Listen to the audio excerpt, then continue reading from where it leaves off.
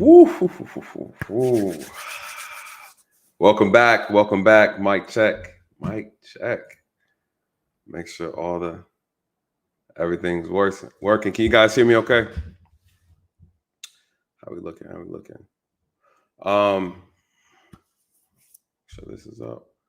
Welcome back, everybody. This is the real Nathan Daly. As you know, I'm your law enforcement translator, and I'm just here, simply here, just to give my perspective on a lot of current event issues and topics, especially those involving law enforcement. And you guys, listen, we are here. We are gathered here today to discuss the drama. And I'm all here for it. You guys know I'm all about the smoke. I'm all about the smoke. I'm all about the smoke. I don't have no problem with it. You all know I'm more than happy and welcome for people to come up and discuss their issues and gripes that they have. You guys know I treat this platform like it is open to everyone, right? This is a platform that anybody can come up, share their thoughts, express their views. This channel is not an echo chamber, right? Let's just be real. It's not. I take pride in the fact that my subscribers over here, they operate with the understanding that they are free thinkers. They critically think. You guys, we have difficult conversations over here. We talk about a lot of sensitive subject matter, things that make people uncomfortable, things that trigger people. But one thing I can say above all is that you guys are critical thinkers. You don't allow people to think for you. You don't allow people to sway your judgment based on popular opinion or what the media says. You look at the facts for yourself and you come to your own conclusion. I love this channel. Why? Because you guys don't hesitate to tell me when I'm wrong, or if there's something that I say that you do not agree with, I'm open to it. You guys read the comments and the videos that we post. We have great discussions. You guys tell me, you give me pushback, and there's things I challenge you on. I have people who email me and say, hey, I would love to come up and debate you. Cool, let's set it up. Give me a time. I have people who talk a lot of shit. I send them the email, tell them to show up. They don't show up. Right? You see them play around in the chat all the time. Say, come up. I drop the link. They never come up. Right? I do not censor anybody over here. And so with that being said, you guys, when we have these conversations, you know, my only rule is that you put your face where your mouth is. If you have a lot to say, then come up, right? Come up. So we don't bite over here. My audience, you guys are extremely fair, extremely fair. You guys call me out on stuff all the time. We have a whole discussion about it. Everything's cool. Everything's cool. So you see the thumbnail, right? We had an amazing conversation last night. We had a great stream last night. I was discussing Tariq Nasheed's Hidden History Museum, and what we learned was a lot of the history was hidden, right? It was hidden. He did a great job hiding the history that he said he was going to produce.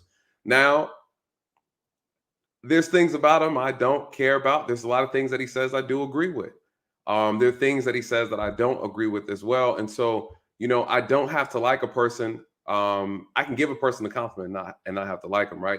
I could be completely impartial and objective, you guys. And so I went to the location. I did what I did, saw what I saw, recorded, reported, and gave it back to you. You guys saw what happened. It was a great conversation. The conversation ended talking about just pearly things, right? So some people got triggered by that conversation. Well, perfect timing, because guess what? Today's stream is about just pearly things, along with some other things, right? We're going to be talking about Oshay Duke Jackson. Shout out to him. He was in the chat earlier. Hopefully he comes back. You know, if he comes back in the chat, Oshay, you're more than welcome to come up. We can have a conversation. And then we're talking about Six the Godless. We got to talk about her, right? Poor young lady. She's very reckless with her mouth. We're going to address it. I'm going to clarify the issues. I'm going to tell you how this whole thing started, you guys, because there's a lot of people talking about Nathan Daly. What happened with Nathan Daly? What's going on with Nathan Daly? The beef with Six. You know, did he dox her? Right? This whole thing, if you guys don't know about the story, I'm going to break the story down to you. Shout out to Oshay. He's been covering it, right? We're going to cover what he's been covering, right? He didn't cover it that good, but I'm going to fill in the gaps that he missed. It's not his fault, right?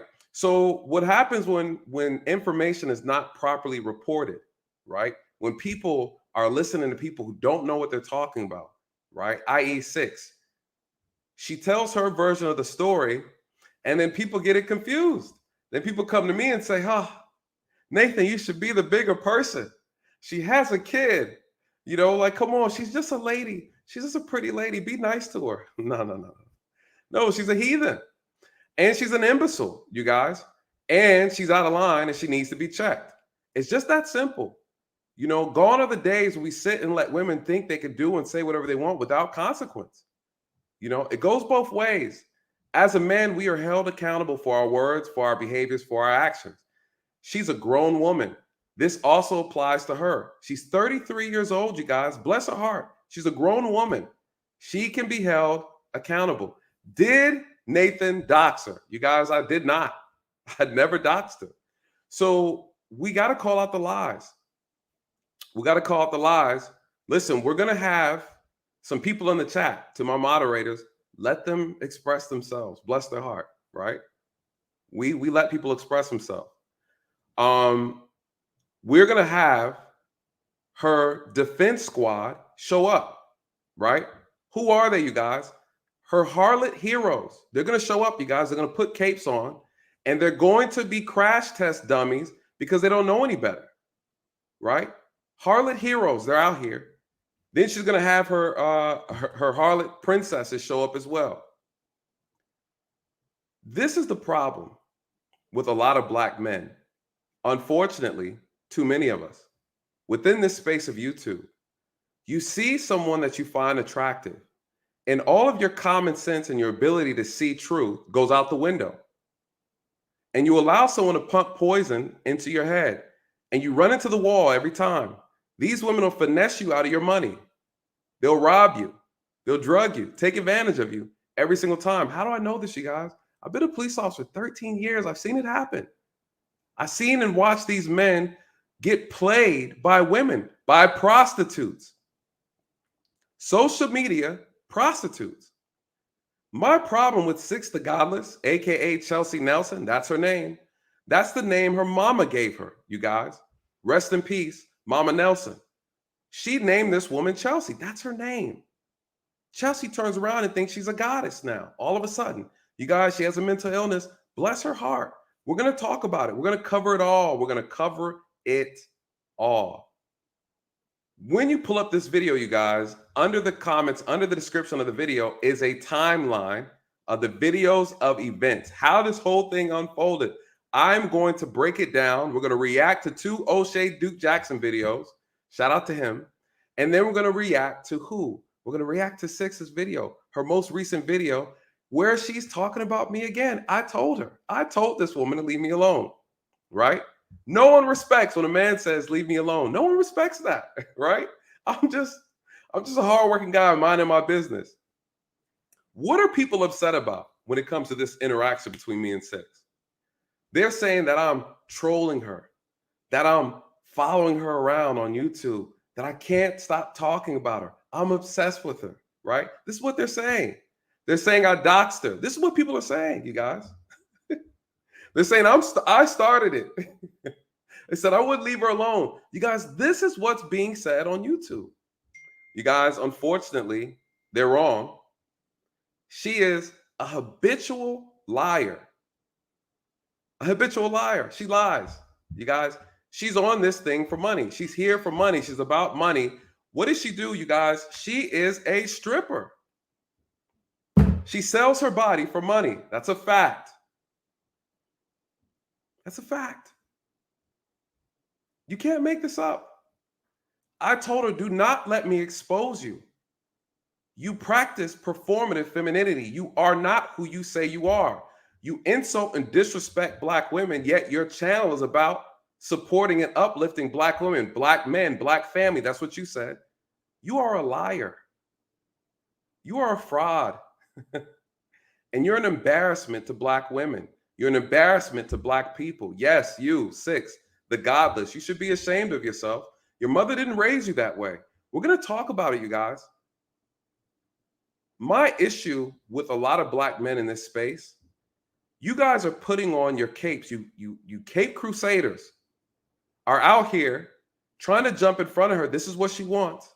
A lot of you, she wouldn't bat an eye in your direction. She wants your money. She's a pimp. She's a pimp. She's coming back for revenge for every time a man had to touch her body in order for her to get a dollar bill. She wants revenge, you guys. She wants revenge. Every time she had to open her legs up so that she can earn a dollar bill, she wants revenge. And she's getting it because you guys are imbeciles. Every time she had to bend over and spread her cheeks open for a $5 bill, you guys, she wants revenge, and she's getting it on YouTube. This is the type of woman that the manosphere warns men about, and you guys uplift her on a pedestal. How disgraceful the manosphere has become. She sat here and laughed at a man almost being murdered by another man, right? And she laughed about it. And you harlot heroes came to her rescue under the guise that you believe that I doxed her. I never doxed her. I called her by her name, the name her mother gave her.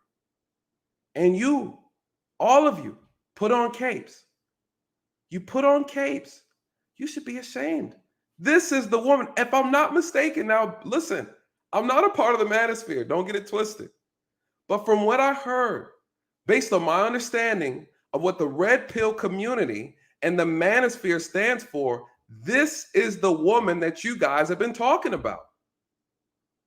You Captain Sava, super duper heroes are coming out here defending a woman that you guys have been complaining about. The last 2 years I've been on YouTube, this is the woman you guys have been complaining about.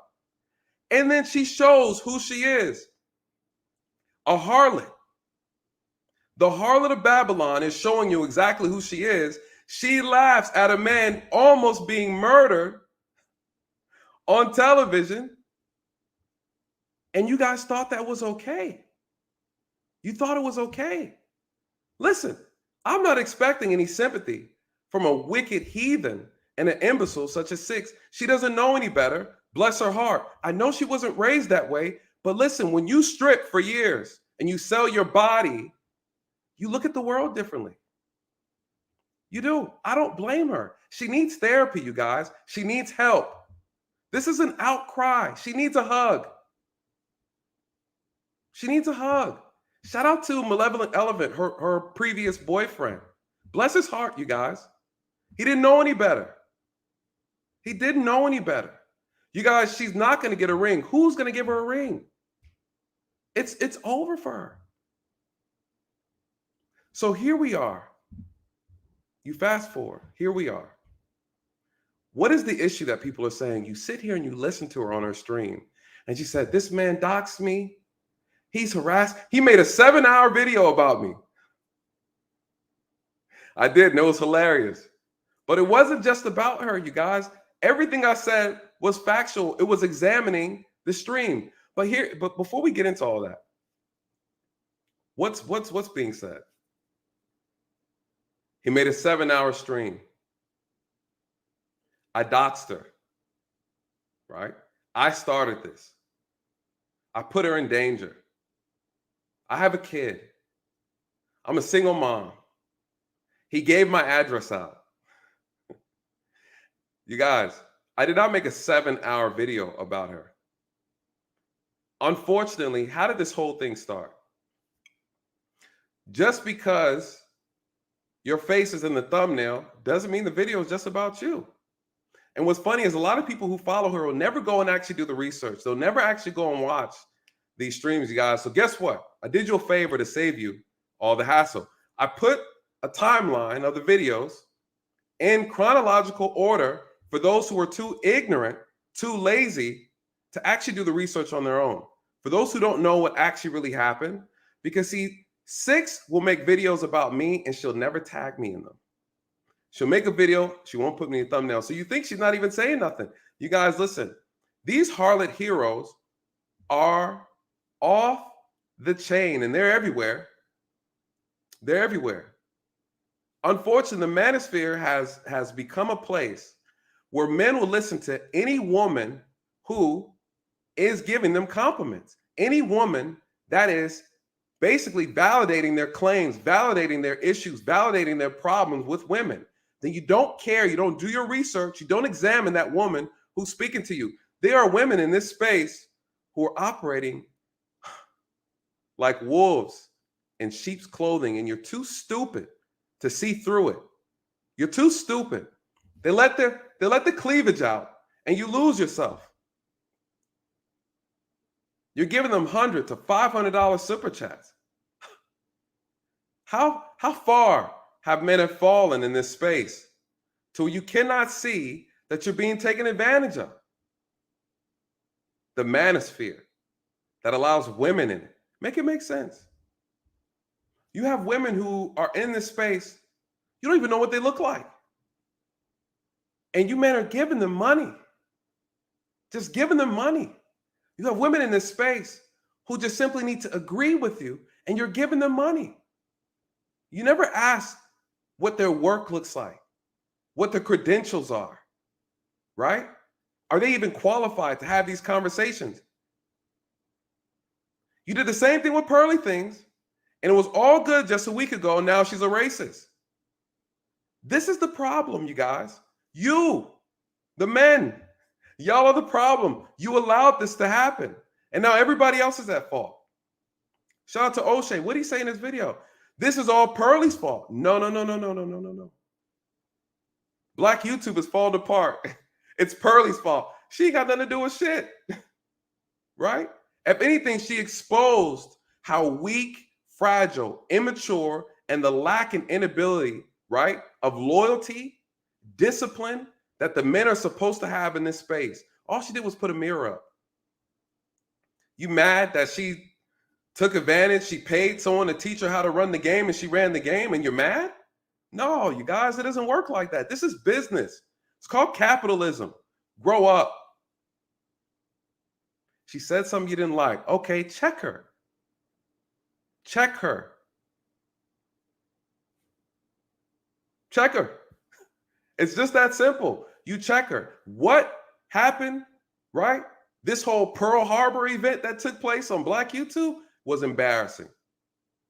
Was straight embarrassing. What did I see?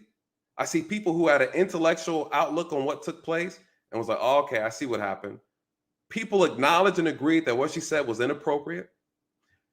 We also agree that what she said should not have happened. How she conducted herself was not okay. People called it out. And you know what people said? There were people who weren't okay with that, right? You know what they called the black men who said, hey, I don't think what she said was racist, but what we do know is that what she said was inappropriate. She wasn't qualified to have that conversation. And it was disrespectful. That wasn't good enough for a lot of people. You know what you called them? You called them coons. You called other black men coons. You called them sellouts. You said they were supporting white supremacy. I heard it all, you guys. I heard it all. Just a day before, everybody was kikiing, flying overseas to go hang out with Pearly and them. People love to have her, bring her over, bring her to the cookout, the whole 9 yards. Another woman in the manosphere. Damn her skin color, another woman in the manosphere. Wow, you liked the work she was doing. What happened? I reacted to the video with Nick Fuentes. I didn't even know who the guy was. I didn't even know who he was. I was like, okay, what's all this about? React to the video. I said, okay. I understand why people are mad. I don't disagree with it. I believe, based on what I saw, it was taken out of context. I watched the whole thing. I gave my honest perspective on it. And I said, no, it was taken out of context. I believe she wasn't qualified to have that conversation. What she said was inappropriate. I understand she wasn't equipped to articulate what she was trying to say. That was it. Wasn't that big of a deal. Let it fly. You know what people said? Nathan chose her side. I never defended her. I never said what she said was okay. You know who also had a similar take on that? The lead attorney. We're like, I think you guys a little overreacted a little bit. No, check her. Absolutely check her. Yeah, she needs to be checked. Bring her to the carpet. You guys, that situation turned into this white bitch, pasty face. Oh, she's a Neanderthal. She's from the Caucasus Mountain. She's this, she's that. I drag her. She needs to watch her back. She's a colonizer. She's a white supremacist extraordinaire. She's doing this, she's doing that, she's doing this, she's doing that, she's doing this, she's doing that.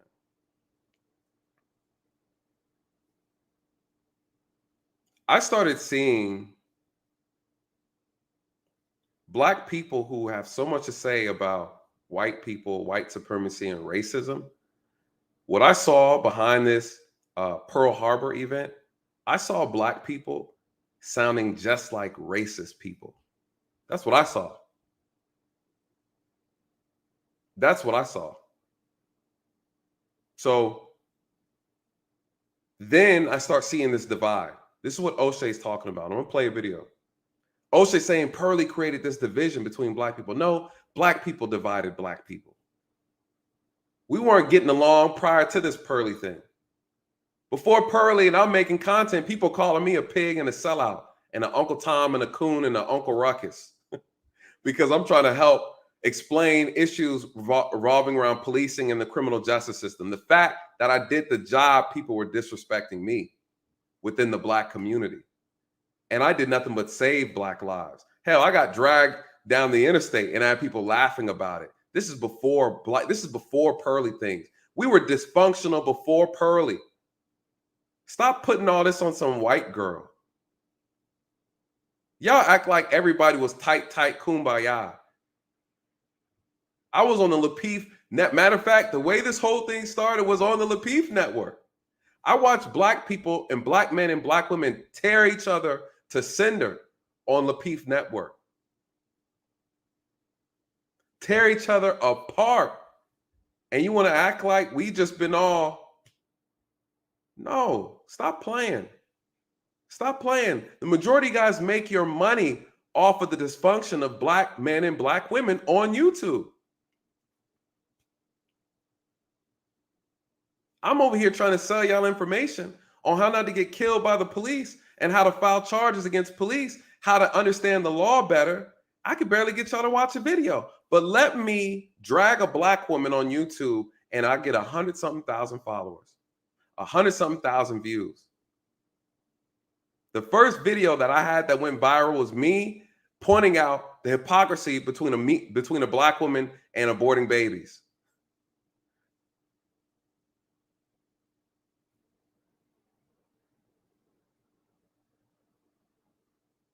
Make it make sense. So how did this whole thing start? This whole thing started, guess what? On Lapeef's network. Shout out to Lapeef, bringing people together. If you check under the description of the video, you will see the list of the videos in chronological order. Going on the Lapeef show, they're talking about an incident involving a white man and a Black man. The white woman stabbed the Black man in the chest. We're talking about those incidences. They're talking about that case. They start talking about the criminal justice system. They start talking about policing and crimes committed between Blacks and whites and so forth and so on. So 6 is on that stream. I never knew who she was prior to the Lapeef show. I go on the show. They asked me to come on to clarify some police conversation and data and all that kind of stuff. They reached out to me and said, cool, I'll come on. I'm watching from behind the scenes and I'm listening to the conversation unfold between 6 and Chaotic Truth, right? Shout out to Chaotic.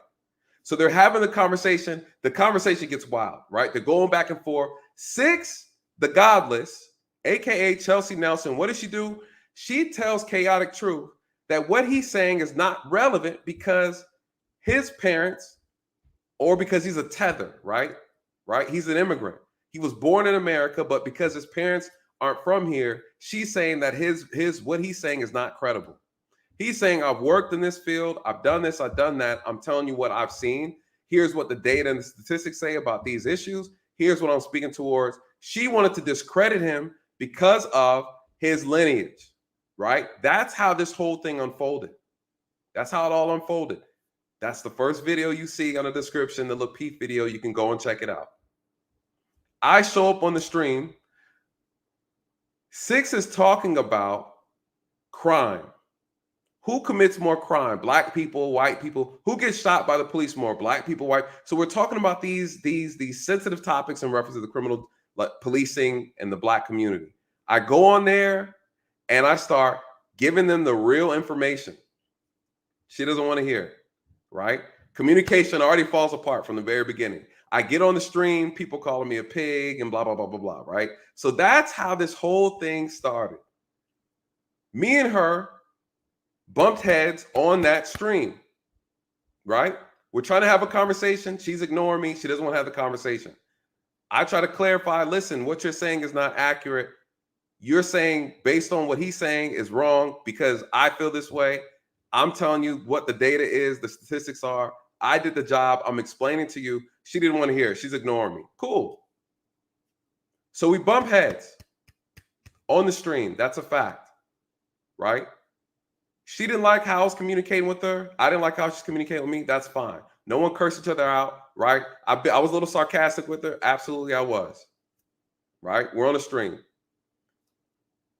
She eventually gets off the stream. Before she gets off the stream, she goes in the chat and she starts telling people in the chat that she feels unsafe, that the men, kind of ganged up on her. She feels unsafe and she wants the men to protect her, blah, blah, blah, blah, blah, right? So she starts to turn this thing into a Karen moment, right? She starts turning into a Karen moment. She gets into it with Chaotic on the stream. They have a dispute about what he said in reference to asking her about her panties. The color of her panties, right? So they get into this conversation because Six kept asking him, where are your parents from? Where are your parents from? In order to try to discredit him. Guess what he said? Why does that matter? Why does it matter? That's what he said. Why does it matter? It doesn't matter. It doesn't matter. Oh, tell me your parents. I want your parents. He said, you asking me about where my parents from is like me asking you the color of your panties. Six, what color your panties? Six, what color your panties? Six, what color your panties? Tell me your color your panties. Blah, blah. Yes, it was inappropriate. Yes, okay, cool. But he was making a point, right? There goes that context, making a point. He was saying that we're having a conversation about data, about behavior within the Black community. You don't want to hear what he has to say. You don't want to answer the question because you're saying that I'm not qualified to talk about it simply because my parents are from another country. Though I was born here, lived here, worked here. So he said, you asking me that is like me asking you about the color of your panties. That was his argument. I'm listening. That's his argument. She ends, boom, the whole thing's over with. She made a big fuss about it. Cool. The next day,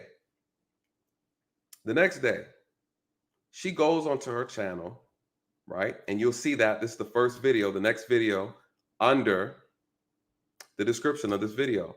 Six makes a video and she is reacting to the stream at Lapeef, right? She's reacting to it. She doesn't tag nobody. I'm not tagged in the video. Nobody's tagged. She's just talking trash under the video. She does, I think it's like a 5-hour and 30-minute video. I'll put the time on there, right? Because she keeps talking about the time.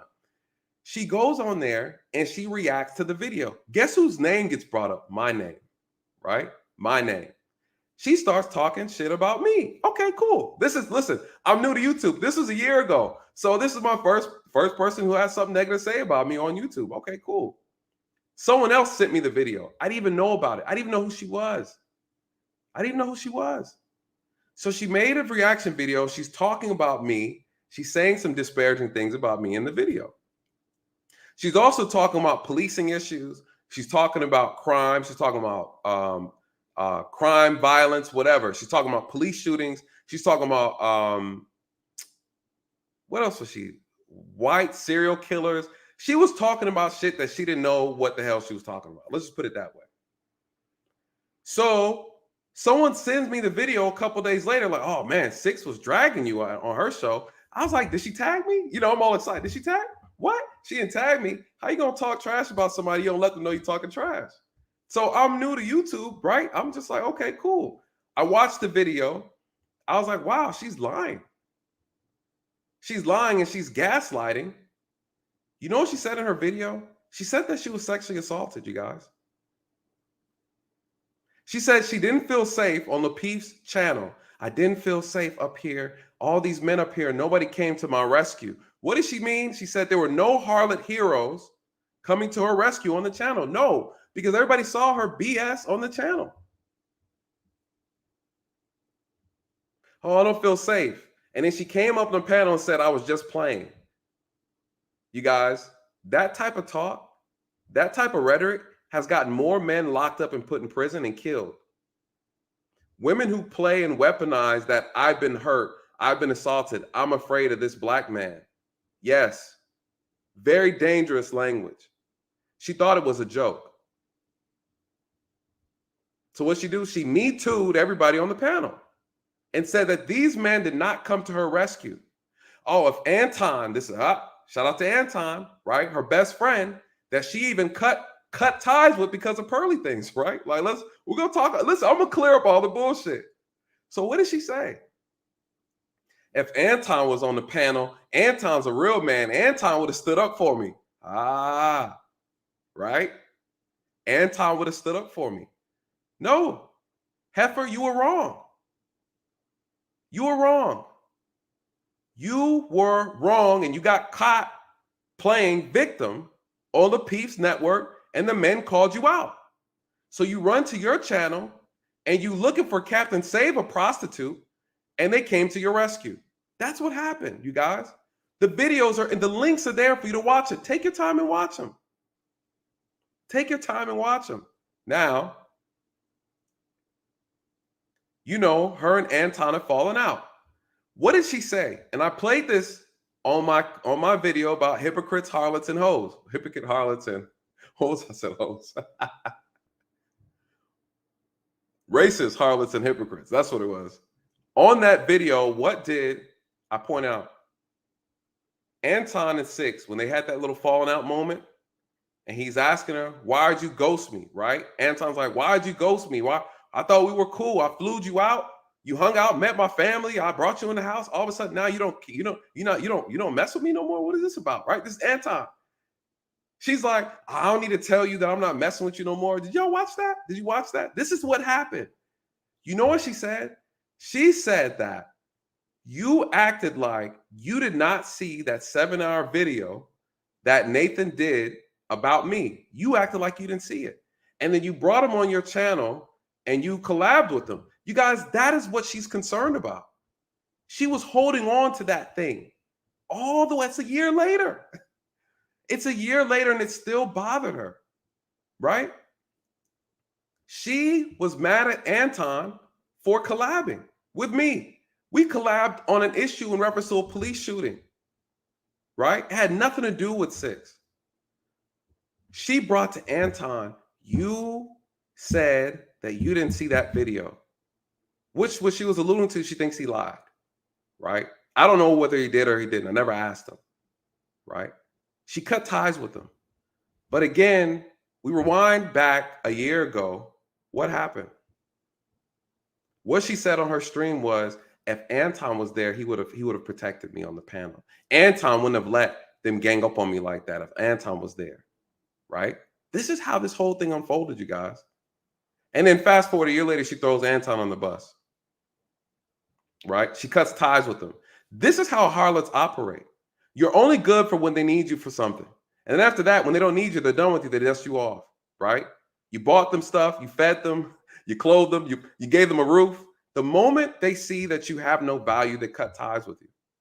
You guys, that's how prostitutes work, right? You're only as good as the next dollar bill.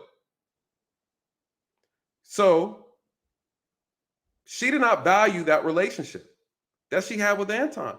She cut him off, right? And then last year, she was looking for him to what? Put on a cape.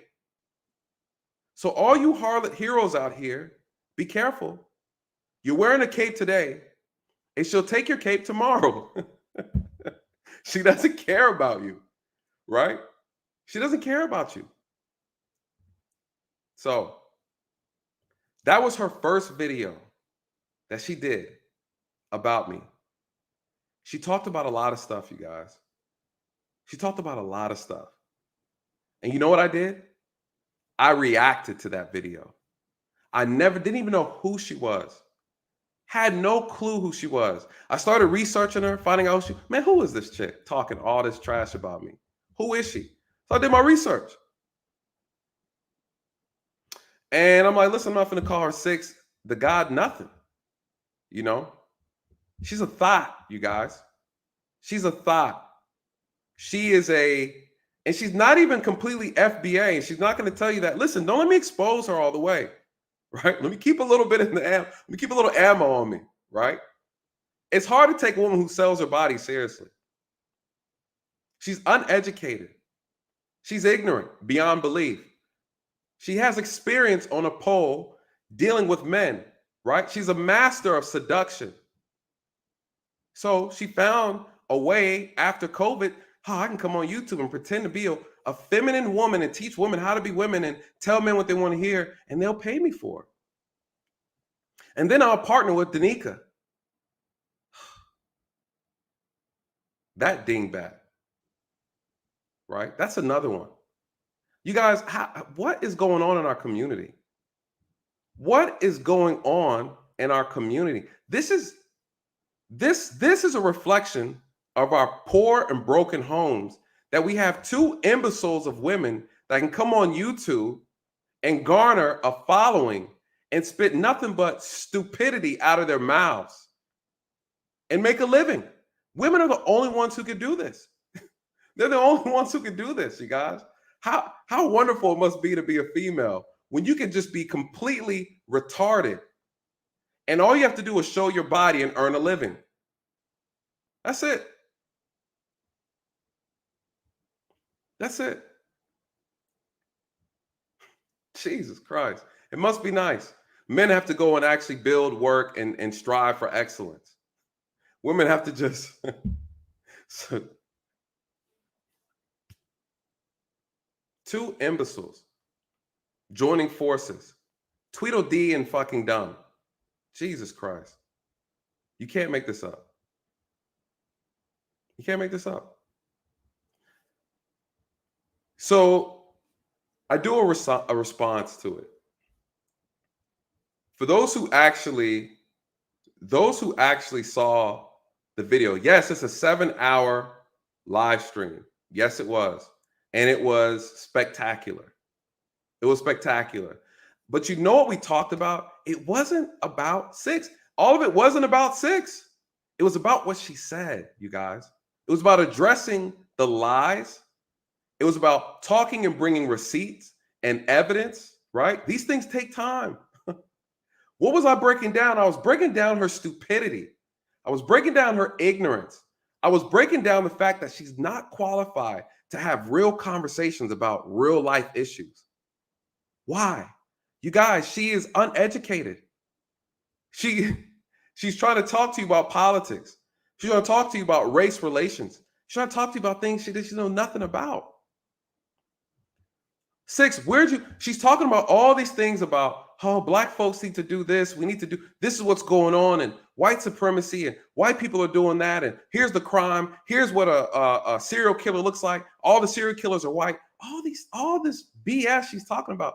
No. What we talk about on my stream, we brought facts. We looked at the data. We broke it down. We had a conversation. What did she say to me? Oh, you can't show me a white Tamir Rice. You can't show me a white George Floyd. She starts talking about these high-profile cases where Black people have been killed by the police, by the hands of a white officer. She's saying that these things have never happened to a white person. Now, me in my profession, I see things that you guys don't see. I see things that never make the news. So when you make an ignorant ass statement like that, I'm going to clarify it. So what'd you do? What I do, you guys, I clarified it on the stream. How about you guys take the time to go look at the videos that were produced and stop listening to this imbecile babble off things that she knows that, you know what the problem is? She knows that a lot of you guys aren't going to do the research, because that's unfortunate. A lot of Black folks, we don't like to research things. We like to read the headlines and go with it. That's our problem. That's a problem. Watch the video and then let me know what you think. So I did a 7-hour stream and reacting to the video, reacting to her, and then also touching on things that she misspoke on, that she's not qualified to speak on, right? So I covered it. It was 7 hours. It was a beautiful stream. We had a good time on there. We had people come up. It was great. That was a year ago. That was a year ago. It's been crickets since then. Nothing. Absolutely nothing. Never spoke a word of her ever since that. That was it. It was fair. You said what you said. I said what I said. I never had to insult you, right? Now I did call you a narcissist. I did. Right? I did call you a narcissist. Okay. Bless your heart. But the proof is in the pudding, right? And that's it. I kept it as it was. So, glass eye say, I know where the donuts are, you guys. I do. I like donuts. And you know, we're generalizing, right? Everything's general. We're being general. So let's fast forward. On that stream, I'm gonna show you, because the word, so you guys know what it looks like. So you guys can actually go and take a look at it. This is I put a playlist together just for y'all, so you guys can go and enjoy the catalog. This first video, Six the Goddess, a false queen with no king, performative femininity. I love the title. I might change it, but this is it right here. That's the first video. This video here, this video here, this video here, these are all clips from this 7-hour video, right? So let's be clear. So you guys already know what's going on. But check out the video. It's good. It's good content. Then down here, you know, she made that crazy comment about Nigerians, you know, saying they should go back to their hellhole or whatever. That's there. This is the second video I made in reference to her response. And then the video today that makes 3 videos that I actually made about well, yeah, because this, yeah. So here we are, right? This is my little catalog. So please go over there. I'll put it together for you guys to follow along. Check it out. Take your time. Enjoy the content. Let me get your thoughts on it, right?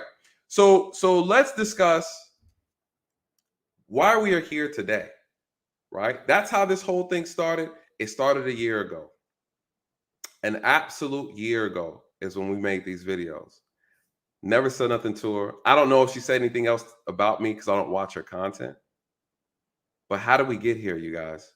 Fast forward to Oshay Duke Jackson, right? Before we get into Oshay, let me cover the super chats real quick, and then we're going to pull up the Oshay video. We're going to discuss that. If you guys are just getting in, please hit the like button, and we are going to cover these super chats real quick. Shout out to Alvin S.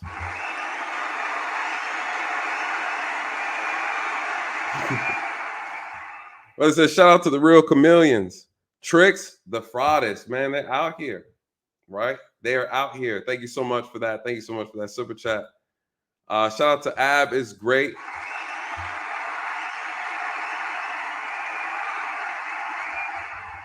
People who know what's going on. Again, she started it, right? I never said nothing to her. She started this. She kicked this whole thing off, and she kicked it off again. So this is the second kickoff, and it's all on 6. It's all on 6. So this is the whole, you know, she's making these statements. Don't start nothing, won't be nothing. No. You started it, sis. I'm actually responding. Every video that she's dropped, I have simply responded to everything that she said. I have no interest in making videos about her. I even asked for a ceasefire, right? I'm going to talk to you about that. Those who saw it in the community tab, I said, hey, we come to an agreement that we're going to let this go. I'm going to tell you the story behind that as well after these super chats. Yes. Shout out to you, brother, with the $10 super chat. So salute, bro. And those dudes aren't manosphere that worship her, bro. They're simps. They're not us. Absolutely. I think we do got to separate the simple-minded from those men who are of mind. So absolutely agree with you. And I apologize, not here to put down any men who know better, right? These are the men who are funding her enterprise, right? Her enterprise of Harlotsville. So those men are the problem. If you are a man out here supporting Harlotsville, bless your heart, you guys. And this is what the problem is. She's singing that pro-black rhetoric in order to kind of get your pockets. That is the fastest finesse move out of the black community. Pretend to be like you're blackety black and say you hate white people, and guess what? You can get money out of folks, you guys, easy. Finesse the pain and make some money. That's how they do it. Shout out to Miss Lane. Thank you so much. Also, member of the channel. Thank you so much. All love, all love. I appreciate you. You know, this is the reason why I'm actually covering this now, right? Because of course these things have been talked about for a while. Oshay has covered it. A lot of content creators have covered it. And I'm gonna give a special shout out to MTR, and I gotta shout him out. But I'm gonna discuss that because this is why this thing has kind of gotten as big as it's gotten, which is a good thing. But I think people have really showed their colors. And I think it's tested the people who claim to be in the manosphere. How do you really feel, right? Because here's the ultimate test to the manosphere. Shout out to Obsidian, who called it out. Shout out to, again, MTR Obsidian. I think it's so important that a lot of these men have spoken out about what she did. And we're going to cover that. We're going to get to that. Because I think that is why we are having this conversation today. How does the manosphere feel about what was done? What are men saying about this? Is this the type of woman that we're supposed to be uplifting and giving and singing praise to? Let me see. Many the star from. Oh yeah. Shout out to Jamari.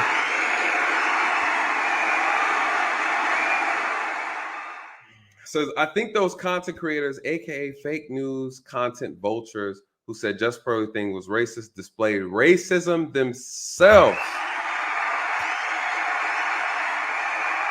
Yep. You can't fight racism with racism, right? Two wrongs don't make a right. There's a better way to handle it. My thing is, you disagree with her, I disagree with her. People keep bringing up the Jewish community. If this was Jewish community, blah, blah, blah. You remember what happened when Nick Cannon said what he said? And they checked him on it? You know what they did? They sent a rabbi down there to him. They sent someone to his studio. They turned the camera on and they had an intellectual conversation, right? They had this brother reading from a sheet of paper. I understand where I went wrong in this situation. I've misinterpreted, misunderstood, blah, blah, blah, blah, blah, and did not. You guys, there's a way to do it. There's a way to do it. There's absolutely a proper way to do it. I disagree with some of the methods that people had in addressing this situation. That's my personal opinion. You don't have to like it. I don't really care. I'm just telling you that there was a better way to do it. No one said that she should not have been held accountable. But the accountability word in our community is so blurry. It's so blurry. We love to pick and choose when we want to be held accountable. It's a level of fake outrage because 99% of y'all didn't even watch the full stream to begin with, right? And a lot of you guys admitted, I didn't need to see it. I saw the clip. Okay, right? So, Jamar, you are absolutely correct with that. All I saw were racial slurs being thrown around like water. What I saw was a bunch of people looking to tear her down in order to build their channel up. That's what I saw. Yeah, some people hit it one time and they kept it moving, right? Shout out to Oshay. Oshay said he was grifting hard. He said he was. Oshay will probably do another Just Pearly videos tomorrow, But Oshay's different, right? His channel is like journalism, right? Oshay's probably the only one that'll probably get a pass, right? His channel is built on reporting drama in this space. So you can't really get on him too much about it. His job is to bring you the quick news, right? But absolutely agree with this. Shout out to Jamari again. Jamari hit us twice. Thank you so much. Chef Shapino.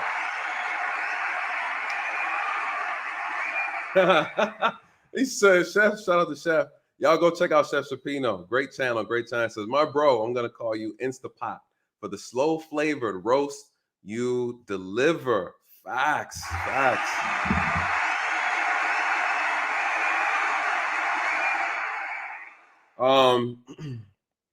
think one of the biggest challenges that we have in this space, you guys,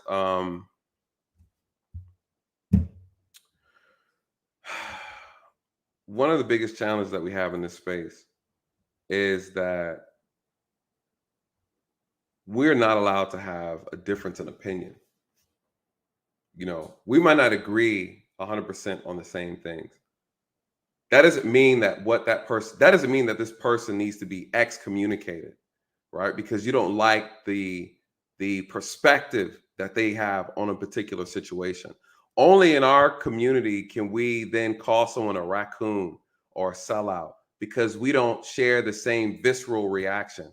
Hey, we admit that we both agree that what she said was inappropriate, right? We both agree that she shouldn't have had that conversation with this individual. Okay, we can agree on that. Now, I believe that you can invite anybody you want on your panel. It's a free panel. It's your panel. You can handle it the way you want to handle it. Okay, cool. You got offended by what she says. I understand. I agree with that. All I'm saying is this doesn't make her a white supremacist because she said that, right? And because we don't agree on that, now this person's a coon. They're a sellout. They're on this. Only in our community do we do that, you guys. Only in our community can we not have civil discourse. Have it because we don't agree on this. We can't be friends. We can't associate. We can't. You guys, that's childish. That is so childish. You know. So my thing is, this also goes with like the review I did last night on the Hidden History Museum. There are people who are not going to agree with my assessment, right? There are people who are going to say, if you don't vote for me, you're not black. Like this is this hive mentality that we have. That is a problem. That's a problem. I mentioned someone. I want to shout out. I got to shout out MTR.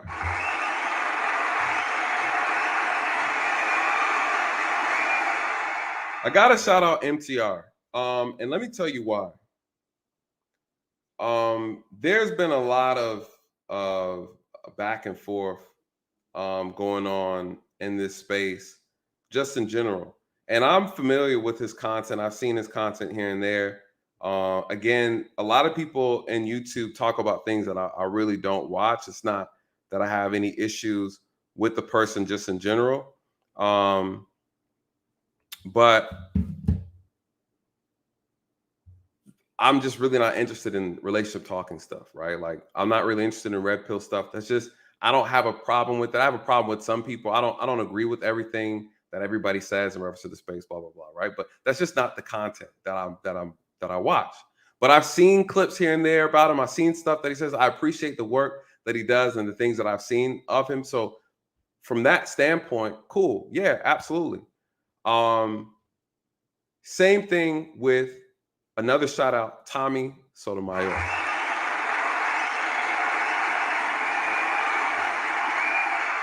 Shout out to Tommy. Shout out to Tommy. Tommy Sotomayor, shout out to that brother. I know they've been giving him a hard time on YouTube. I didn't even know all the stuff. You guys, I'm new to YouTube, so I'm learning all these things as I go. So shout out to Tommy Sotomayor. Shout out to who else? Who else? Bernard Riley. Yeah. Shout out to Bernard Riley. Shout out to I think his name is Neferkari. Neferkari, shout out to that brother.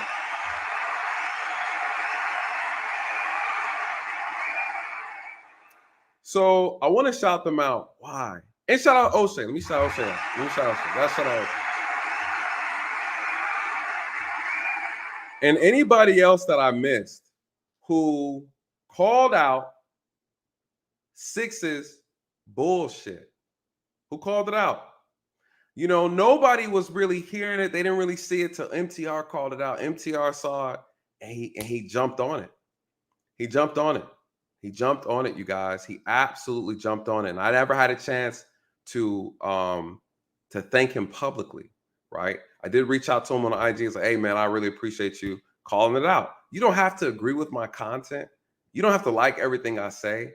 But when you see someone do something that's inexcusable as men, oh, you got to call it out.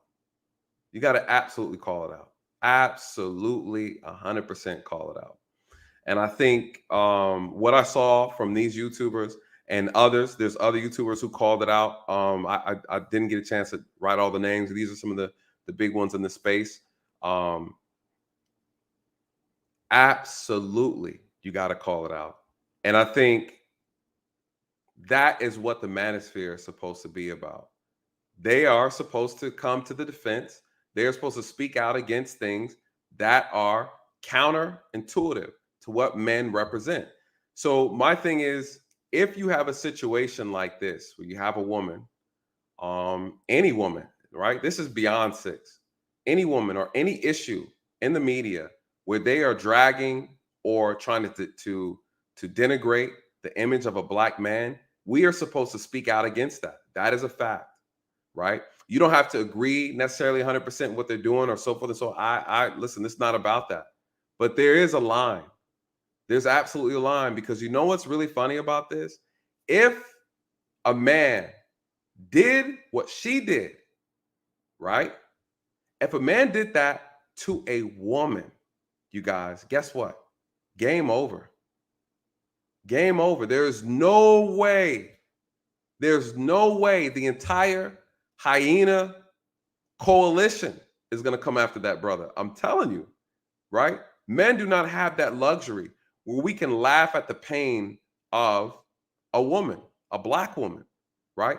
And on average, black men do not do that. We don't do that.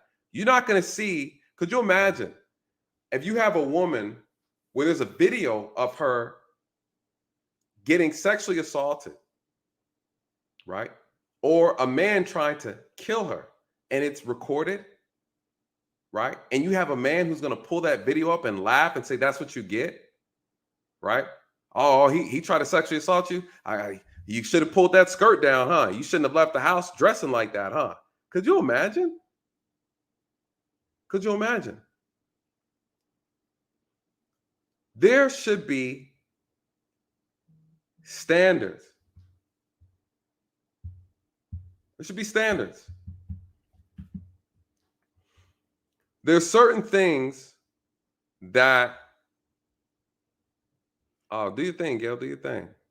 Do your thing, do your thing. There's certain standards. There's certain things that are unacceptable. There's certain boundaries, right? Now, what are people saying? Somehow Six got people to believe that what she did was appropriate, right? Okay. She tried to justify it. Now, I just thought that there was just some level of civility and morality in this space. I was wrong, you guys. I didn't know that. I'm new. I didn't know that. What did Six say on her stream? She said to everybody that all is fair in love and war.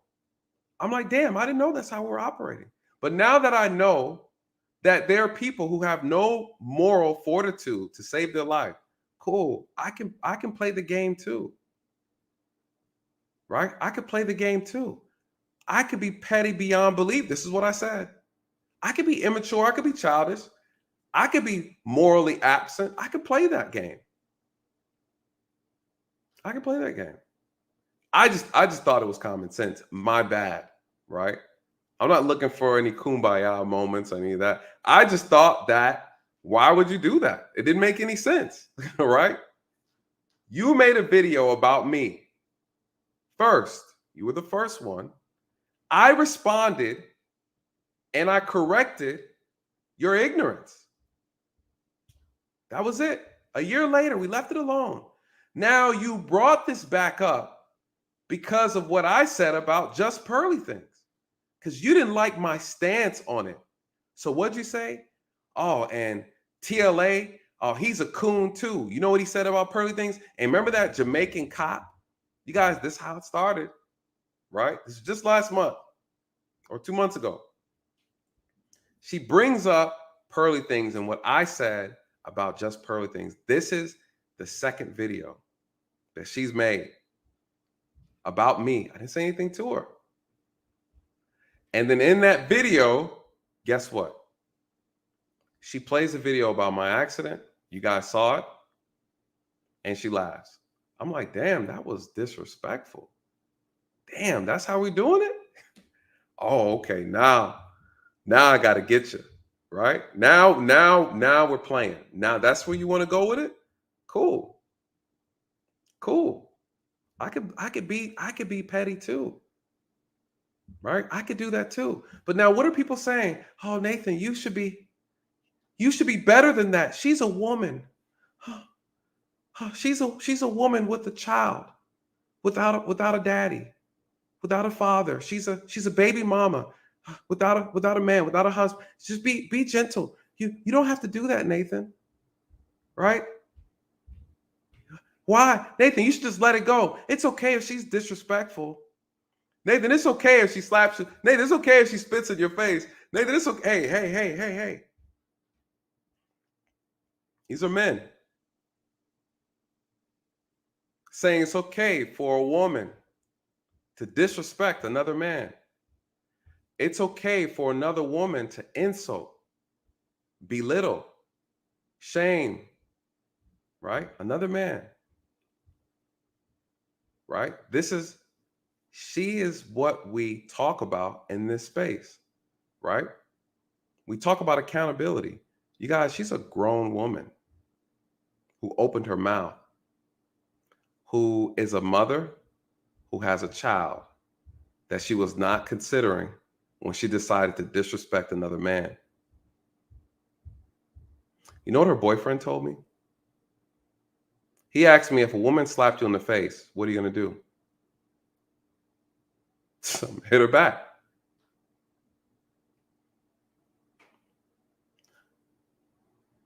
He said, no, you should let a woman slap you. Let me explain to you guys what the problem is.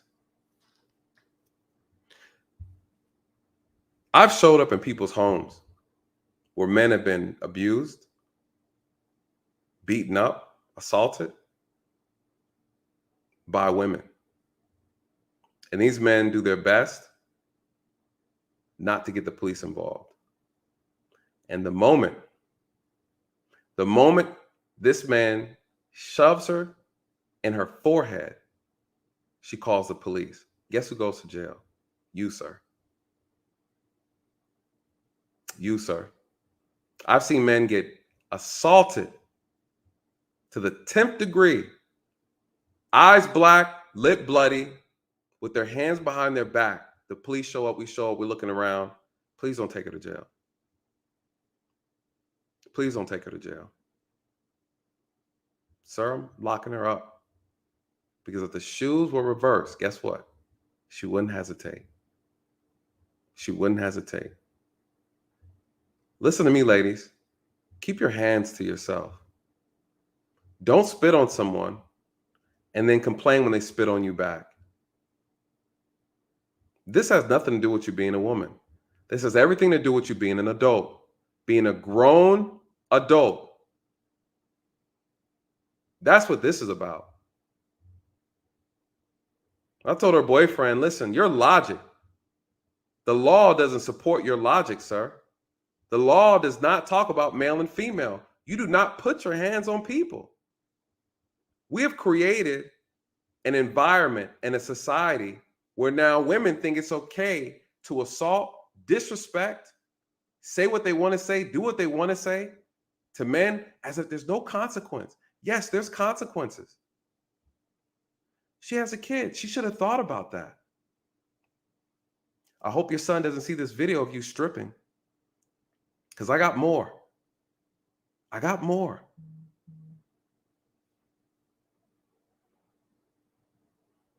She said I doxed her. Oh, he gave my address. I never doxed her. I never doxed her. But we're going to talk about it. So what happened? Because I'm going to play the video, but I'm going to give you the story. People are wondering, we called a truce. You saw the post that I posted on my community tab. Someone was like, hey, Nathan called a truce. We called a truce. You know what happened? I'm going to go ahead and say it. I need to say it because she can't keep her damn mouth shut. So I'm going to talk about it.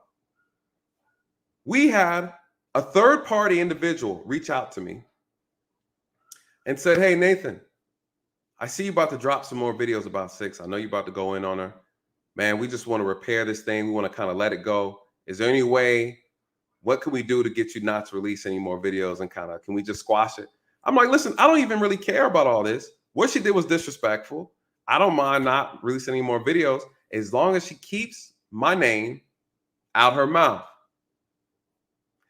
He said, you know what? I know her boyfriend. Her boyfriend wants this thing to be over with. Let me reach out to him. I said, cool, I'll talk to him. Not a problem. Guess what? Her boyfriend comes up. We have a conversation, you guys. Now I'm talking to the boyfriend. I'm cool. We talking man to man. Guess what we talk about? I say, hey, man, listen. Look, dude, I know you're kind of in the middle of this. No disrespect, but I got to drag this bitch. I got to drag her. She's out of line. I know that's your girl. I know you're trying to wipe her up. Bless your heart. You don't know any better. You put the cape on, but I got to drag her. I absolutely got to drag her. Couldn't you imagine? You are the man now. You're looking at this woman and you thought was feminine, and you find out she sold her body for money. You're looking bad. You're looking really bad. Well, we had a conversation.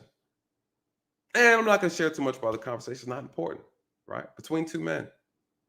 But how'd the conversation end? He said, listen, I want this to end. I hate seeing all this going on. I'm just a cool dude. I just want this thing to be squashed and be over. I want it to be over. I said, okay. All right. I said, well, listen, this is what I'll do. I won't put out no more videos. I'll let it go. All I'm asking is that she keeps my name out her mouth. She leave me alone. I don't have nothing to say. We're cool. That's what happened. That's what happened. He said, cool. I said, can she agree to that? Let me know if she agrees to it.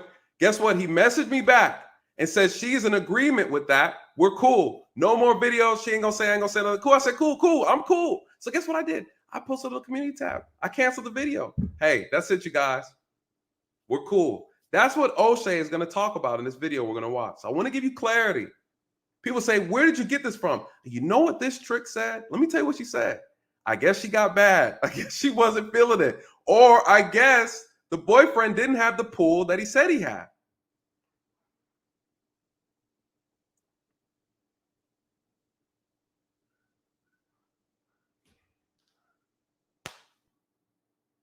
I was going off the strength of the boyfriend, you guys. This is the person who's sleeping with her. I'm thinking he got the pull. You know what she said? Look, go to her community tab. I want you to see what I saw. I want you to see what I saw because it's important. Let me pull this up.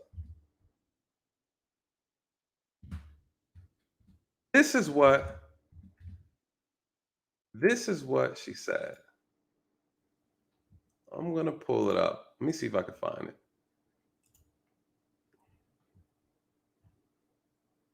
There we go. Do I even know what it looks like?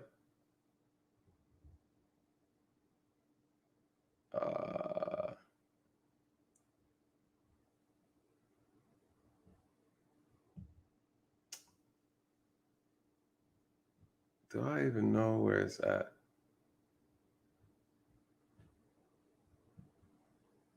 Okay, here it is. Here we go. Let me pull this up. This is it. This is a month ago. This is a month ago. This is what she said. Can y'all see this good? Let me zoom in. That way we can get the facts. I'm all about keeping the facts straight. This is what she said on her community tab. She said, for the record, anyone who says they spoke to me, they came to an agreement with me, is lying. Period. I haven't talked to anyone at all. Keep sitting at your desk with lotion and paper towels, scouring the internet for my face while I continue to elevate, grow, and be the fine woman I am. Stop lying on my name. Nobody speaks for me with the kissy face. That's what she said. All right. So I got that message the next day. Someone was like, hey, Six said that she didn't have no agreement. I said, well, the person I talked to said he talked to her. So he said that was his word, right? This brother, you know, he's supposed to be a high value brother or whatever. He said that was his, he spoke to, hey, I spoke to her. I just asked her if this is cool, cool. I said, hey man, someone just said that that she not making no agreement, brother. That this is a lie. Like, what did you do your thing? Did you? Now I'm wondering if this brother got the pull he said he got. Now I know that's your boyfriend, right? We all know this is your boyfriend. This is your man, right? Y'all hugged up on Instagram and stuff like that. This is your man. He said that's your man. You know, he clapping cheeks. This is him. He is the close thing to your ear, right? He said you want this thing to end. I'm like, cool. I'm cool with it. It don't bother me none. Why? Because I didn't start it. I didn't start it. So your boyfriend, I sent him a screenshot of this. She's like, hey, yeah, I saw that. I don't know. She's tripping. You guys, I got the messages. Oh, she's tripping, man. I must talk to her again. I already know at that point in time, bro, your word don't mean shit. Because all that says to me is that she is controlling you. She has the pants in your. If you was really the man of that relationship, you would have been like, hey, you know, squash that. You know, you don't need to be going back and forth with a grown man. This stuff don't look right. How about he wants to end it? Y'all can squash it. Let's keep it moving. Y'all can go back to handling your business. I'm just saying.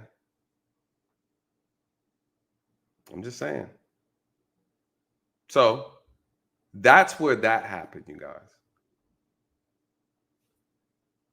I had no reason to speak on it. It wasn't a big deal until Six decided to make 2 more videos, bringing my name into a conversation again. So I'm going to clarify, because clearly you're lying to people when you make these videos. I'm going to clarify. I'm going to bring some clarity to your foolishness, Six. So your boyfriend couldn't keep his word, or you're too damn hard-headed to listen to his advice, right? Either way, he wasn't going to wife you anyway, so bless his heart. So now we fast forward, right? So we got that out the way. Let's talk about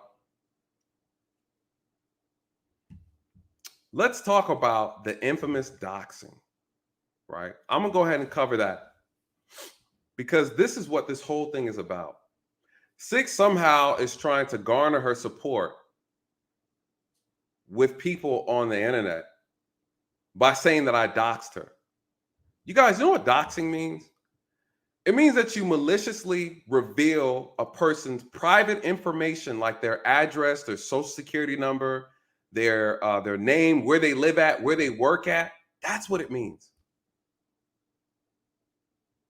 That's what it means. What did she say? He doxed me and he put my information out. He put me at risk. I didn't dox her. You know where I got her name from, you guys?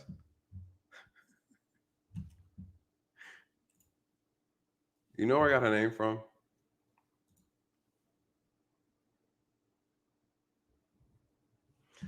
First of all, you can't dox a prostitute, right?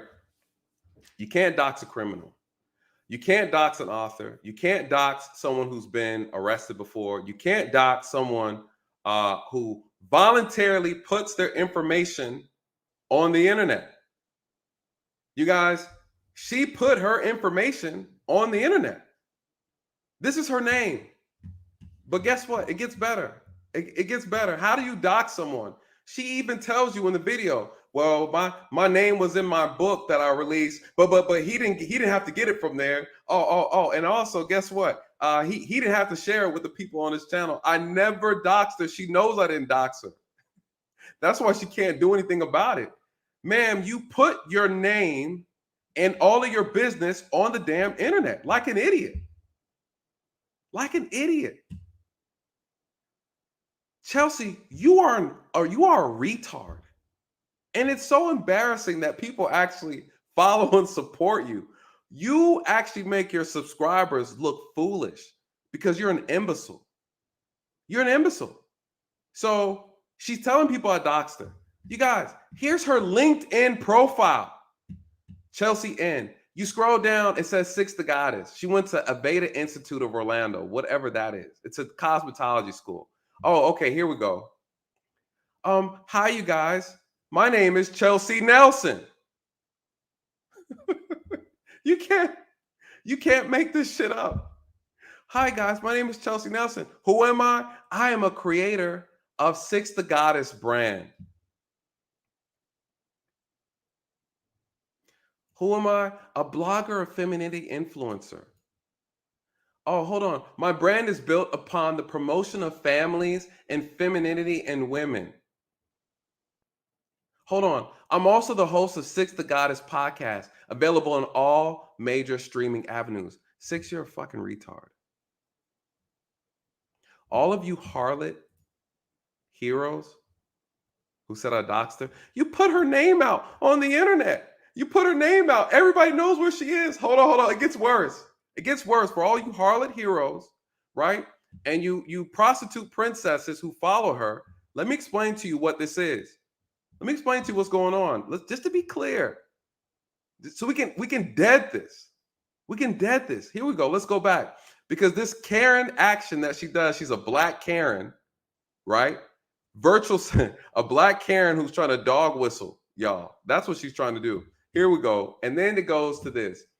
I bring awareness and solutions to political and systemic issues that affect Black people. How? What is your educational background? Huh? Particularly Black women today. Education, healing, inspiration, self-love, and Black economics is the foundation of my purpose. This is her LinkedIn profile. She says, I am ready to work in radio, modeling, life coaching, hosting, speaking engagements, and more, located in Atlanta, Georgia. You can't make this shit up.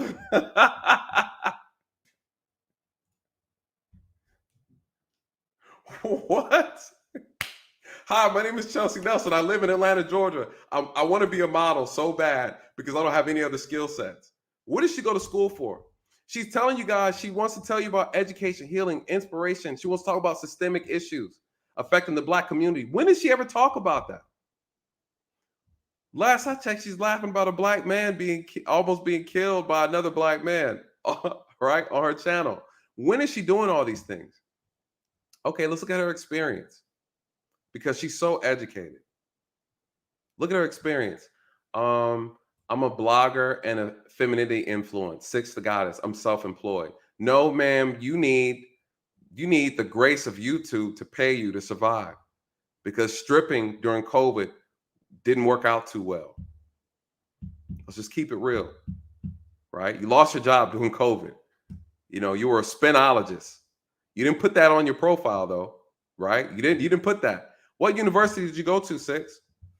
You're talking all this about Black empowerment and what Black people need, systemic this, all these issues. Black folks ain't that, tethers this, FBA that. Why should we believe you? What, you want to believe me, bro? University, right? You do your channel and everybody's just supposed to believe what you say because you sound convincing. You are an imbecile with no education, and you're not qualified. You're qualified to do makeup and put in hair extensions. That's what you're qualified to do. And spin the pole. I studied twerkonomics.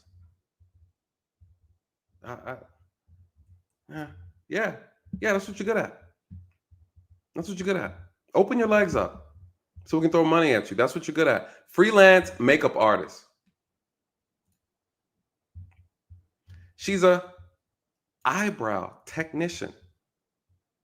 Six, because of my accident, I kind of lost a piece of my eyebrow. How much would you charge me to kind of get this work? Can you add a couple follicles? I need a couple follicles here. You see the scar under my eye right there? That's from the accident. I lost a chunk of my eyebrow too. Can you do something?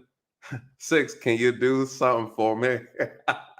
Can you repair a little eyebrow for me? Hey, Six, can you do something for me? Hey, show me how you spin on that pole. Six, hey, show me what it do, Six. Show me, hey, show me what it do, Six. Where'd you go? She says, I'm a cosmetologist master. Cosmetologist master. a master in cosmetology. Okay.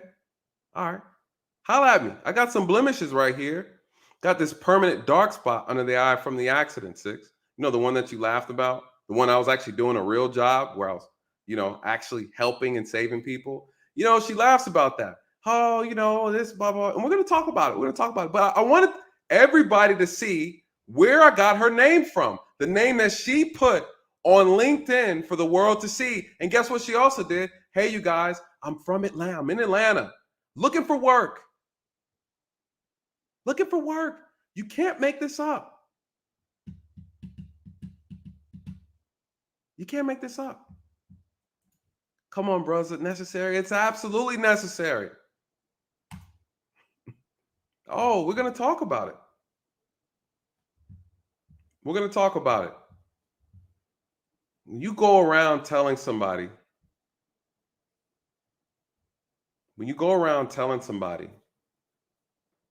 that I put your life in danger, you go around and tell somebody that I put your child in danger, that I risked your life, that people are after you because of me, because of what I did? Nah. And see, and Marcus, I understand what you're trying to say, brother, but you're wrong. Because this type of language gets men locked up. This type of language gets men in trouble. No. We're not going to do that. We're not going to do that, brother. We're not going to do that. I've seen men go to jail for less. Women lie and send men to prison. You're going to say I put your life in danger? See, the problem is you guys don't understand what she's doing. You don't understand what she's doing. But I'm going to play the video, but I wanted to put it all out in the beginning because these streams can be long. I want people to get what they need to get so they can get the hell on.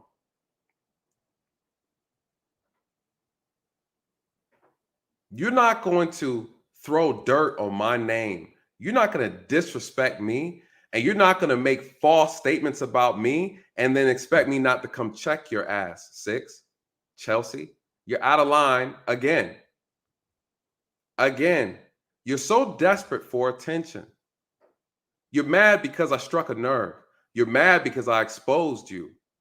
You stripper. Go sell yourself some more.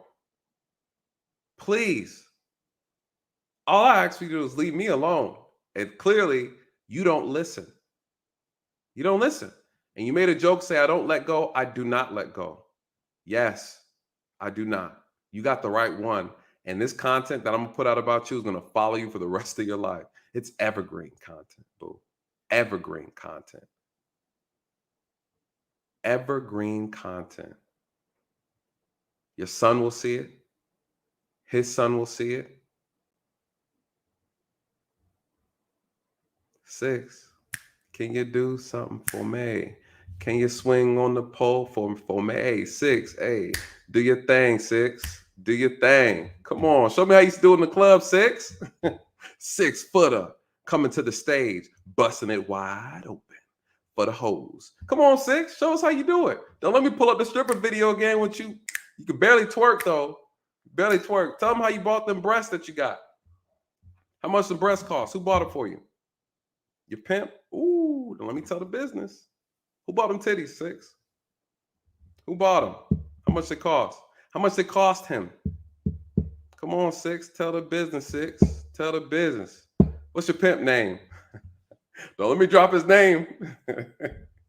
Don't let me drop his name, Six. Huh? Who bought them titties? All right. What did Oshay say? Right? Let me give you guys, shout out to Oshay. We're going to play the video. We're going to break it down. I wanted to just cover that piece because it's very important for those who can stop pushing out a false narrative. Nathan didn't put nobody's life in danger. You put yourself in danger. You want to be a stripper? You want to come on social media half naked, all up and down the streets, running around doing cartwheels? That's your business. You should have thought about that. You have a son. You start acting like a real mother. That's what you should be doing. Stop picking fights with grown men who have real lives. I will embarrass you. And I told you before, I will tell you again. I don't care about your damn child. You need to care about him. That's your responsibility. And the man you laid down with who put that seed in you, how about you go tell him to care about his son and you guys handle the business and become a family? Get your ass off the internet. Stop talking shit. You will get your feelings hurt. And it's just that simple. It's just that simple. You come over here, I'm telling you, I'm going to embarrass you, Six. Don't do it, Six. Don't do it. Don't do it, Six. Don't do it. Hey, Six. Can you do something for me? Can you spin on that pole for me? Hey, Six. The biggest story probably is the fallout between JustPearlyThings and mediocre tutorials and reviews. Now, let me just say this about MTR. I know the guy. He's a personal friend of mine. I have a lot of respect for him. He never gets into any problems. He's not like me. Stop the show. Because you know I'm rich. I mean, he's actually richer than me, but I'm rich in the beef. Y'all know me. I'm very, very petty, which is the opposite of the brother Kevin Samuels, who was not petty at all. But hey, opposite friends attract, right? That's why we were cool. But anyways, he never gets into any problems. He's a guy, he's an awesome content creator, but because he flew to London and collaborated with JustPearlyThings, he was also being attacked after JustPearlyThings made those racist statements and Nick Fuentes came. So remember, mediocre tutorials and reviews had to come out and make this statement. I said this on the stream and I maintain it today that Pearl needs to be held responsible for this comment. Likening a quote from the writer of Roots explaining a myth for his people to hold on to does not negate the documented history of the atrocities that happened to Black people. And I'd argue that Roots was a light depiction of the savagery that my forefathers had to go through to ensure that I would be here today. And I want you to do it for the sake of my history, for the sake of my community, for the sake of my audience, and the people who have followed me and will continue to follow me, Pearl, the people that found you through my channel. Because of these actions, and Pearl, we had a one-on-one conversation before I recorded this video, and I told you I can no longer work with you. We had a dating show that was in the pipeline, and I was super excited about releasing this content on your platform and then cutting it up and putting it up on my platform and reacting to it. We did great content up there. But along with these statements that have come. So let me just say fair use. I want to kind of give, for those who don't know, the backstory of this whole thing and why MTR, why MTR spoke up about this situation. Whether you like MTR, you don't like the way he handled the situation, this is not what the conversation is about. You know, he felt he did what he needed to do. It was best for him and his brand and his platform. That's his personal business. So we're not getting into that perspective, but I want to show those some of my audience, because there's a big portion of my audience that is not part of the manosphere, or they don't keep up with that side. But I want to explain to them how this whole thing kind of bubbled over. And then before I play the video with Six and break that down, we can all kind of see how this got here. Oshay did a great job kind of compiling the pieces. He misses some, but we're going to fill in the gap with that. But MTR had a relationship with Pearl. He had a business relationship with her. Pearl did that interview with Nick Fuentes. It got a negative reaction from the Black community on the YouTube side. There was a difference in opinions on two sides in reference to what they saw, what they interpreted.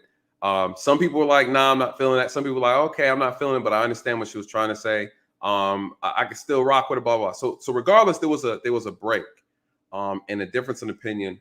MTR distanced himself from Pearly, but then this is what ended up happening. I no longer feel comfortable. A lot of content creators. So for those people who didn't want to follow JustPearlyThings, he gave some recommendations for you men. If you wanted to follow some women out there who are good content creators, he actually gave a list. I won't play the list in particular, but I will talk about the people that were mentioned on that list.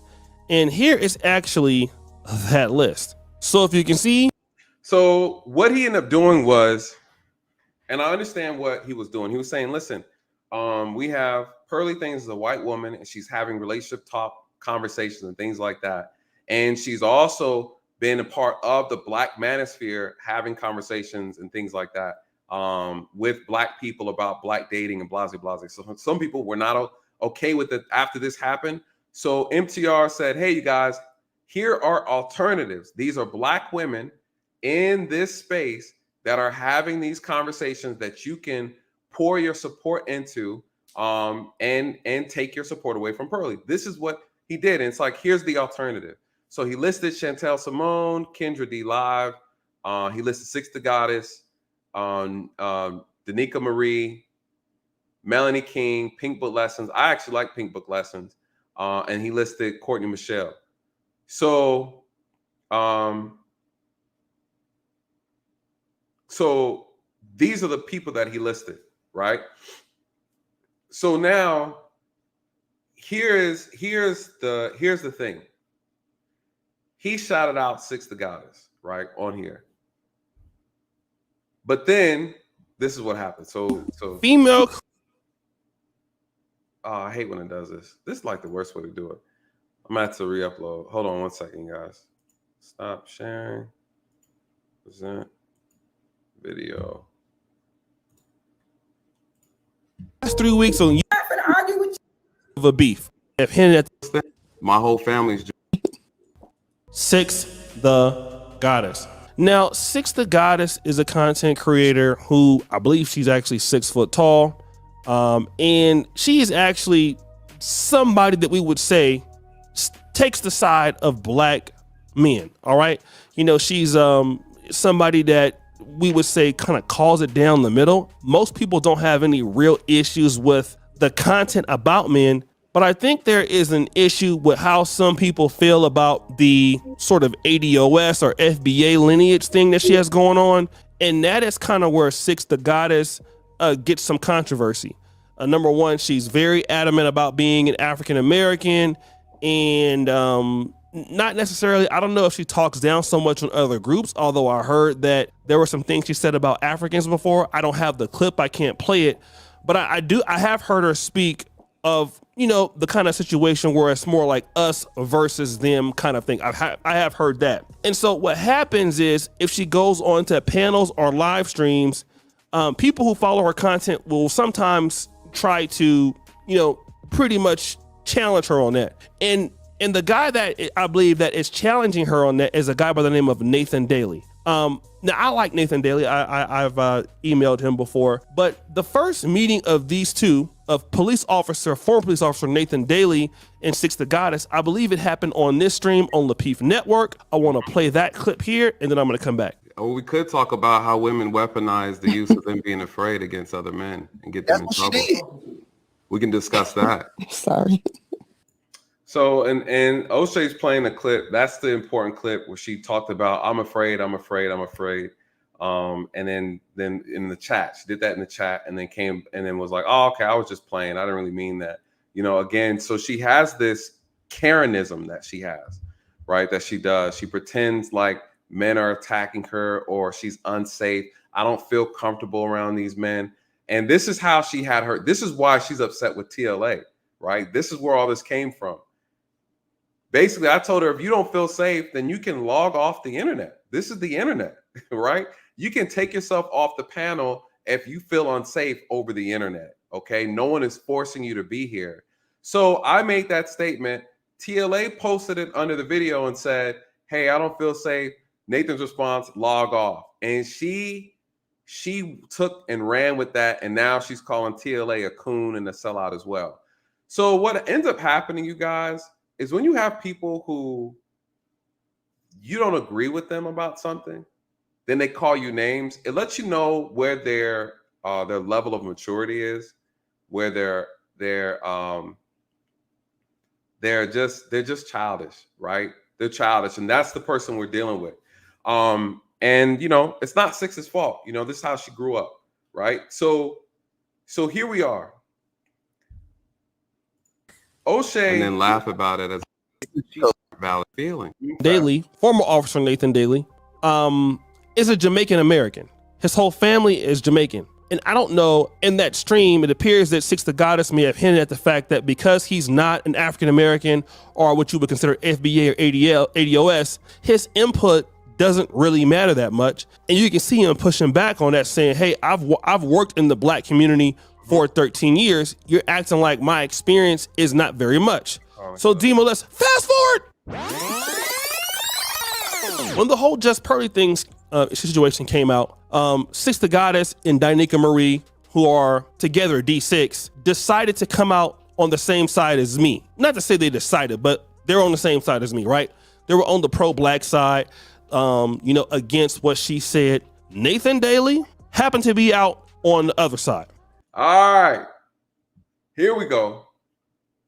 This is my pushback for Oshay, right? Shout out to Oshay. He's a pillar in this space, and I respect that 100%. But I have to call him out, right? What am I going to call out in reference to Oshay, Duke Jackson, right? He's back at it again, right? Not properly identifying what the real issue is, 1. 2, improperly reporting the facts. 2, that's a problem. Why? Because Oshay, you have a unique position in this space. 1, you have a massive following, right? You have a massive following, and you have positioned yourself as a journalist in this space.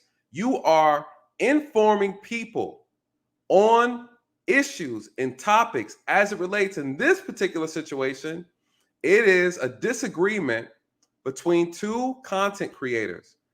What is your responsibility and your obligation? To get accurate information before you report it. Why is that? Because the moment you say something on your channel, people are going to take it for the gospel. You saw me in your chat, Oshay, and I was correcting people. Hey, I didn't dox her. Hey, that's not true. Oshay, me and you have emailed back and forth, right? I know you don't mean any ill will behind it. So this is not a shot at you. But what I am doing is calling out the responsibility that we have on these platforms, that if we're going to speak on something, we got to make sure, right, that we are accurate. Someone says, the problem with this situation is that it can be taken or looked at as you are showing bias, that you are actually leaning in favor of Six when you're reporting on these issues. You did state very briefly, very quickly, that what she did was wrong. You know what I was hoping to see from you, Oshay? With all due respect, I was expecting you to bring down a force of reality to this situation. I thought that you would have, of all people, have taken this situation and held Six to the fire, dragged her to the carpet, held her accountable for what she did, for what she said. Even if you didn't know all that went on, I would have hoped that you would have took the time to reach out to both parties and say, okay, what happened? Hey, Nate, I just want to reach out to you before I report on this because this seemed like it's a lot of drama. Did she really say this? Hey, did you really do this? If you did that, and this is what you did, and you're wrong for that. Listen, Oshay, I don't mind being held accountable. If I did something that was inappropriate, hold me accountable. I have no problem with it. But if she did something that goes against the morals, that goes against the standards that you hold yourself to, that you hold your channel to, that you hold other women to, I would expect that you would do the same to her and not give her any grace. She doesn't deserve any grace. She should have been dragged for that. She absolutely should have been dragged. You should have made not 1 video, not 2 video. Oshay, you should have gave her the 4-video special. Oshay, you know what I'm talking about, right? You should have held her accountable for that. And to be quite frankly, right, she is the antithesis of the type of woman that you guys talk about all the time in the manosphere. Everything she stands for is the exact opposite. The exact opposite. I'm just saying, I think you showed some bias. I think you showed some bias. And that's okay. I'm just telling you how I felt about it, right? So When you were talking about the situation, I'm grateful, though, that you brought it up. You decided to have the conversation. Though I do wish that you would have had all the information when you made the video. Why? Because even in your comment section, the people in the video are confused. So now, I don't know what happened, but both of them who have been having an issue for some time. It would have been so simple to just reach out, one, or to go to the channel and get all the information. I'm not saying you're wrong, Oshay. I'm saying that the video is inaccurate. It's inaccurate. And it gave 6 a pass that she did not deserve. Absolutely did not deserve. Any other time, I've seen you do videos about women who have slandered Black men and you have dragged them for it. You've absolutely held them accountable. I'm saying that she should have been held equally accountable. And if she's claiming that I did something to put her in harm's way, her child in harm's way, I would hope that you would do the research and find out, call it out. And if she's lying, call out her lies, call out her hypocrisy. That's what I'm expecting. I'm just not saying for you, I'm saying for anybody. Anybody. Is this not the manosphere? Are we not men? Right? And that's why I'm saying I respect what MTR did. Like him, hate him, or love him, regardless of what you think about him in reference to Pearly Things, I appreciate him calling it out. Period. I think it was fair. I think he gave a fair assessment. What she did was evil. What she did was wicked. What she did was unacceptable, was inexcusable. No man in the manosphere should be okay with it. Absolutely no man should be okay with what she did. Period.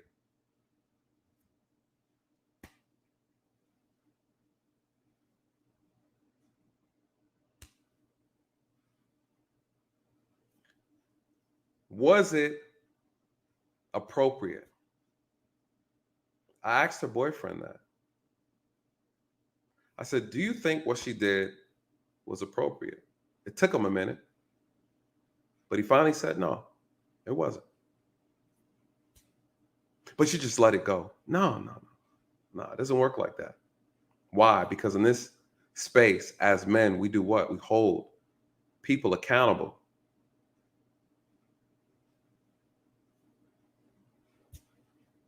We hold people accountable, right? So I'm not saying you're wrong. I'm saying you weren't accurate. That's all, brother. That's all. Ain't no love lost. I just thought, I was like, shoot, Oshay get a hold of this. He about to go DEFCON. I didn't. Oshay, you took it light. You took it super light, Oshay. You took it, woo. Brother took it so light, I had to double check to make sure I was on the right channel. I had to double check. So in the chat, so why he's so obsessed with 6? And that's what I'm talking about. How am I obsessed? And she's making videos about me. You guys, again, please go and check the catalog. Go and check under the Maxi. When you have a time, bless your heart and all your ignorant bliss, go under the description of this video and see all the videos she's made about me. I am responding to her disrespect, which I have the right to. I absolutely have the right to. But let me fast forward this. Let me get to the sweet part. Started getting back into somewhat of a beef. Hey, let it go. You was holding on to that person's car, getting drugged down 85 South. I don't trust no one like that. A recent, a lot of it's MTR, Mediocre Tourism Reviews, had to come out and pretty much atone, if you would say, for the fact that he recommended her. He rescinded that action, and he said this. To laugh and joke about a man's near-death experience because you have a disagreement with him is exactly the type of evilness and malcontempt that I talk about on this channel on a daily basis. This level of hate for men across our society and pure disconnectedness to what it is that men are doing for our society represents the exact type of woman that I talk about on this channel. Where is your empathy? Where is your decency? Where is your decorum? Where is your code? How on God's green earth can you talk about being an advocate for men, which I thought that she was, and within that same breath, in that same body, go to the depths of hell to disrespect this man to this degree? Now, I don't know this man personally, but let's just say that this man has a family. Let's say he has a wife. Let's just say he has children. Let's just say he has people to take care of. He came from somebody, but even outside of that, let's say he has a son or a daughter to take care of, and this is his way of providing for his child. Let me just say this. I knew that the two were beef. Let me just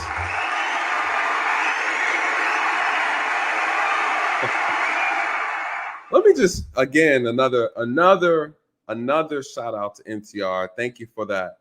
One, because he didn't have to do that, right? He brought awareness to this situation, and a lot of people started speaking out against it, and a lot of people didn't really know, right?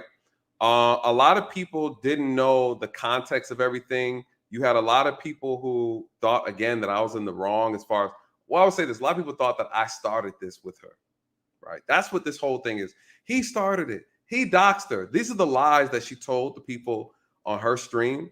And they took it. And of course, this is, fighting these hyenas, fighting these harlot heroes. Jesus Christ, there's a lot of them, right? These Cape Crusaders. So it's harlot heroes, and then there's Cape Crusaders, right? Harlot heroes are the ones that even if you show them the truth, they don't really care. That's a harlot hero. Just to kind of put it in perspective for those who don't really know like how the structure works. It goes harlot heroes. Those are the closest ones to her. They're like archangels. They're like right up under her, right? If she says jump, they say how high, right? If she says give me money right now, I need it, they're going to give her the money, right? Like they're not going to question anything. A Cape Crusader, they can be swayed, right, with the truth. You show them the truth, they'll be like, oh, I've been out here saving hoes this whole time. I didn't know, right? They have this moment of like realization and they break down and they're slowly like, I didn't know I was doing that, taking their cape off and shit. So Cape Crusaders can be saved. Harlot heroes they're out of here, you guys. You can't do nothing for them. Bless their heart, right? They're done, right? So I had Cape Crusaders and I had harlot heroes coming, and I had her squad of hyenas, right? We know they were coming. They were all coming. So these people have been fed lies through their cult leader, Six the Godless, has been feeding them lies, right? And so now you have people who are reporting on this incident and they're not telling the story properly. And of course, it makes me look like what? Like I'm the villain. You guys, I'm not the villain, right? I'm not the villain. I simply have been responding to every single video that she has made about me. One could argue that she can't stop thinking about me. And if I do a video clearing up her lies, people get mad. Hey, bro, you should let it go. And you got these simp enforcers, right? These, I call them Simpsons. You got these brothers coming in here. They don't know no better, right? Right? I call them RBMs, raised by moms. They come in here and they just, but she's a woman and you're a guy. Nah. So you guys, listen, we're going to clarify all the BS. We're going to clarify it. So I got to play this last part about Oshay because I really appreciate him doing this. I think he saved the best literally at the last time. And I knew that Six the Goddess had played this particular clip. And again, I know that the brother was on the opposite side and he was saying some things and vice versa. I wasn't on the opposite side. This is the misconception. People are saying that Nathan was defending JustPearlyThings. I have not one point in time defended her or chose her side, you guys. Let it be known. Please watch the video. There was no sides. And even if I did choose a side and I chose a side, I don't give a damn what you think anyways. But if you're going to report on me, report on it accurately. You guys, I simply said what I said. And what she said was not appropriate. That's what I said. I said, I don't think she's a white supremacist. And you guys got mad. I don't believe she's a colonizer. You guys got mad. I don't think it was appropriate for you to throw racial slurs at her. And you guys got mad. That's totally different.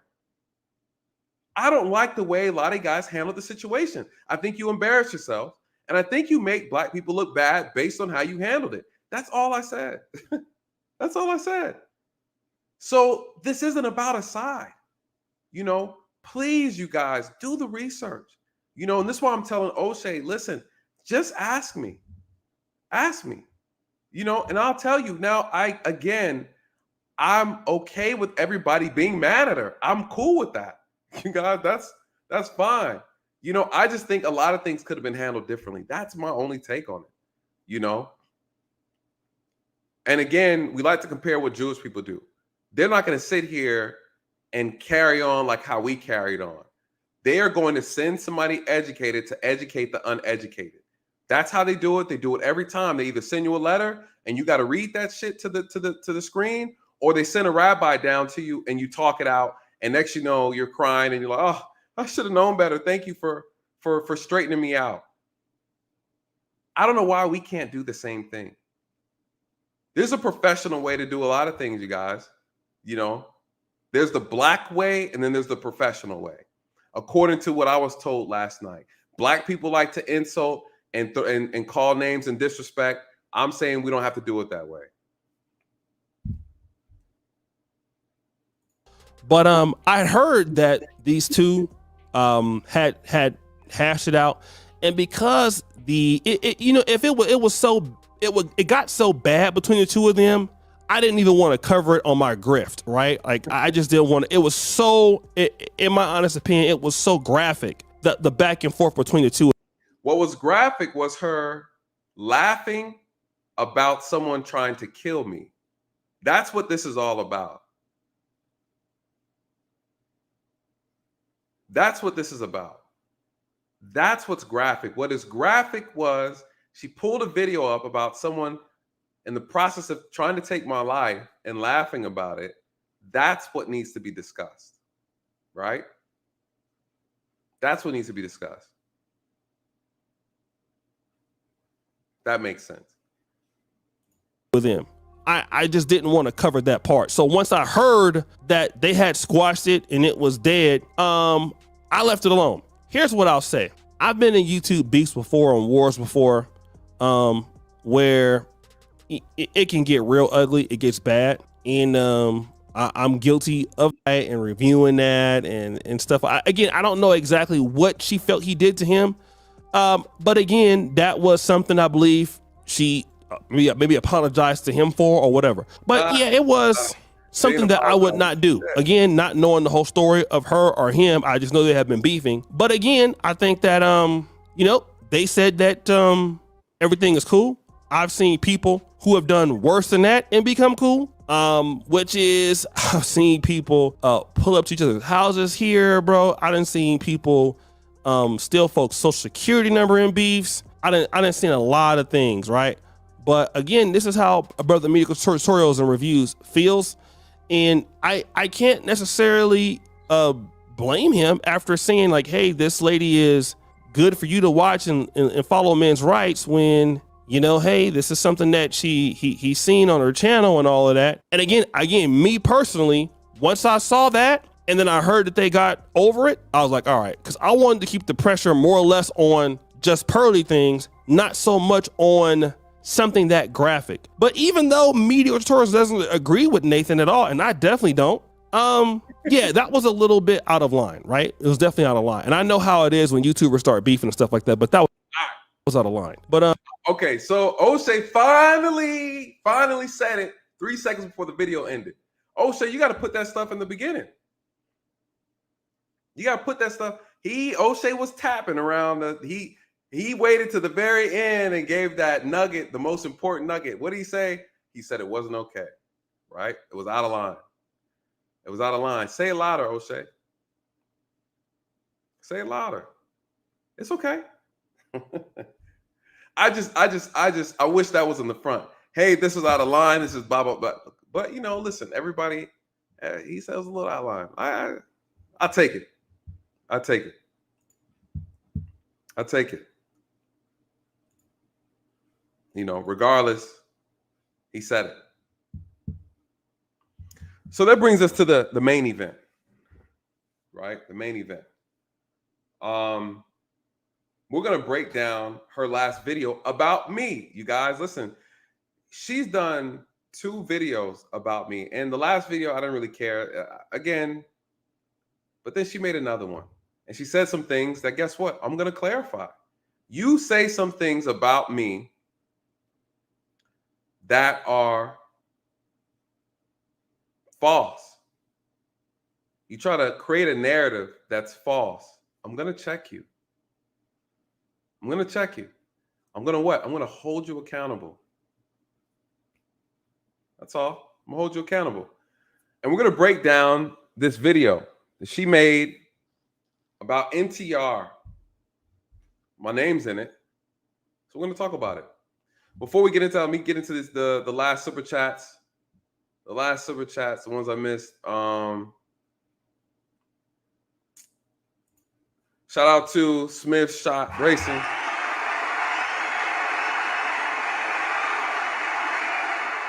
Said, I've been calling 6 out, peeped her game for months. Yeah, you know what's very interesting? Everybody is going to have their own following. 6 has a cult following. That's completely fine. There's nothing wrong with that. I'm cool with that. My whole thing is leave my name out your mouth. I'm cool with that. We could be cool. You don't never have to say my name, cool. But you say my name. You say my name like Candyman, I'm going to appear. I'm going to appear. And don't be mad when I show up. Don't be mad when I show up. Shout out to you, Smith Racing. Shout out to you, Chef Sapino.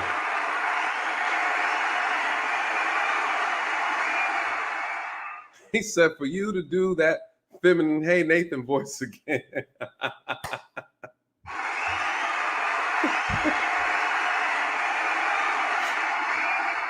I'm trying to work on my acting, brother. I'm trying to work on my acting. You a fool. Shout out to Nelson Media. Yeah. Yeah, this is true. What do you say? He says she shows how much respect she has for her man, yet she feels qualified to coach women. She don't got no respect for men. You know, her respect for men goes as far as what you're able to pay for.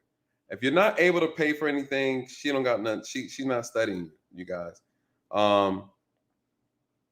Some of these guys are paying their way into her heart. That's all it is. You know, that's all it is. Bless their heart, you guys. Bless their heart. But I mean, at the end of the day, that's her personal business.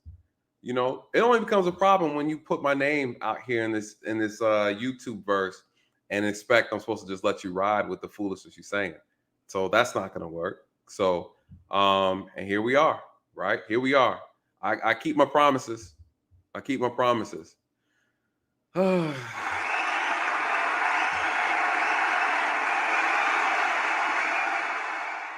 Shout out to the brother. He don't know no better. Shout out to Marcus Evans. He said, come on, bro. Is this necessary? It is absolutely necessary. Thank you so much for the support.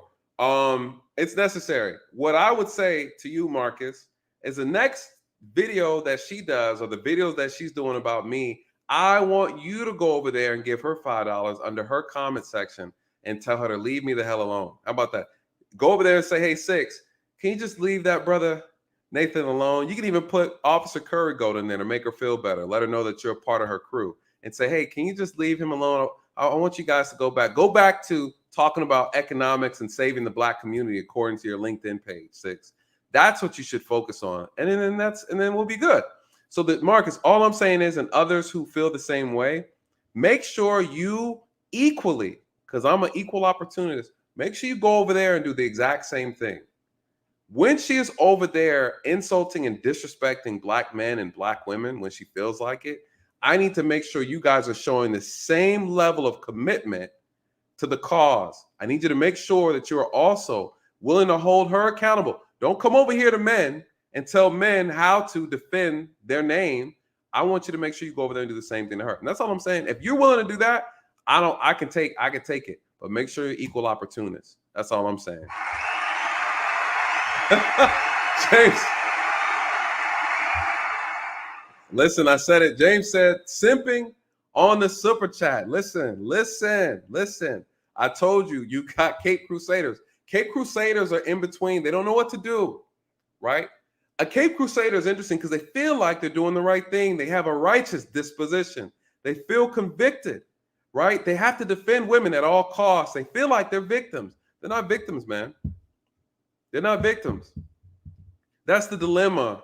That's the tragedy of a Cape Crusader, right? They believe they mean well, you know? They mean well. That's what they feel deep down inside. They don't know any better. So, you know, listen, I embrace Cape Crusaders. They are still able to be saved.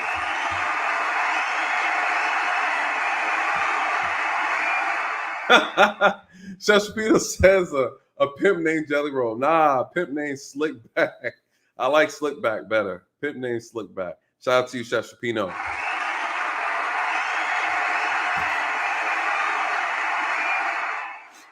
Let me see. And last super chat, name's Lacey.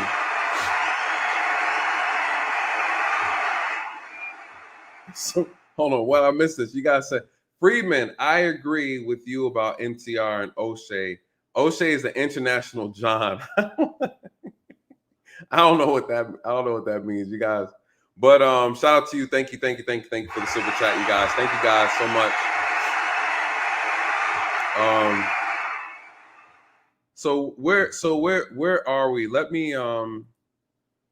Let's get into the main event. Perfect time. We're at 2 hours. Good. We're not gonna do it like last night and be here 6 hours.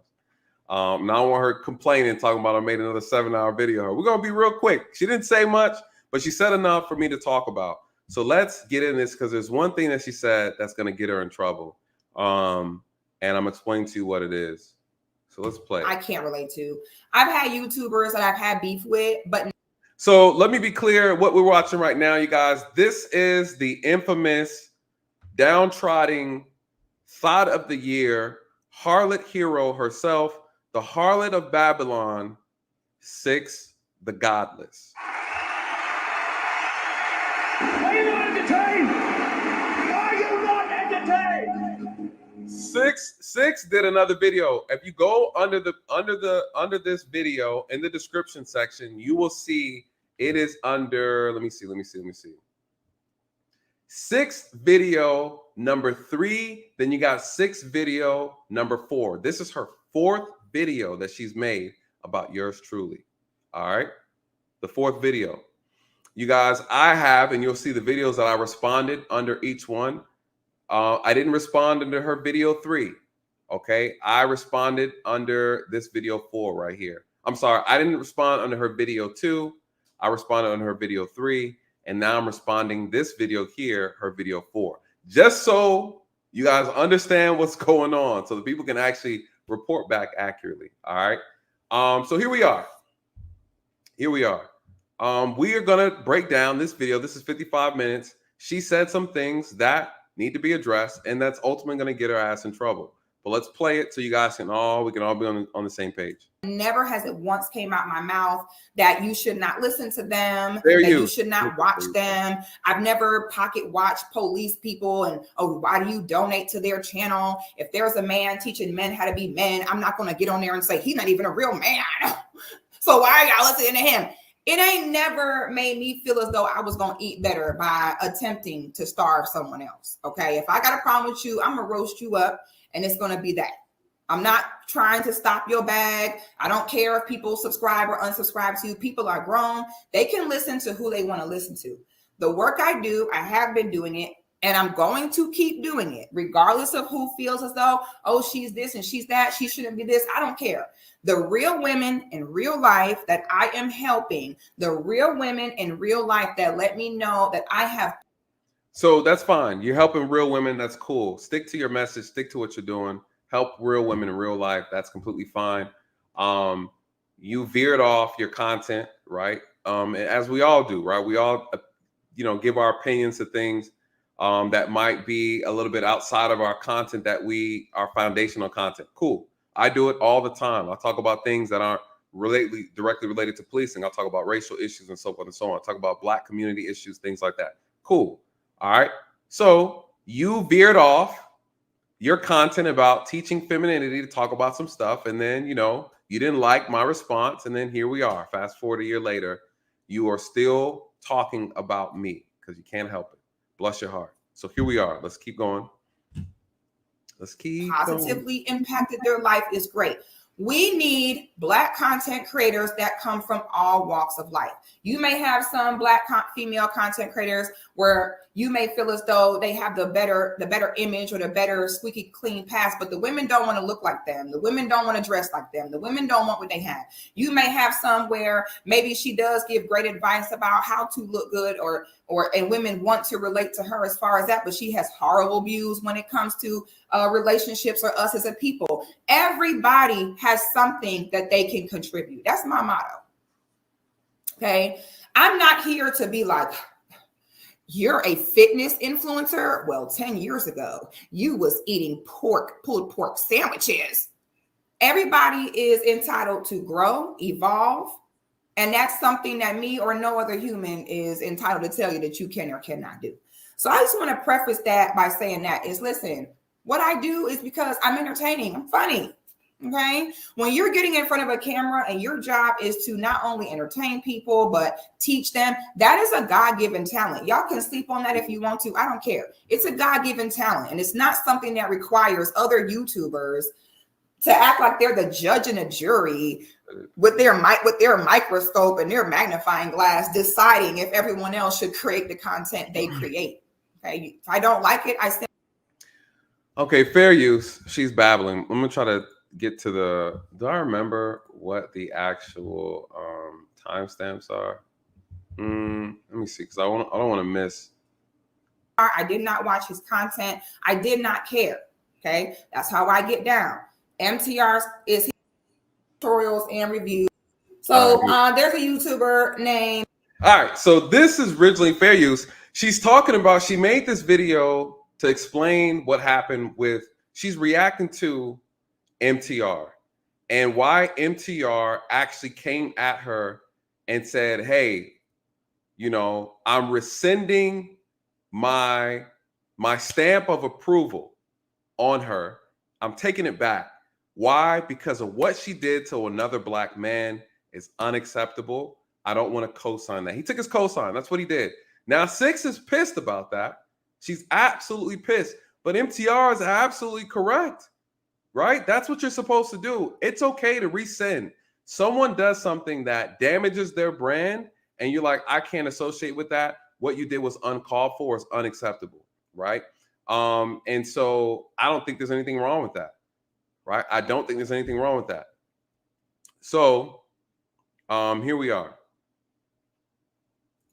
Mediocre tutorials and reviews, who did a hit piece on me a few weeks ago saying he didn't do a hit piece. People, she's such a when I say someone likes to embellish stories, this woman right here, this is the type of woman that'll get you locked up. Let me tell you why.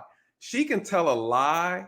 She's the type that can cry on cue, you guys. So all you brothers out here who are swinging in her DMs trying to get with her, let me tell you something. You piss her off, you're going to jail, because she'll cry on cue. She'll embellish a story. She's the type of woman that'll hit her head against the wall, right? Punch herself in the face. She's one of those types. She'll cut herself very lightly, right? And then say that you did it. And the police show up. She's crying. She's holding her arm. And she's talking. She's playing victim. This is victimology 101, you guys. She's an expert at it. Expert. I see it. I see it. You guys, men have gone to jail behind this woman right here that you're listening to. I'm telling you, she's sick, right? She's sick. She'll do it. Trust me. You don't agree with her. You do something that she doesn't like, and she will fall into a character in a heartbeat. She called this a hit piece. The man just said that what you did was inappropriate. She said it was a hit piece. Nobody did a hit piece on this girl, right? Nobody. She embellishes stories, man. I'm telling you. She's a good storyteller, and she's a damn good liar. And that I'm a hypocrite. I'm going to play a little bit of the video, and we're going to talk about why this is problematic. Now, let me start by saying that I never in my life had a problem with MTR. I never in my life had disrespected MTR. I did not watch his content. I did not care. Okay, that's how I get down. MTR is his own content creator. I'm my own content creator. I never bother him. If I'm being completely honest, a woman like myself look at a man like MTR as a corny dude. Okay, I'm just going to keep it real with y'all. When I see him, I see corny vibes. I would never interact with someone in real life, so I'm not. Wow. You see how it is? See, what's funny is, obviously here's the problem. If he was kissing her ass and he donned on the cape, guess what? She would have never considered him to be corny. See, this is the problem, and you hear this with women all the time. Some women in our community, is that when you this is so telling. This is so telling. I hope brothers are listening to this, right? When you disagree with her, when you try to hold her accountable, now you're corny, now you're a raccoon, now you're a sellout. If you don't like her and you say that she has an evil personality, the inside of her looks disgusting, right? If you say that, guess what now? Now you're gay, right? So this is what ends up happening. The shame, the insults, the guilt. If he, first of all, MTR has like 500,000 subscribers. If he was kissing her ass, guess what? She would have flew her little ass all the way down to where he's at and been on a stream with them for what? Because it benefits her. It benefits her. So now the moment that he is holding her accountable, now he's corny. Now he's corny. Here's the problem. All this name calling, at the end of the day, the man was still telling the truth. You can call him corny. I guess he's a corny man that was very honest with you. Call him what you want, Six. He was telling the truth. And this is the problem. Someone said whole logic. This is the problem. Not going to interact on the internet. I never felt the need to drag him or, bring him into anything. If you are the man teaching men how to be men, have at it. Okay. So be it. All right. It's not. And see how she does that? If you a man teaching men how to be man, so be it. If you are a stripper who sells her body for money, have at it. And you're teaching women how to be women, feminine. Do your thing, Six. Do your thing. You literally perform on a stage for dollar bills. You literally augmented your body. You created yourself into a sexual symbol for attention. And then you turn around and you want to tell women how to be feminine? Whew. Cognitive. Dissonance. Cognitive dissonance is at an all-time high with this one. Whew, Lord have mercy. Jeez, I can't. You talking about a grifter, right? This right here, this is grifty right here. She's good though. I mean, she's good at it. She's really good at it. But what you start seeing her do in this video is she's actually talking about herself. You guys, I call this the Derek Jackson effect, right? When you actually are complaining about the person you are on the inside, you start complaining and describing you, right? What do people call that? Projecting. Everything she says about MTR, it's actually about her. She's not happy with who she is. She's miserable, you guys. Contrary to your belief, no matter what makeup she dons on, how she augments her body in a laboratory, it doesn't matter. Her mind is gone. It's damaged. She's broken. You're looking at a broken woman, a broken mother. She's miserable, you guys. Bless her heart. It's why she can't stop talking about me. Why? Because I've exposed her. She's fraudulent, you guys. Performative femininity at best. She's an actress. She needs to be on stage. Well, she was on stage. She needs to be in front of a camera. Well, she was in front of some cameras.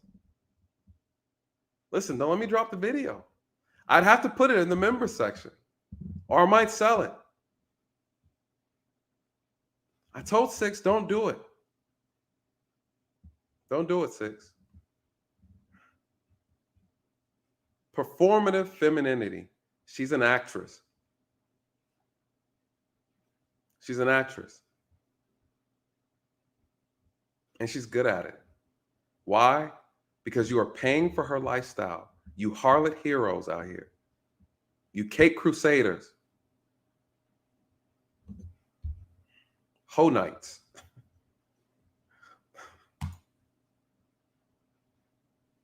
My place to speak on that. However, what I notice and what I don't respect about you, MTR, is that you're teaching manhood, but you don't have a mind of your own. Ooh. The minute that people tell you what to say or how to feel, you concede to it, which defeats the whole purpose of having content creators. The whole purpose of content creators is different people with different opinions that you get to view. So if your audience is able to come to you and be like, no, you shouldn't feel like that. No, you should say this. It defeats the whole point. The whole point is for you to get different perspectives. So what I don't respect about you, MTR, is it seems as though you desperately struggle with standing on your square for how you think and how you feel about things. Not even just in regard to me, but in general. Okay. So I'm going to rewind this for a second to tell you all why I didn't even want to make this response, but my friends and family said I needed to do it. I didn't want to make it for this reason. A few months ago. Hold on, pause. This is why I call her an imbecile, right? Did you hear what she just said? She's getting on. This is what I'm telling you guys. Some of you guys are so fixated with her breast, right? These things that she purchased, they're not real. And she's so, listen, bear with me. What did she just accuse MTR of? Within the first 2 minutes of this video, she's already lying and tripping over her own logic. You guys, what did she say? She said, MTR, you cannot make up your mind. You cannot make decisions on your own. You are listening to other people when it comes to making content. They tell you to jump, MTR, you say how high. You are always listening to what they're telling you, and you're making content. You're making decisions based on what other people, you don't have a mind of your own. This is what she said. And then she turns around and then she admits to doing the exact same thing. You guys, you can't make this up. She says, my friends and family told me to make this video, so I'm gonna make this video. You are a doofus. Oh my God. You contradict yourself in the first 2 minutes of your own video. You're over here trying to make fun of somebody else and you're doing the exact same thing. 6, what is wrong with you? Like, what is, someone get this woman some therapy. God, did anybody catch that? Or you caught off guard from all her cleavage hanging out her shirt, right? What did she say? Now, my friends and family told me to do it. I wasn't going to do it, but my friends told me to do it, so I'm going to do it. Okay, all right. So basically what you're saying is everything you're saying right now after this point is null and void. It doesn't matter because you're accusing someone of something that you're absolutely about to do right now. Right? 6, you cannot make a decision on your own because you're so concerned about what the people in your chat are saying, what people in the comment section are saying, right? Your boyfriend tried to give you a heads up and say, leave it alone. He's willing to let it go if you just shut your damn mouth, and you can't do it, right? 6 can't do it. You can't do it, 6. It's okay. You're going to do another video about me because you're too weak. You lack any type of emotional discipline over your own self. Your ego won't allow you to do it, and that's fine because I have 6 more ready to go. 6, bring it, 6. Bring it. 6, you can't help but speak my name, right? I'm your arch nemesis at this point. So keep on, 6. You're over here talking about MTR. You're doing the exact same thing you're accusing him of. You look like a fool. You look like a fool. MTR, you don't have a mind of your own because your audience is telling you to do this and make a video, and you did it.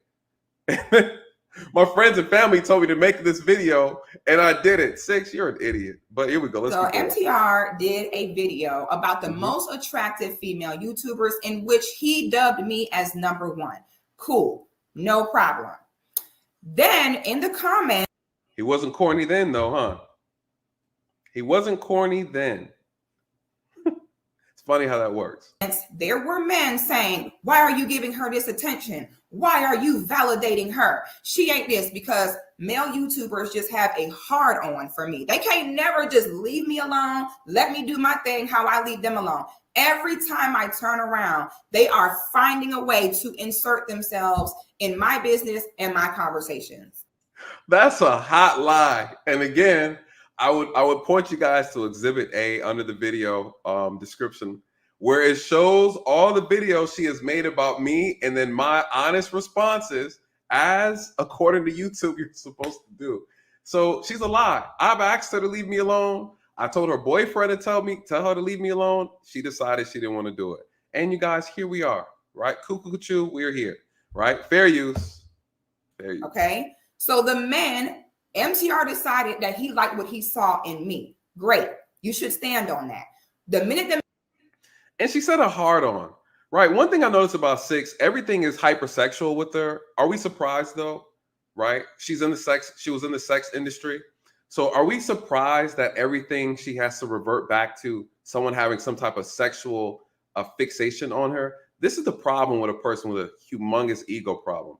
And I would say, but again, everything is sexual with her, right? She's assuming that everybody is fixated and wants her. Everybody wants her. Six, to be honest, if you were so desired, you'd be collecting rings like Thanos. But sis, your hands are a little light. They're a little light. Reality is nobody really wants to marry you. You can play the game you want. Men know what's marriageable, and you're not marriage material. You could be. You need some work. You need to see a real feminine coach, get you together, tighten you up, get your mouth right. Right. Well, we know your mouth's right. We know your mouth is good, but we're saying get your mouth right. Right. But I think you got a lot of bodies on you, but I mean, there's somebody out there who's stupid enough to marry you. But I mean, to be completely honest, if you really were as desirable, and that's the thing, when people have to brag about all these men want me, all these guys want, they want to sleep with you. Silly. Just why do some of y'all measure, right? Why do you think that because a man wants to sleep with you means that there's some value in you? Six. Why do you think that, Six? Why do you think because you have men that want to sleep with you, that means that you're valuable? Why do you confuse lust, sexual lust, with actual long-term desire and marriage? Why do you think that? I mean, you had that fiance, you blew it because you was messing around with Kevin Samuels, allegedly. I don't really, allegedly. You're out prancing around. You're supposed to be engaged. You blew the ring. That brother looked like he was, he was like Chef Boyardee. That brother was in the, I think he got like a restaurant or something out here in Atlanta. I think he's doing something out here or something. I don't know. But anyways, that guy, he was willing to play stepdaddy and everything. He was willing to take you in and take your kid in, give your son a father. I mean, y'all taking family photos. Six, you blew that. So I mean, but what did he see? He saw the performative femininity. He saw it. Why? Because you can't hide it. What do real men know, right? Real men know that we're either going to build with you or we're going to play with you. And Six, the reality is these men are looking to play with you. But you know that. That man dodged a bullet. He was about to be a baby. He was about to be a rent-a-dad and had to put up with you. Jesus Christ. That brother, he survived, right? He survived. Surviving Six. There's going to be a documentary called Surviving Six. Mark my words, you guys. 5 years from now, 10 years from now, there's going to be a video, Surviving Six, the Godless, the YouTube story. And you're going to have men come out. I thought she really cared about me. I gave her money and I really loved her. And I found out she was sleeping with some YouTuber. I didn't know what was going on. I saw some pictures of her and Tommy Sotomayor, and they were having sex. I mean, I don't know. That's the rumor. The rumor is, you gave the box up, But I mean, I don't know. Well, we know you put a price on some things, Six. We know you do. So it's cool. Do your thing. Do your thing, Six. The man left comments. Oh, why are you giving her attention? Why are you validating her? She this and she that. You know what he did? Took the video down. Why? That's how you felt. You stand on it. Okay, I never responded to that. I just kind of let it be that. I thought it was lame once again, kind of confirmed the corny vibes I was getting, whatever. Okay, me personally, if I like someone, I like them. I don't give a damn if you agree with it or not. You know what I'm saying? I feel like that way as a woman. Fast forward, MTR then does a video and puts me in the thumbnail and says that I said that men are trash. Okay, puts my picture, a big old arrow. She said men are trash. Now, fair use. I don't know about this backstory between her and them. I didn't know they had something prior to this. So Six is speaking on that. I don't really know the history behind that in reference to this situation, but she's speaking to it. I'm gonna jump ahead a little bit. You have certain, you can have a beef with someone or dislike someone without doing things that directly go against their brand. So if you know that my brand is about femininity, womanhood, fitness, family, motherhood, for you to make a thumbnail saying she said men are trash is brand affecting. So if you know that I have the platform I have, for you to ever have that imagery out there on, oh, he's saying I said that. Of course, he just blamed it on his editor and acted as though he had someone else last year. Okay. Okay. Someone else. That's all I want. Maybe now you'll just leave me alone. Six said that she thinks men are trash is a problem. And it's not masculine whatsoever. Okay. So when that happened, I didn't get into it with him. I simply made an announcement. Hey, I never said that. I don't know why he's saying I said that. Of course, he just blamed it on his editor and acted as though he had no idea what was going on. And I let it go. Maybe now you'll just leave me alone. Like I leave you alone. That's all I want. She's such.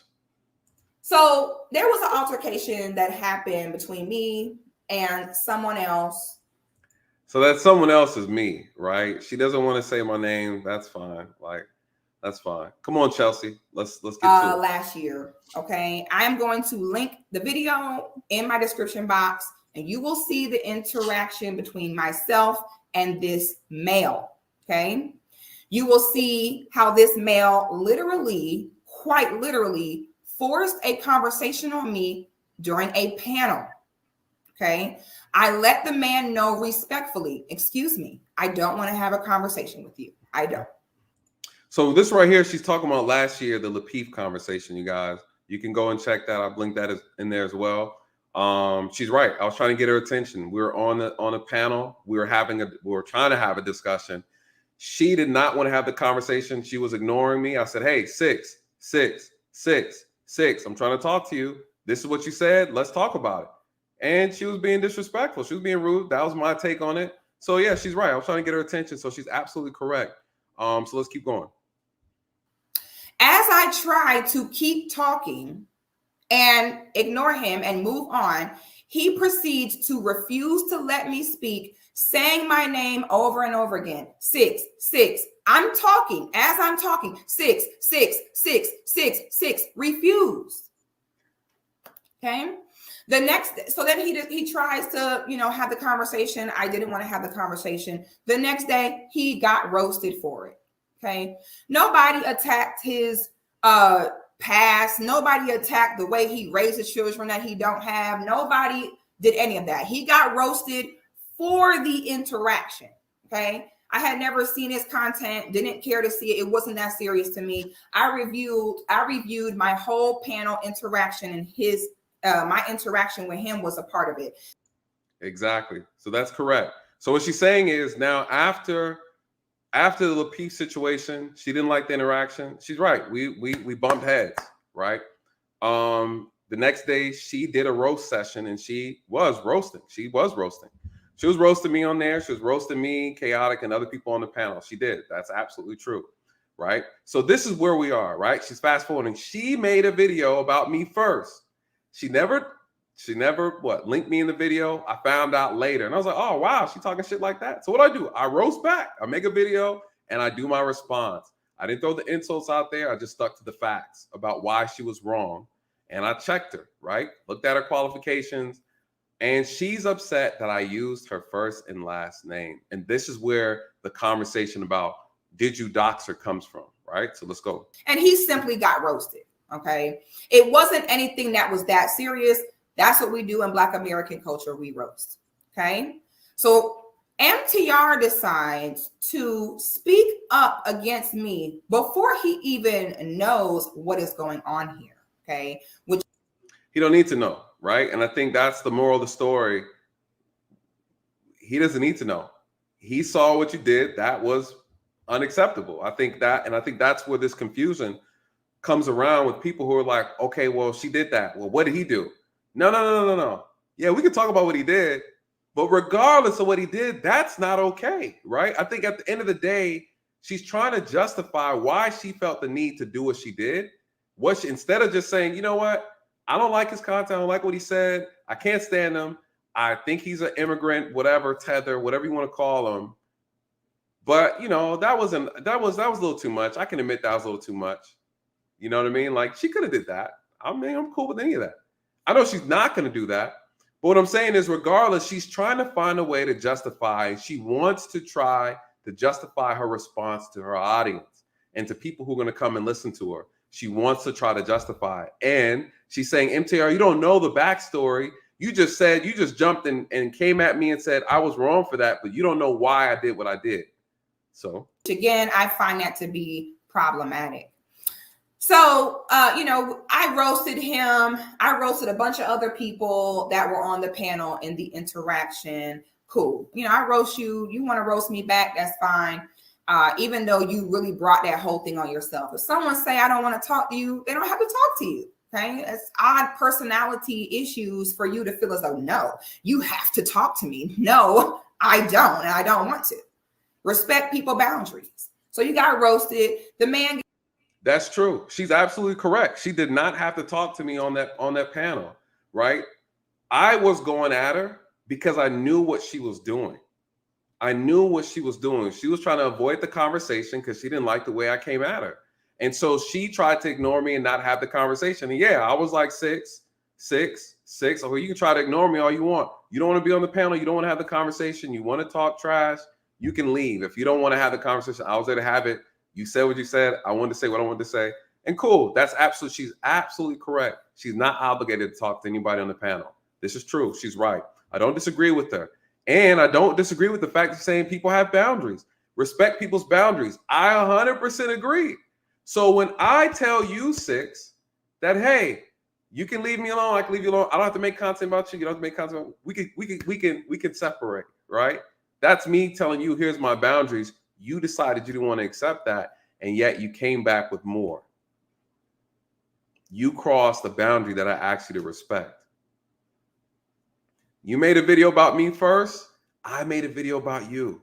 That was last year. I didn't say nothing to you since then. Why? Because all of a sudden this harlot got boundaries. All of a sudden she knows the meaning of boundaries and respect. All of a sudden, cuckoo, where'd it come from? She is a woman of respect and dignity, right? This is what she's saying. So here we are. She's telling me to respect her boundaries. A woman who doesn't respect the boundaries of others. That's what we're dealing with. So here we are. I asked you to respect my boundaries. You gave me the middle finger, 6, basically. So nonetheless. It's roasted. Did not take that well. And it was on some it was on some damn Transformer stuff. It was like, oh, I'm roasting you. Ha, ha, ha, ha, ha. And this man was like, doom, doom. You ever see in the movies on the Transformers where the thing is dead and it come to life? That nigga was like, doom, doom. Like it went from, ha, ha. I want to just say this. The girl's talented. She missed her calling. She should be, I keep saying she should be performing on stage. We know she's not a stranger to bright lights, right? She's not a stranger to crowds. She's not a stranger to performing physically for people. We know that. I think she has talent. I think that she just misplaced her talent in inappropriate areas, like a strip club, you know, or in private parties. But I think that she does have talent where she could actually be like on a show. You know what I mean? Like, I think she's talented. I think, honestly, I don't hate Six. I think she is a broken individual, but I think she has talent. I do. I think she'd make a great entertainer, a real one, not an adult entertainer anymore. I'm saying like an actual, real, mature entertainer. I think she has talent to actually do it. She's funny. She's witty. You know, she roasts pretty well. I think, but people roast like that when they like to roast a lot instead of have a intellectual conversation. It's more so like it's actually kind of like, it's very telling of their lack of intelligence in order to, or their ability to try to skate around a conversation. They tell a joke, right? You don't want to deal with the pressure or the anxiety, so it's better to just tell a joke. So some of our best comedians are the ones who are the most broken, right? Because that's the way they vent. That's the way they actually translate their pain through comedy. And that's why she's good at it. So, you know, right on, Six. I know some people I can put you on for sure, you know. Roasting, to Six the Goddess, a narcissistic Black woman. Okay, proceeds to dox me, put my real name out there, talking about, oh, you know, my name is Six. That's the name I go by. I go by my name Six for a reason. Number one, because it's a name I answer to in real life. And number two, because since I am a Black woman who is pro-Black man, pro-Black woman, pro-Black family, I get a lot of non-Black people that send me threats. Okay. I have gotten threats to grape me, to kidnap me, to assault me, you name it. And let's be clear, none of that is okay, right? And guess what? When you get those threats, Six, did you call the police and report it? Did you? You know, listen, ladies, this is a serious moment, right? And this is fair use. Serious moment, serious time. If someone is sending you threats or they're wanting to, or threats to harm you physically, sexually, any of those things, please report that. You need to report that. That needs to be reported. It needs to be documented. That's a very serious matter. This is outside of the Six in the conversation. Now, do I believe her? No, I do not believe her. But what I will say is these things do happen, and I think these need to be taken seriously. Please make sure you guys are reporting these incidents. Please take them all seriously, because it's possible. Now let's fast forward back to the video. Six is full of shit. She's full of shit. And bless her heart, this is what she does, right? She is an Oscar Award performer in front of a camera and behind it. But this is her, right? So she's saying what she's saying to try to pull on the emotional strings of her audience in order to make her argument sound good about what she thinks I did to her. She's saying that I doxed her. I put out her personal information, and because of that, she is a victim. She's constantly threatened. She can't go outside. People are threatening to kidnap her and take her and do these things to her. People are wanting to grape her. Well, when you look at your social media page, my dear, you hypersexualize yourself. You've created yourself, turned yourself into a sex symbol on purpose. You flaunt your body around on purpose. So of course, you're going to spark the eye of what? Of people who are criminals and who participate in the acts of rape. Is it your fault? No. Are you culpable? Yes. Yes. So you need to make sure you look appropriate. You know, don't entice a criminal out in public. You march around and prance around through social media and all these platforms like a sex symbol. And you wonder why people want to grape you. Is it your fault? No. Are you culpable? Yes. Say what you want to say. So what did she say, you guys? She's saying she's receiving threats because she is pro-black. She wants to see black people together. She wants to see black families together. So she gets threats. Well, you want to be a YouTube activist? It's a part of the job, Six. Welcome to the club. Welcome to the club. Guess what? I get threats too, and I get them from black people. I get them from black folks. So she's gonna sell you guys a story. She's gonna sell you a story and say that I am putting her in harm's way because I doxed her. But she's gonna tell you how I did it. And then you saw what I showed you earlier, and we're gonna revisit it. Why? Because Six is an imbecile, you guys. And she's trying to save face. Let's play it. They're talking about, oh, you know, my name is Six. That's the name I go by. I go by my name Six for Transformers with a roasting to Six the Goddess, a narcissistic black woman. Okay, proceeds to dox me, put my real name out there, talking about, oh, you know, my name is Six. That's a name. I put a real name out there. Right? That's what she's saying. Let's go back to this for those who came in, those who may have came in a little late. She's saying I doxed her and I put her name out here. No, I didn't, you guys. Where did I get her name from? You guys, Six the Goddess doxed herself. Chelsea Nelson's name is on her what, you guys? Her LinkedIn profile. You scroll down, guess what it says? My name is Chelsea Nelson. Let me. My name is Chelsea Nelson. I am creator of Six the Goddess brand. I'm a blogger, femininity influencer. I host the Six the Goddess podcast. Who said that? Chelsea N. Six the Goddess. This is her. You guys, this idiot doxed herself. You're mad because I saw your name on your LinkedIn page? Oh, guess what? Located in Atlanta, Georgia, but I'm willing to travel. Oh, you like to get flued out? Okay. What did she say? I'm ready to work in radio, modeling, life coaching, hosting, speaking engagements. Please fly me out. I'm located in Atlanta.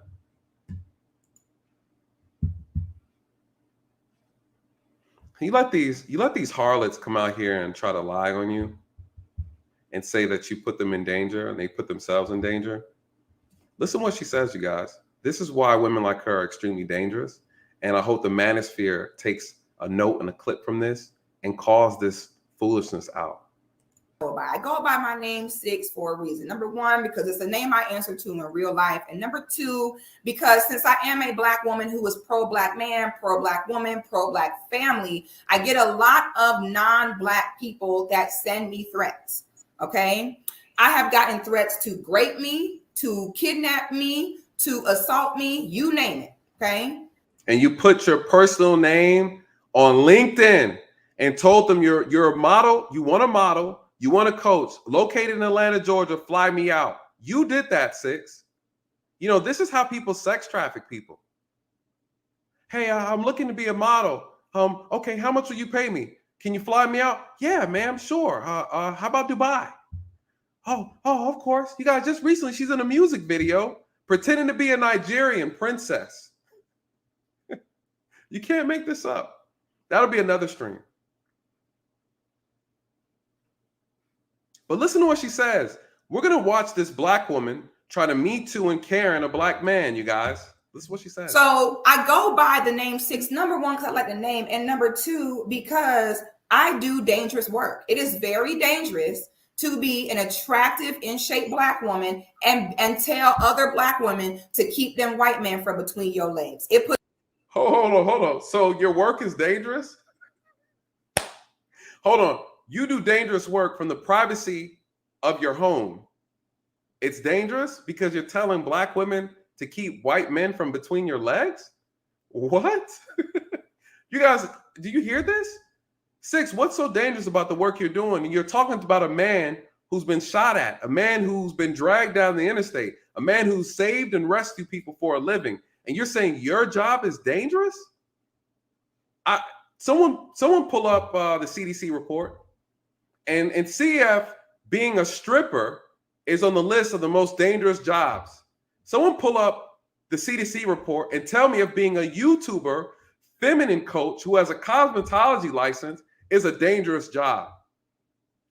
Someone pull up the CDC report and see if the job activist helping Black women keep white men from between their legs as a dangerous job. You guys, she's an imbecile.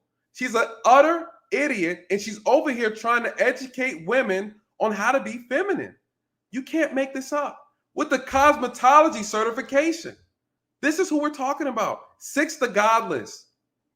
Is this your queen? Is this your queen? You harlot heroes who are digging in your pockets, your last bit of change, to give her any sustenance of value. You guys are creating this monster that we see before us. You in the manosphere, some of you, are creating this monster that we see before us. You're feeding her stupidity. You're feeding it. Absolutely nurturing this imbecile. Did you hear what she said? My work, because I'm a Black woman, I'm tall and I'm fit and I'm feminine and I'm attractive. My life is dangerous because I'm pretty. Says the stripper who was stripping for a living. All of a sudden now, you, a stripper turned streamer, telling me that your job is dangerous while you're on the camera. You guys, the Black community is doomed at this point. It's absolutely doomed. It's doomed. It's absolutely, if this person has a platform, it's over. She's allowed to have children. It's over, you guys. She gave birth to somebody. Somebody laid with this person. You guys, this is the woman you absolutely avoid. She'll ruin your life. I can't believe this. I can't believe she just said that. Wow. Wow. Whew. Whew. My God, the ego on this one, you guys. Jeez. God damn, you absolutely can't make this up. But let's keep going. Jesus Christ. It's a target on your back. By now, we have all seen all the stories of female influencers getting their houses broken into, getting stalked and murdered by stalkers. Yes. That is so true. And you know why that happens? Because these women post their address online on social media. They post every 5 seconds where they go online on social media. You know what else they do? They post their home. They post their car. They post what restaurant they are. They Snapchat all their private business, you guys. This is a fact. I talk about it all the time, how social media is getting people hurt, getting people kidnapped, getting people in trouble. Men are following you, stalking you. Even men are showing all this expensive stuff. People are following, harassing. Listen, it happens. People are committing crimes because you idiots are all the time advertising your everyday movements. Oh, you're Snapchatting. Oh, I'm at Tom's Bakery today. I'll be here for 3 hours driving my black Nissan Altima, parked right outside in parking lot 4. I'll be here for about 2 hours. Oh, hey, you guys, I just got done eating. I'm on my way to meet my girlfriend's house at 337 I'm an Idiot Boulevard. Hey, you guys, look, I just bought this new car. Here's the license plate. Click, click, click, click. This is what happens. How do I know, you guys? Because the 911 call goes out and then I show up. Hey, how did this happen? Oh, you know, I was posting on social media and, oh, you don't say. What'd you post? Oh, you post all these clothes that you just bought? Oh, you post that you just bought these new Jordans? Oh, okay. No wonder. What else did you post? Oh, you post that you're going to be at this party today? You post the damn jewelry? You did all this? Okay, you post. Oh, okay. You post posted up with a stack of money next to your ear, and you wonder why you got robbed? We have Black women here in Atlanta who are content creators who get robbed, they get stalked, yes, and they've gotten their homes broken into. You know why? Because they're constantly putting all their damn business out because they can't stay off the damn social media. So 6 is absolutely right. There's a sense of privacy that we've just forgotten about. Why? Because we want to look good for the gram.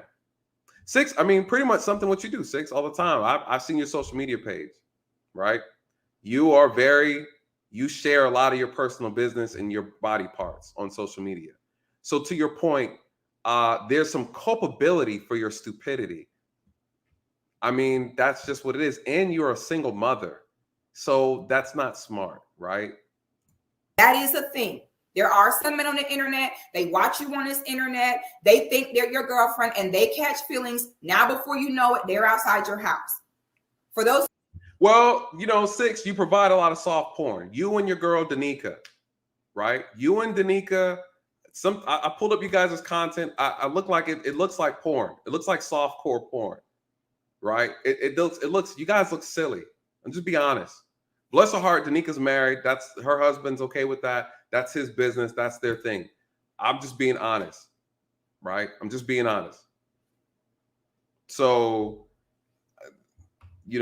sex sells, and you know that. You are a professional at this, and you know what you are doing. And so let's not be stupid, right? Let's not play dumb. And I think that's the problem. The problem is we're playing stupid. But anyway. You don't know I am a mother. Okay, I have a 15-year-old son. He's incredible. He is in high school. And you put him in danger every day when you do stuff like this. You put your son in danger every day you do stuff like this. If you had a man, you would know that because he would tell you. So since it is myself and a child in the home, it is safest for me not to go by my government name that my mother gave me. It is best for me to conceal my real information, where I live, the best of my ability. That's why you won't see me doing no house tours. You won't see me doing no vlogs showing you my building I live in. You'll never see that. Yes, I am a content creator, but so to her point, that's why she protects her information the best she can by putting her damn name on LinkedIn. And then telling people where they can find you on every single social media site. You can find me on all major streaming avenues. Also, I'm modeling, life coaching, hosting, speaking engagements. I'm located in Atlanta. You know what this screams to me as someone who investigates these type of crimes? That all I got to do is reach out to her and tell her how much I'm willing to pay her. You guys, I've investigated these things all the time. Talk to anybody who works sex crimes. They will tell you this is a red flag. 6, you're an easy target. Why? Because criminals have money. And those who want to take advantage of you, they see you how desperate you are in your profile. You want to be a model so bad. You want to be important so bad. You want to be the next thing so bad. You want to be the next Real Housewives of Atlanta so bad. You want to be the next woman to feel important. You want a Birkin bag. You want some red bottoms so bad, 6, that you're willing to, guess what, get flued out. Your profile screams, I'm desperate for money and attention. For any man who will give me 10 bands, 15 bands to come out, you'll come out. Why?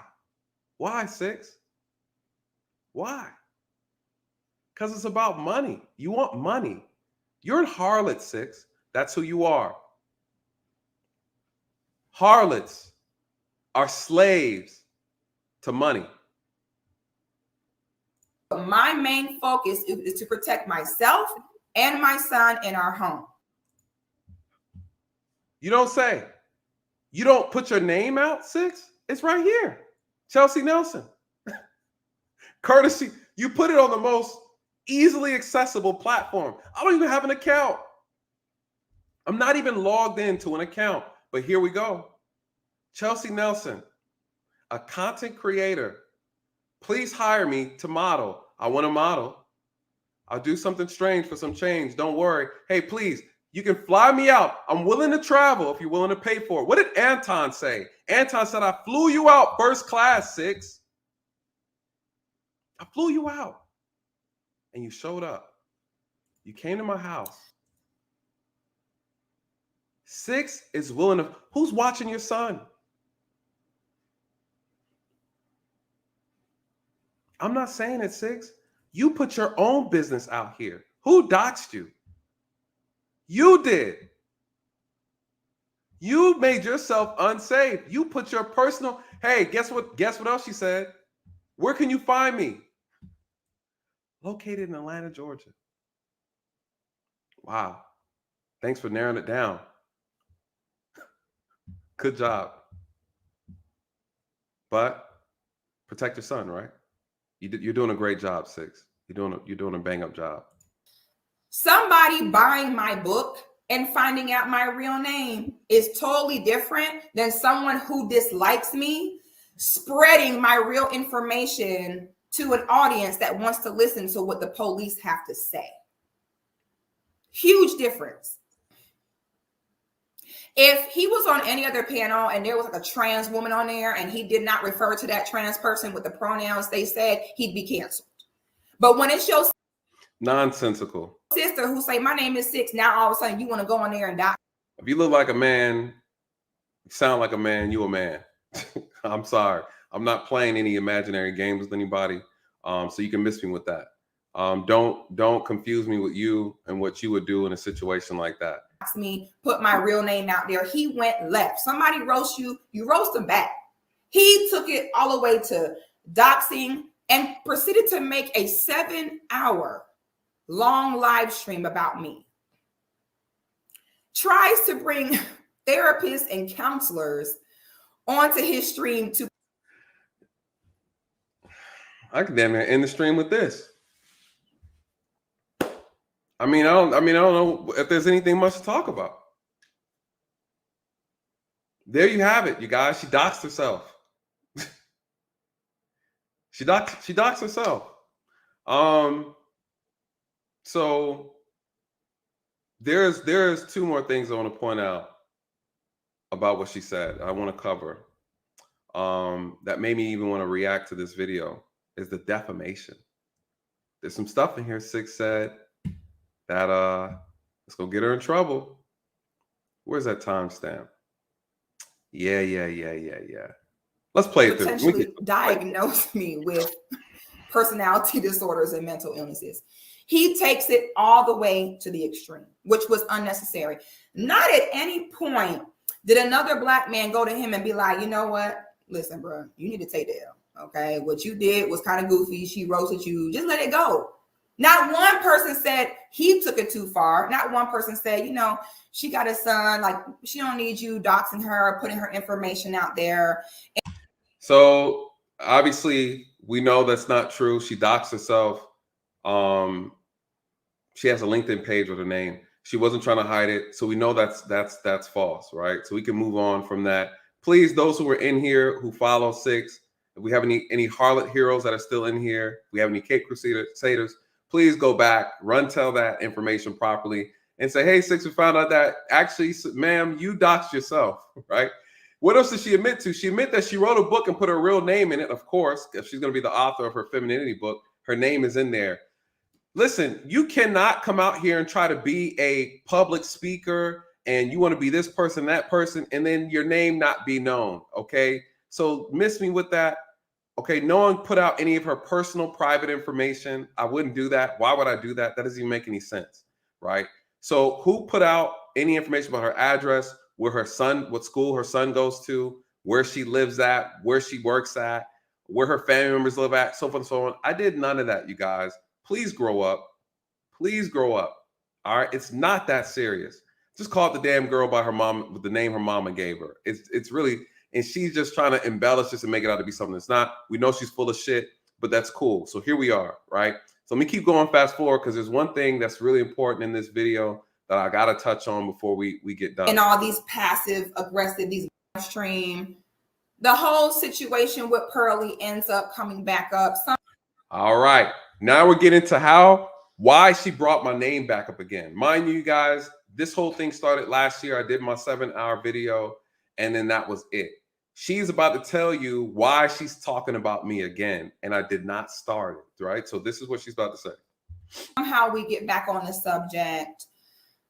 I decide to come back at him like, oh, okay, damn, listen.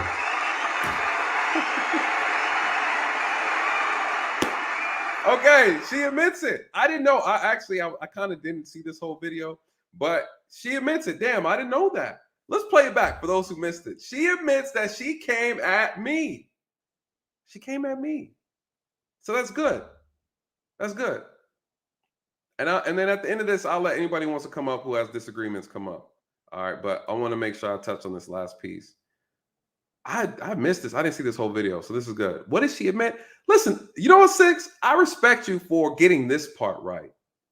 You got this part right. You see, she kind of was about to lie. She was in the moment about to tell a lie, but she can't lie because I did not make a video about her. So she cannot lie. So she's processing she's processing it. And you hear the confusion in her head. Her mind wants to lie, but she corrects herself, right? So let's hear what she said. Just let it go.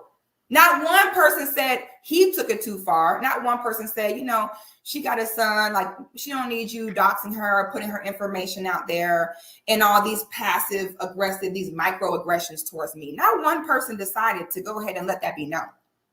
All right. So he proceeds to make the 7-hour long live stream. Mm-hmm. The whole situation with Pearly ends up coming back up. Somehow we get back on the subject. Uh-huh. I decide to come back at him like, I'm not arguing with you because you don't let go of nothing. Hold on, but hold on, pause, Six. Prior to Pearly, I never said anything about you. You see how she skipped over that? I came back at him and then I'm like, I'm not going to argue with you.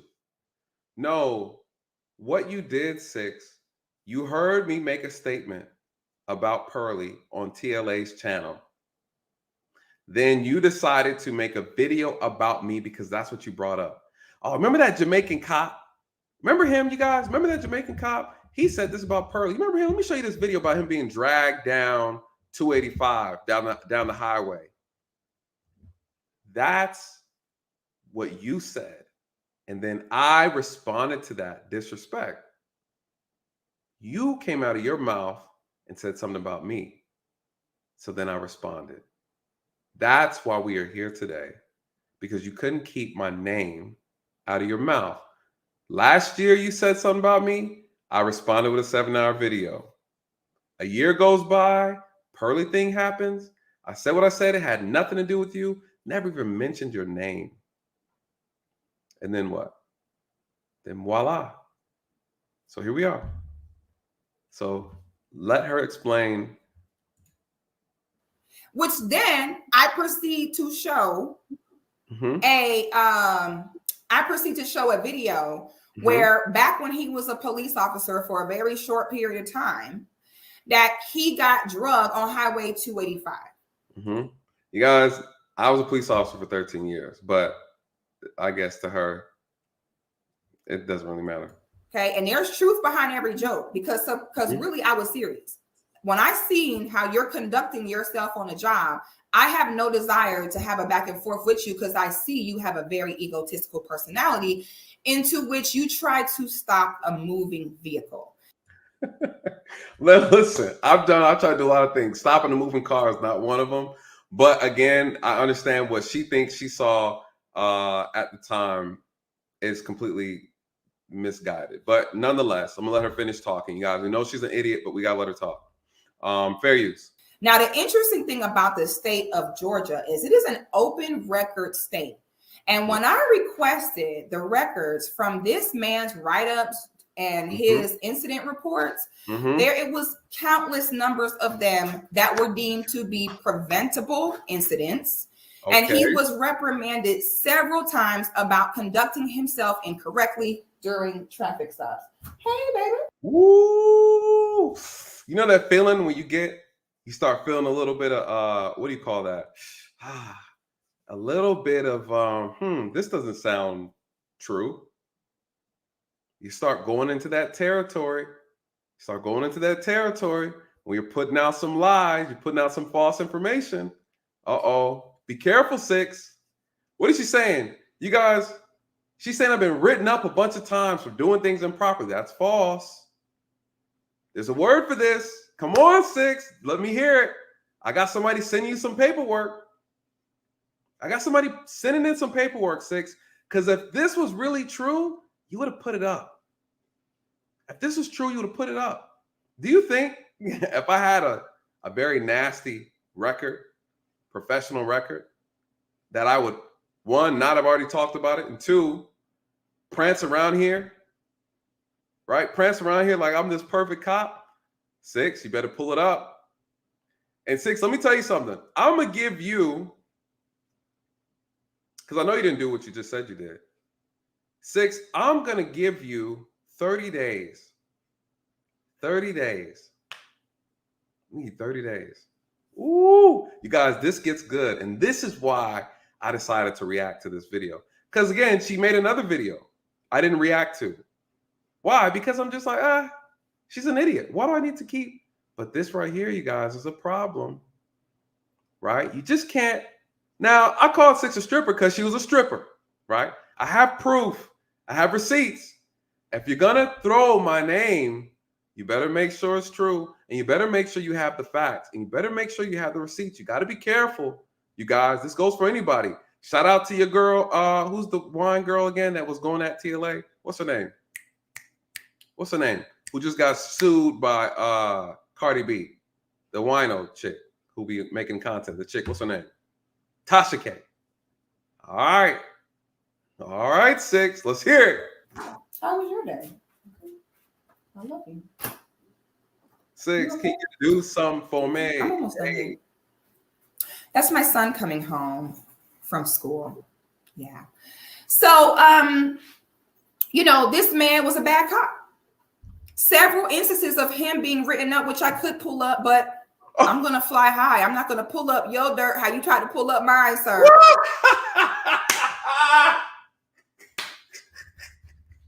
You guys, did you hear? He was a bad cop. Who got a good, well, I already have an attorney, but can anybody say defamation? Can anybody say what's that magic word? Defamation? What? He was a bad cop. He got several. I ain't gonna pull no receipts though, because I'm not gonna fly low. Because you don't have no receipts, idiot. There is no. But hold on. It gets worse. I'm gonna give her 30 days though. Why? Because that's the type of man that I am, right? It doesn't mean anything to me, but I will. 6, I will hold you accountable in a courtroom. I will hold you accountable and I will stream it live on TLA's channel. Don't test me, 6. Don't test me. I'll give you 30 days to correct yourself. And then you're going to hear from my attorney. Hold on. Let's run it back, you guys. Listen, I love how poised. She even got professional and shit for this. She got the glasses. She got a little outfit. She got her legs crossed. She's looking like she belonged to somebody. And she's like, I'm going to be the better person and not put the receipts out. Come on. 6 can't stand me. Do you think if she had some real dirt on me that she wouldn't sit on it? Do you really think that she would actually sit on the dirt that she has? She would have plastered it the moment she got it. You guys, she's a damn liar. But I love it though. I love it. Let me run it back. You gotta. This woman's acting though, you guys. We gotta hold up. God damn. God damn. Listen, you guys, you got to give her this Oscar award performance like none other. You got to give it to her. She does it with a poker face. This is why women like her are dangerous. She can speak with such confidence, knowing damn well she's a liar. God, dog. Brothers, you better watch these type of women. This is a case study. Be mindful of women like this. I hope you guys are taking notes, right? I hope you're taking notes. Listen what she says. Listen, all of a sudden she's above being petty. I'm not going to stoop to that level, sir. Right? As if she wasn't dancing for dollars just about 2 years ago, right? All of a sudden she's better than that, right? She's better. She's the type that looks down on strippers now, right? Like this is her. You know, this man was a bad cop. Several instances of him being written up, which I could pull up, but I'm going to fly high. I'm not going to pull up your dirt how you tried to pull up mine, sir. Okay? I didn't try to pull up your dirt, sis. I pulled your dirt up and I kicked it all on the damn YouTube screen for the world to see. There wasn't no try to pull up. And yeah, I exposed your dirt. Please, I'm begging you to put my dirt on live YouTube. Please, Six. Where is it? Please, Six, do something for me. Hey, won't you pull up that dirt, girl, for me? Six, hey, can you do something, Six? Can you do it? Hey, can you do it? Hell no, because it ain't there. It ain't there, Six. It ain't there, Six. It ain't. Come on, pull that shit up. Pull that shit up. You can't, Six, you can't. That's why my attorneys are going to have a field day with your YouTube channel. And we're going to stream it on TLA's channel while we laugh all the way to the bank. You got 30 days, Six. You better show something. And I'm not talking about your breasts. Show me the proof. Show me the proof. We all want to see it. No. Don't act like an adult now. Don't try to act mature, Six. Show that I was a bad officer. I want to see it. I want to see it. Please, Six. We all want to see it. Six, can you do something for me? Hey, show me some of that dirt you got on me. Hold on, Six. Hey, can you do something, Six? Can you do something? I don't think you can. I don't think you can, Six. You better. I already actually called my attorney about it, though. I already called him. And I feel like what you're doing is actually damaging my reputation. I've already had people message me, seeing videos, people talking about it, saying that how can they trust me consulting? I'm losing money behind this, Six. I don't appreciate you lying, defaming my character, defaming my 13 years of police experience. You said that you pulled records.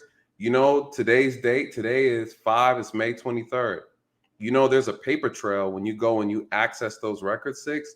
Are you going to be able to access those records and show them in court that you did the day of this video? You can show prior that you pulled my records when you made this video, Six. Can you show that?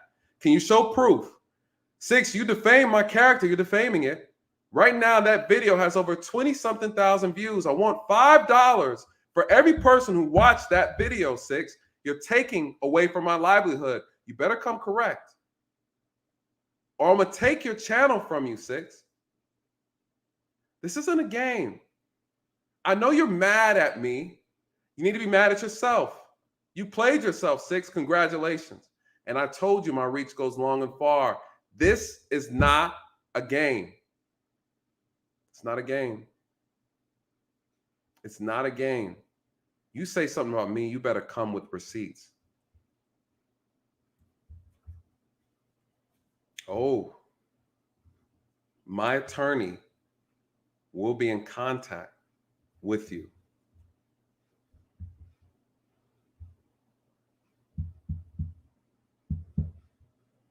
You overstepped yourself, Six. You overstepped yourself. But it gets worse. I'm going to let you continue to talk. Don't worry about taking the video down. I already have it. And we want everybody to see what you said. And I want you to back it up. I want you to back it up. I'm begging you, Six. Don't back out now. I already told you to leave me alone. I have it on record. I put it under the community tab. I said, I want truths. You gave me your middle finger. And then you came back for some more. You made 2 more videos. Six, this is all on record. It's all on record. And guess what? I'm telling you to leave me alone and you keep bringing me up. And now you defame my character. You defame my name. You defame my livelihood. This is my job. I consult people on criminal justice matters. I'm employed privately. I'm an entrepreneur. You're destroying my name. You're ruining my money. You're ruining my money, Six. With that statement, you've damaged my name. And it's not true.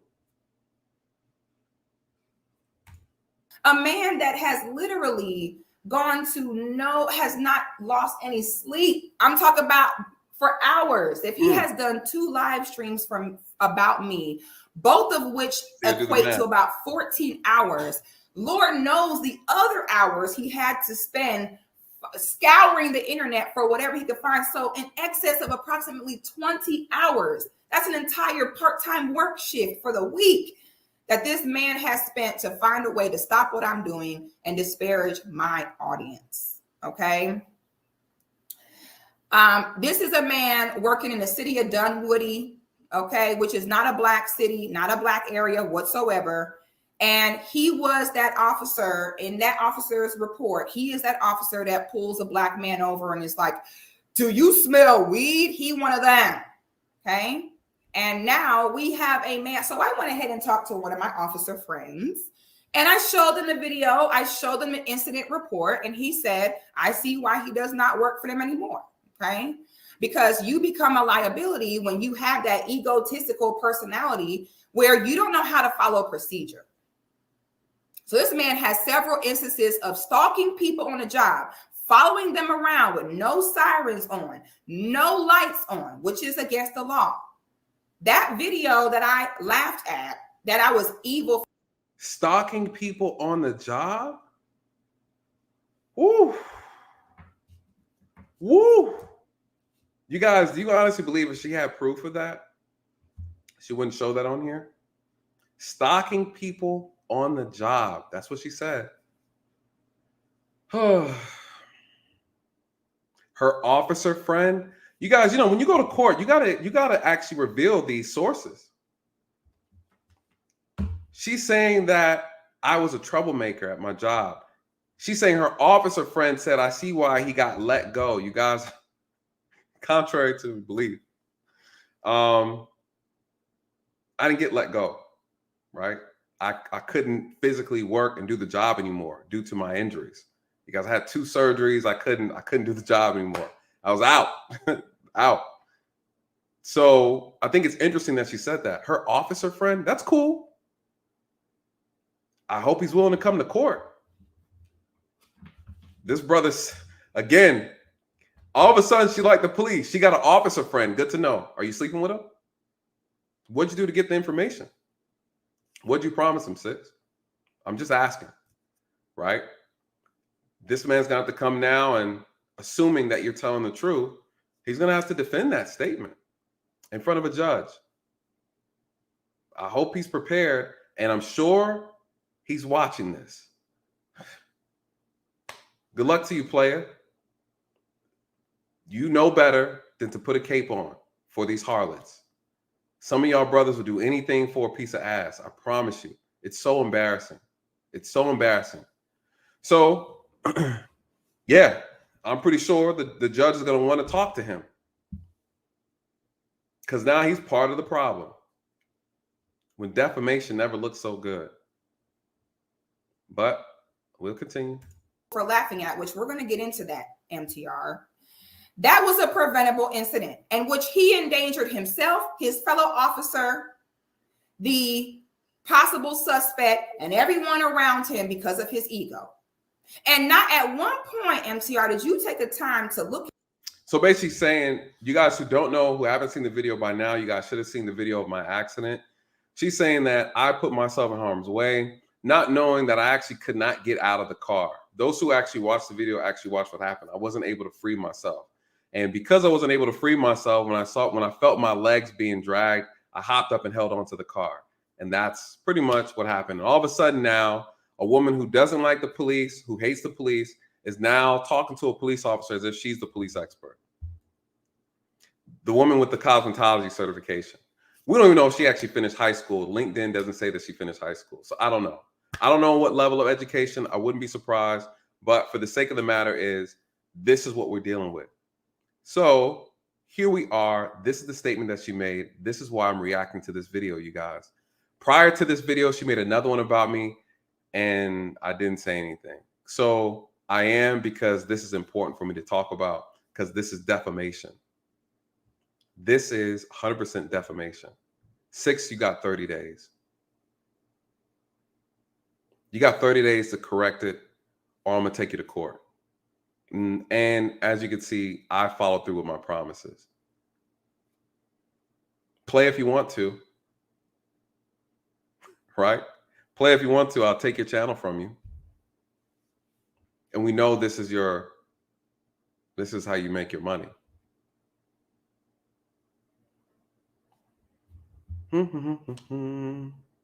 Let's see. Was there anything else on here I wanted to cover real quick? She talks about, did she talk about anything else on her? Let me see. I took a little timestamp into this and say, you know what, this man is an ex-police officer. If you know, you know, police officers are some of the most dangerous men for women to get into it with. And you have a police officer friend? So okay. They have very high rates of domestic violence, stalking, and harassing. That's true with domestic violence. That's true. She's right with that. There's high levels. There's an increased levels of domestic issues with police officers. That's true. And listen, you guys, I can be honest. I'm not here. If she says something that's honest and that's true, you guys, I'm going to agree with her, right? I don't have to like her to say that she's right about something, right? That's true. That's the facts. But what I like about 6, though, is she only likes to stick to the facts that only align with what she wants to believe. The same place she got that data is the same place I get data that I shared on this channel, and I've shared with her on the Lapeef channel, and she didn't want to hear it. And her response was, white people control that data, so it's not true. Well, white people also control that data that you just spewed out. See, it's only true when it's something you agree with and it aligns with what you're saying. That's why it's so hard to have conversations with imbeciles, you guys. It's very hard. It's very hard because they only want to. It's like when people make that statement that, oh, FBI said that white supremacists are in police organizations. That's the only time you want to believe the FBI data, right? Because that's the only thing you want to agree with that aligns with your thought process. So you say all this about the police, but then again, you're saying that your best friend, your trusted friend, you shared a police report with. Okay. You guys, my personal record on the job is open to the public. I'm a public servant. You can go and pull it yourself and find out. What is she saying to you? She tried to get dirt on me and she wasn't successful. Nothing that she found would have remotely helped her case in trying to smear my name. That's basically at the end of the day what this conversation is about. So anyways. So you would think that at some point the masculinity would kick in, the protective instinct would kick in and say, hey, this is some dumb YouTube beef. This is not serious enough for us to perpetuate this man's actions towards a Black woman when this all came from something very minor. This literally is all an ego thing. But instead, you fall into his passive-aggressive, manipulative, microaggressive ways, and you sit there and give him a cosign and inserted yourself in something that it had nothing to do with you. You know, what she is trying to say in layman's terms is she's saying that as men, it's the man's responsibility to take the high road. She is then not even saying that she started this beef to begin with. So what she's saying is, yeah, even though I started it, I'm the reason for it, and I'm dragging this thing out. She's complaining to MTR saying, why are you co-signing him? He's not co-signing me. He's co-signing men. The statement he made was about men, and what you did it to a Black man that you claim, that you represent, that you speak up for. Yes, that's what you talk about. You said, I speak up for Black people, Black family, and Black women as a feminine coach. And you did something that was utterly, utterly unacceptable. And he spoke out for men. For men. For men.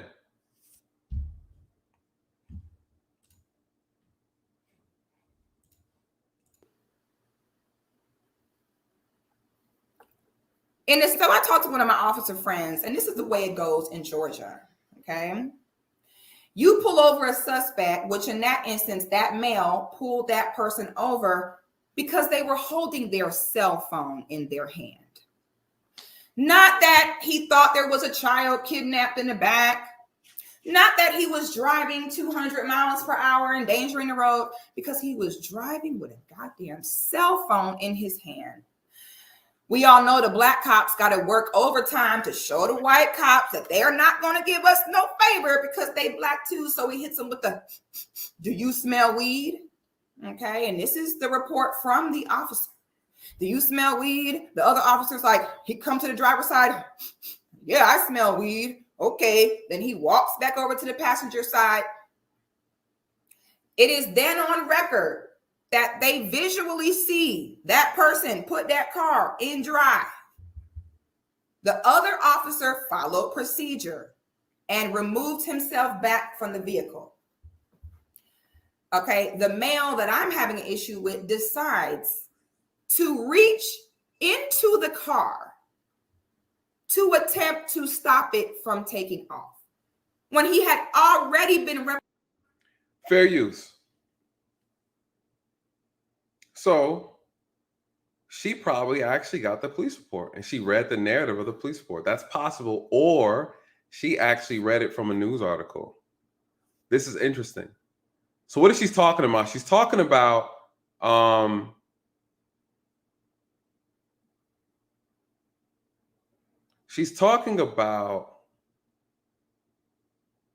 the hands-free law in Georgia. In Georgia, it's against the law to drive and use a cell phone. It's against the law.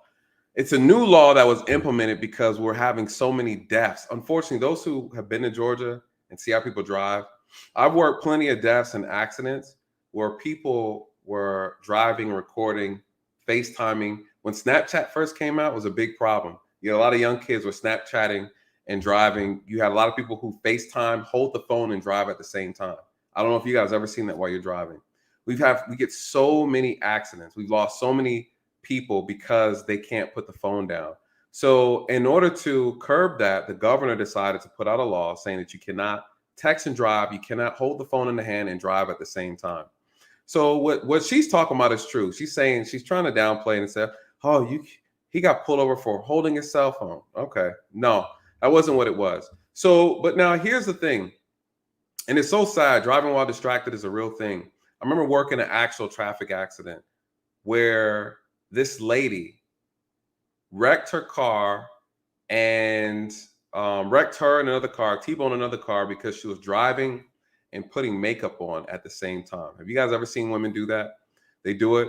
I've seen them do it all the time. I'll stop and pull up side of, hey, ma'am, chill out. That'll cause an accident. I've seen it. You know how I knew this lady was putting on makeup and driving? Because the eyeliner, the actual eyeliner was wedged in her eye. She was putting on the eyeliner and driving with the sun visor down. She was doing this and driving because she was late for work. And she was trying to put her makeup on while she's driving. She wrecked and T-boned the car, and the damn eyeliner, the actual, it looks like a damn pencil, was actually jammed in her eye. We had a lot of teens lose their life driving on the interstate, FaceTiming and Snapchatting. So it's a law. Sorry, you can't do it. So she's talking and saying, oh, this brother smelled weed. He hit him with that. Well, it's illegal, right? What she's not going to tell you, though, you guys, is this. And again, that's what this is what I enjoy about Six. She's always half-assing her stories, and she's always embellishing things in a way to where it makes her argument, her statement look good. And this is what I had to do on the 7-hour stream. She told so many lies that I was forced to actually, went on my way to correct it.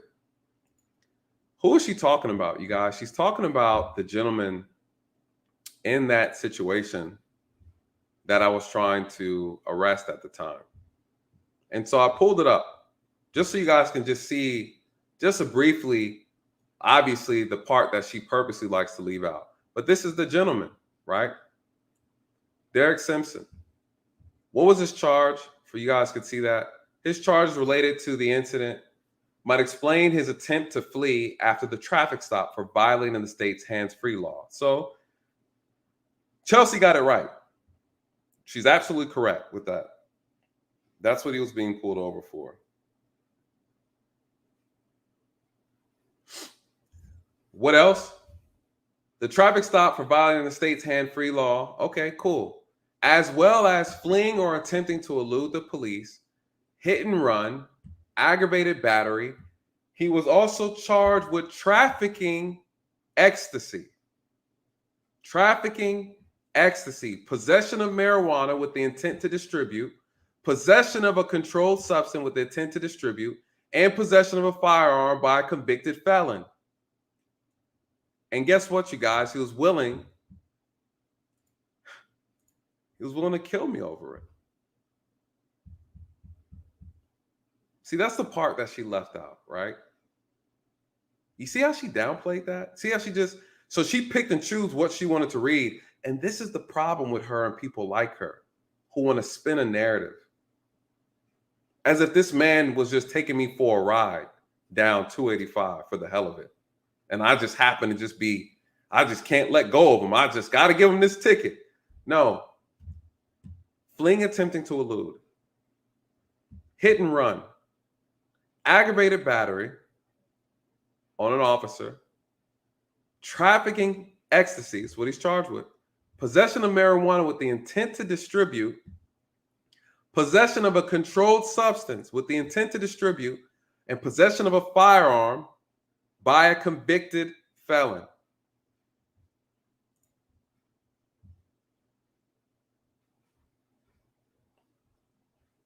Let her tell you the story. Let her tell you the story. And this is what she does, you guys. She goes on her channel and she tells her story. She tells her story, and her story's a lie. She spins lies. Everything that comes out of her mouth has deception in it. She's a deceiver. A deceiver.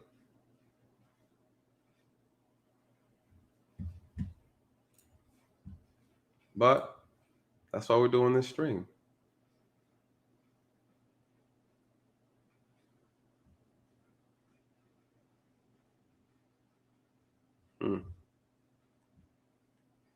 What else she say? We're gonna, because she's gonna be like, I did a 55-minute video. He did a 4-hour stream on me. Yeah, you see why my streams about her take so long. I gotta cover her bullshit. I gotta actually cover.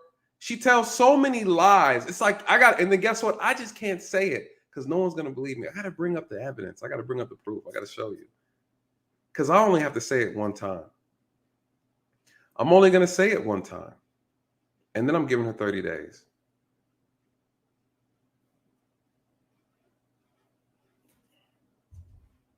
Let me just finish a little bit of this, and then we're going to end it out. If we have any non-believers on the chat, any harlot heroes that want to come up and put on a cape for her right now, I'm giving you an opportunity. You can come up, and I can drag you respectfully across the stream. Recommended several times before that to have some chill at these traffic stops. Mm-hmm. It is against the law in Georgia. If you have a non-felony, a potential non-felony crime in progress, the police cannot chase you. They cannot try to detain you. They're not allowed to reach into your car. It's against protocol, and everyone got in danger. Okay, so after we have a man that has doxed me, attempted to pull up lies, bullshit media takeout and lipstick alley articles, defame me, made stuff up, tried to stop my bag, tried to hurt my child, embarrass my child, tried to humiliate me. He pulled out every stop he potentially could. And I do what I do, which is roast you, which is why I'm not roasting no more. Okay, because I don't believe in this whole thing. Okay, you roast me, I roast you, and then somebody is like, "Oh, you took it too far." There is no such thing as that. Okay, you took it too far. I'm gonna take it too far too. That's the way it's gonna go. So You sit here and do the most egregious stuff to me. You try your hardest to put myself and my son in danger. Try your hardest to get people to stop listening to me. Try your hardest to get people to unsubscribe, which equals people wanting to affect your income. Let's keep it real, which is why I don't play them games. Okay. So this man went through so many extremes to attempt to put me in danger and harm me. And when I sit back and be like, I ain't going to argue with you because you don't let go of shit, ha, ha, ha. You ignore everything else and somehow come to me and say, oh, sis, you laughed at a black man. How could you? Now I'm going to play for y'all a few seconds of MTR's video, and then we're going to get into the hypocritical aspect and why MTR is 100% full of it. Let's go ahead and air a little bit of.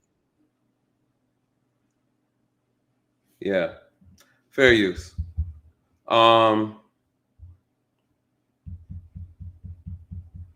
Callers, if you come up, I'm dropping the link. 10 minutes because it's getting late. Say your piece.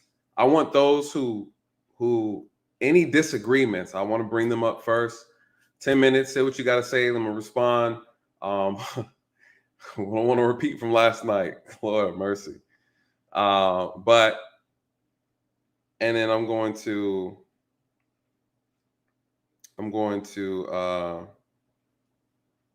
call it. Drop the link. If you guys could, make sure if you coming up here and you got issues, you're a harlot hero, you want to come up here and you want to defend 6, this is your time to do it. I want to hear what you have to say. That's why I wanted to put out the information first, so that whatever lie that she told you that you've been seeping into your inner being, that you've been riding on, the wind that flaps your cape, any of that, I'm giving you the opportunity to hear it clearly, properly first, before you come up here and make a fool of yourself. So we got our first one. All I say is that you guys cam up and we go from there. All right. So, hey, what's up, Nathan? What's good, brother? What's good? How you doing, man? I just want to ask you a question, honest question.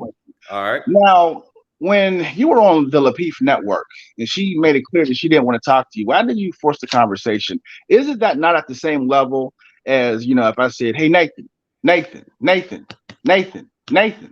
and you don't want to hear my sad story because you're not interested on my point of view because, that's not really what you want to hear. You're not interested as far as that because you feel like you have you feel like I have no insight when it comes to that narrative as it pertains to, the greater whole. Mm-hmm. My question is, why did you force that conversation when you knew she didn't want to talk to you? Yeah, so that's on me. I can take that. I was upset. I was irritated with her on the panel, and I was being petty. Wow. So, because the way she was carrying herself on the panel, it irritated me because she came up there and she wanted to discredit a man's experience and what he did on his job and say that we can't speak on Black issues though we had that experience. So she created this narrative that's is a problem within our community as we speak, that we want to avoid accountability by making any excuse possible. So no, I wasn't going to run with that. So I knew that she was purposely trying to ignore and avoid the conversation because I put her in a corner. And so no, that was a petty response for me. I could take that, absolutely. But okay, well, you do admit that you were wrong when it comes to that. Yeah, I think that was unfair. Absolutely. Okay, now let me say this when it comes to chaotic truth, because you might not know that dude too well. He says little off the wall, sideways shit, talking about, Harriet Tubman was a fat Elmer Fudd, this and that. That doesn't come from somebody who has any kind of connection to the culture this side of town. That's what she was saying. Then when she said, where are your parents from? She wanted to find out this dude's mindset. People from different regions move differently. You know this. People from California move differently from people where I live. That's the reason why she said that. And how it became what it is now, I think is really uncalled for. Okay, so let me ask you this, though. When Chaotic said to her that I don't want you asking me about my parents, that's personal, and she kept asking him over and over and over again, essentially the same way I did her, she said, where are your parents from? Where are your parents from? Where are your parents from? Where are your parents from? When he said, ma'am, you're making me uncomfortable, He said, can you please stop asking me? I don't want to share that. That's personal. And she kept doing that. What do you say to that? Because they were talking. That was the kid. That was a conversation that pertains to her understanding about his mindset. That was relevant to the conversation because they were conversating. No. I get that. I'm saying to you, someone is telling you to stop forcing the conversation, just like you said to me earlier, right? I took accountability and said, yeah, I was doing that on purpose. I was being petty. I'm asking you now. Six did the exact same thing to Chaotic, and he asked her that is personal. What if his parents were killed? What if his parents died? What if he didn't know his parents? What if there was something attached to that story he didn't want to share? He wasn't comfortable. He didn't want to share that on the panel. And he asked her, remember, he asked her several times, I don't want to reveal that information. Why is that important? Please because stop. he wouldn't say where he was from. It was relevant to the conversation because it was open to that. As far as you and her, there was no conversation. You just interjected because you were mad about what she was saying. So let me ask you this. He said, I am from America. I'm born in America. That's what he said. Why do you care about where my parents are from? So I just told you. The narrative of people act differently from different places. No. I get that. But I'm saying this. He asked her to stop forcing the conversation about his parents, where his parents are from. I'm asking you, was that fair for her to keep berating him about that statement? If he refuses to answer the question and the avenue is already open, when she's trying to find out his mindset, he says, you know what, I'm from here. And the reason why he didn't want to answer that question is because he thought it would dismiss the points he was bringing simply because he says the slick ass grimy troll shit. No, I'm serious, dude. You know how he talks. I've seen him. He has no respect. I for agree. black people that's out of town. That's somebody's mindset, dude. That's why I was asked. He could have said, you know what? I'm Nigerian. There is no shame saying that. Or I'm saying Haitian. There is no shame saying that unless you're trying to have something. Now, I'm saying to you, someone is having a conversation, right? I get what you're saying. I'm asking you to listen what I'm talking about. She was berating him. He said he's uncomfortable. This is a man told a woman that he's uncomfortable with her asking him that question. She said, are you from here? I'm from here. I'm an American. I was born here, right? I worked in this job. Where are your parents from? She kept asking multiple times. Just like I asked her, I said 6, 6, 6, 6, right? I did that. Why? I wanted her to have the conversation that she did not want to have. Did he or did he not answer the question? He did not answer the question. Bingo. Speaks the mindset, concealing information. I'm asking you, was that fair for her to keep harassing him about that when he said he didn't want to share that information? Is he not allowed to say he doesn't want to share that information? No, he can say that, but it does dismiss his point. The bottom line is, okay, but that's fine. Mindset, you have to find out where they hail from. Listen, brother, I want you got to, when you answer the question, I want you to answer it, not give it. Because it's moot. It's moot because if the purpose of the conversation is to figure out where somebody is from and they're deliberately hiding it, because he could have just easily said, even stepping around the whole where your parents from, he could have easily said, I'm Nigerian. That's all he had to say, and you know that, Nathan. Yes, come on now. I'm not disagreeing with you, brother. I'm saying 6 could have easily just said, yes, I'll have the conversation. Is that correct? No, because that doesn't he's dismissing his whole narrative. He's dismissing the whole crux of the matter. Because if you're from somewhere else and your mindset is different because you're from somewhere else, you know how he makes his videos, man. No, I'm not. Like, you know that. But I think we're having two different conversations. You are talking about his intentionality. I'm not talking about his intent. I'm talking about, does he have a right to tell someone he doesn't want to share information? Let's start there. Yeah, he can say that.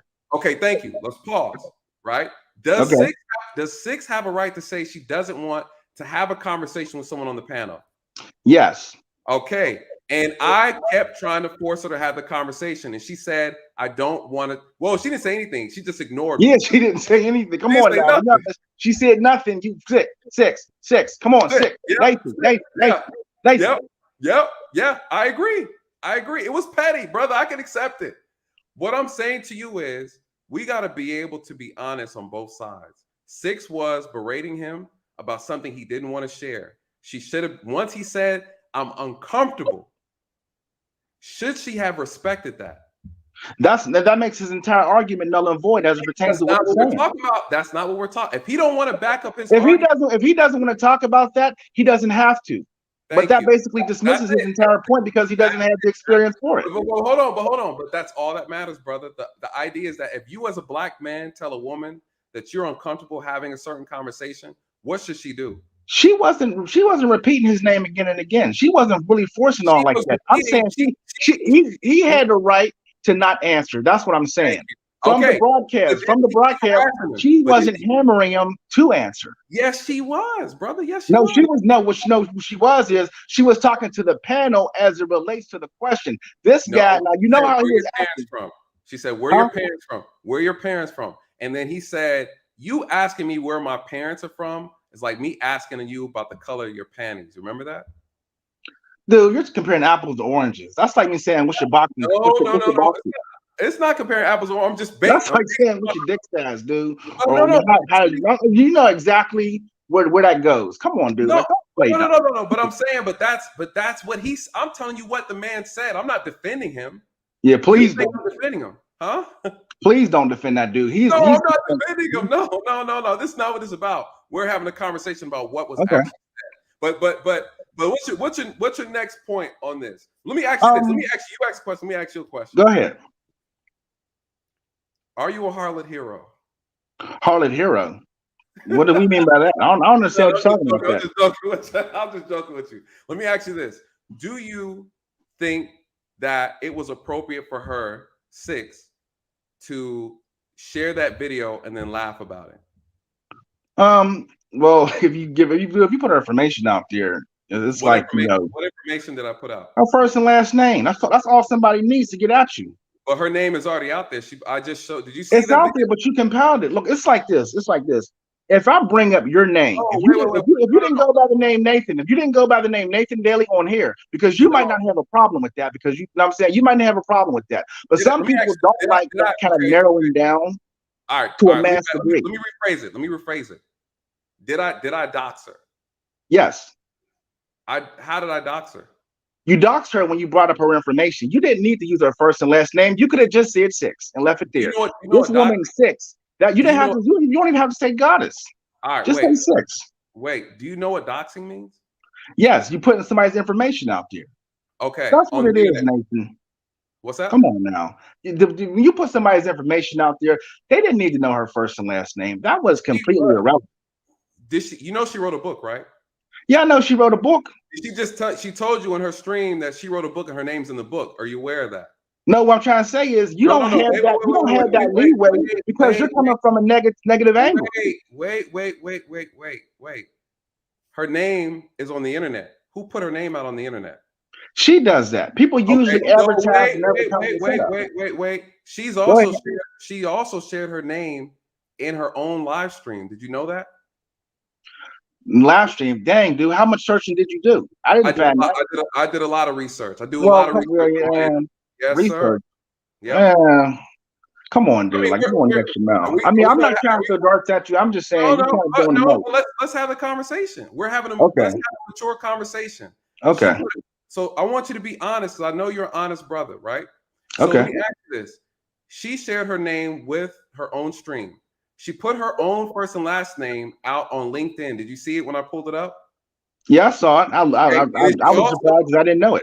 Okay, and she also put her name in her own book for the world to see.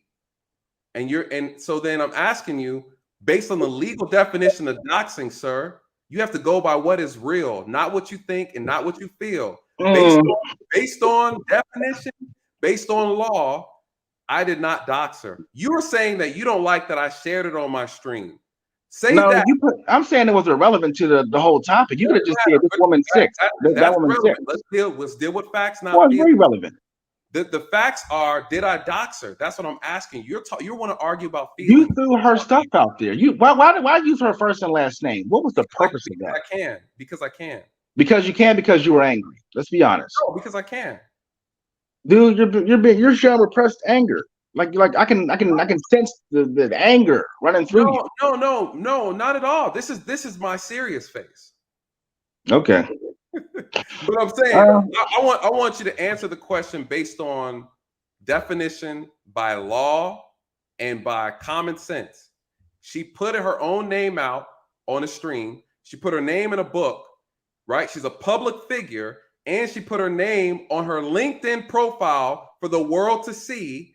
And then I said her name on a live stream. That's not doxing, sir. Well, let me ask you a question. How come I didn't know? Because I didn't look it up. Because I only knew her as 6. There are many people out there who just don't know certain information. And when you bring up certain information, especially when it's not to a positive degree, that paints a bullseye across somebody's back. That's why she said when you put her name out there, she started receiving these kind of messages from people. For her and Danica start receiving these kind of messages. You have to move differently when it comes to somebody's personal information. I understand you felt angry when it comes to that whole interaction. You didn't like being brought up to a negative light or painted as, you know what I'm saying, you wanted her. But I feel like that's where really this is coming from. And you're just not saying that because I feel like it's like your anger is seeping out your pores. But I'm telling you, I can sense a red aura around you like Dragon Ball Z. Like you're heated. Oh, you watch anime? What Dragon Ball Z character would I be? Let me see. You're good. See how good you are. 1 second. Krillin. Krillin. Brother. And guess what? You be Mr. Popo. You funny, man. Let me tell you something, dude. I'm losing weight. Forget all that. I'm trying to do all that. You be Mr. Popo, brother. Listen, brother, I appreciate you. And listen, I understand how you feel. I'm not mad about how you feel, but I just want us to be able to have an honest conversation. All right. So thank you. I appreciate you coming up. 1 second. I want to ask you one more thing when it comes to the channel. One more thing. Because here's the thing. I got somebody else in the back, man. Okay. I'll call back another day. Come back another time, man. I like having you, man. Right. Hey, you need to check out that Demon Slayer if you ain't watching it already. All right, but I'm just, I need to, You good, brother. All right. Here we go. Next caller. Next caller. Who we got? Chef. My God, what's going on, bro? What's good? Yo, man, you pissed me off, bro. We boys, I wanted you to leave that guy up there for a minute because I put something up there where I was like, so Docs and Eminem is calling him Marshall Mathers now. What is this guy talking about, man? I mean, you gotta let people breathe. You gotta let people breathe. The brother, I mean, he's here representing, he's a harlot hero. He's here representing. He came and defended 6. He made a solid point. I showed him the evidence. He didn't want to accept it. Yo, you know how we have spirit beasts where they say we have our aura. What happens is 6 is his spirit coochie. You understand what I'm saying? She represents the coochie beast that he wishes to envelop or enter. And it was critically apparent because if he watched the freaking show, he would have understood on that Lapeef show because that was literally maybe a week to a week and a half before the Houston event, right? Mm-hmm. If he watched the show, he would have noticed what the actual topic of that show was about. You remember what it was, bro? Yes, they were talking about the all I remember is the show started about the chick who had stabbed the guy in the chest. Wasn't that the Yeah, I can't remember. But a good essence of the conversation was about it. The overarching conversation was about our community, and our culture. Yes. So now he was speaking on it. Now, for the record, he worked within the probation system. Yes. He also within the inner city. He also worked as an inner city teacher. All right. So now, and he was born within the United States.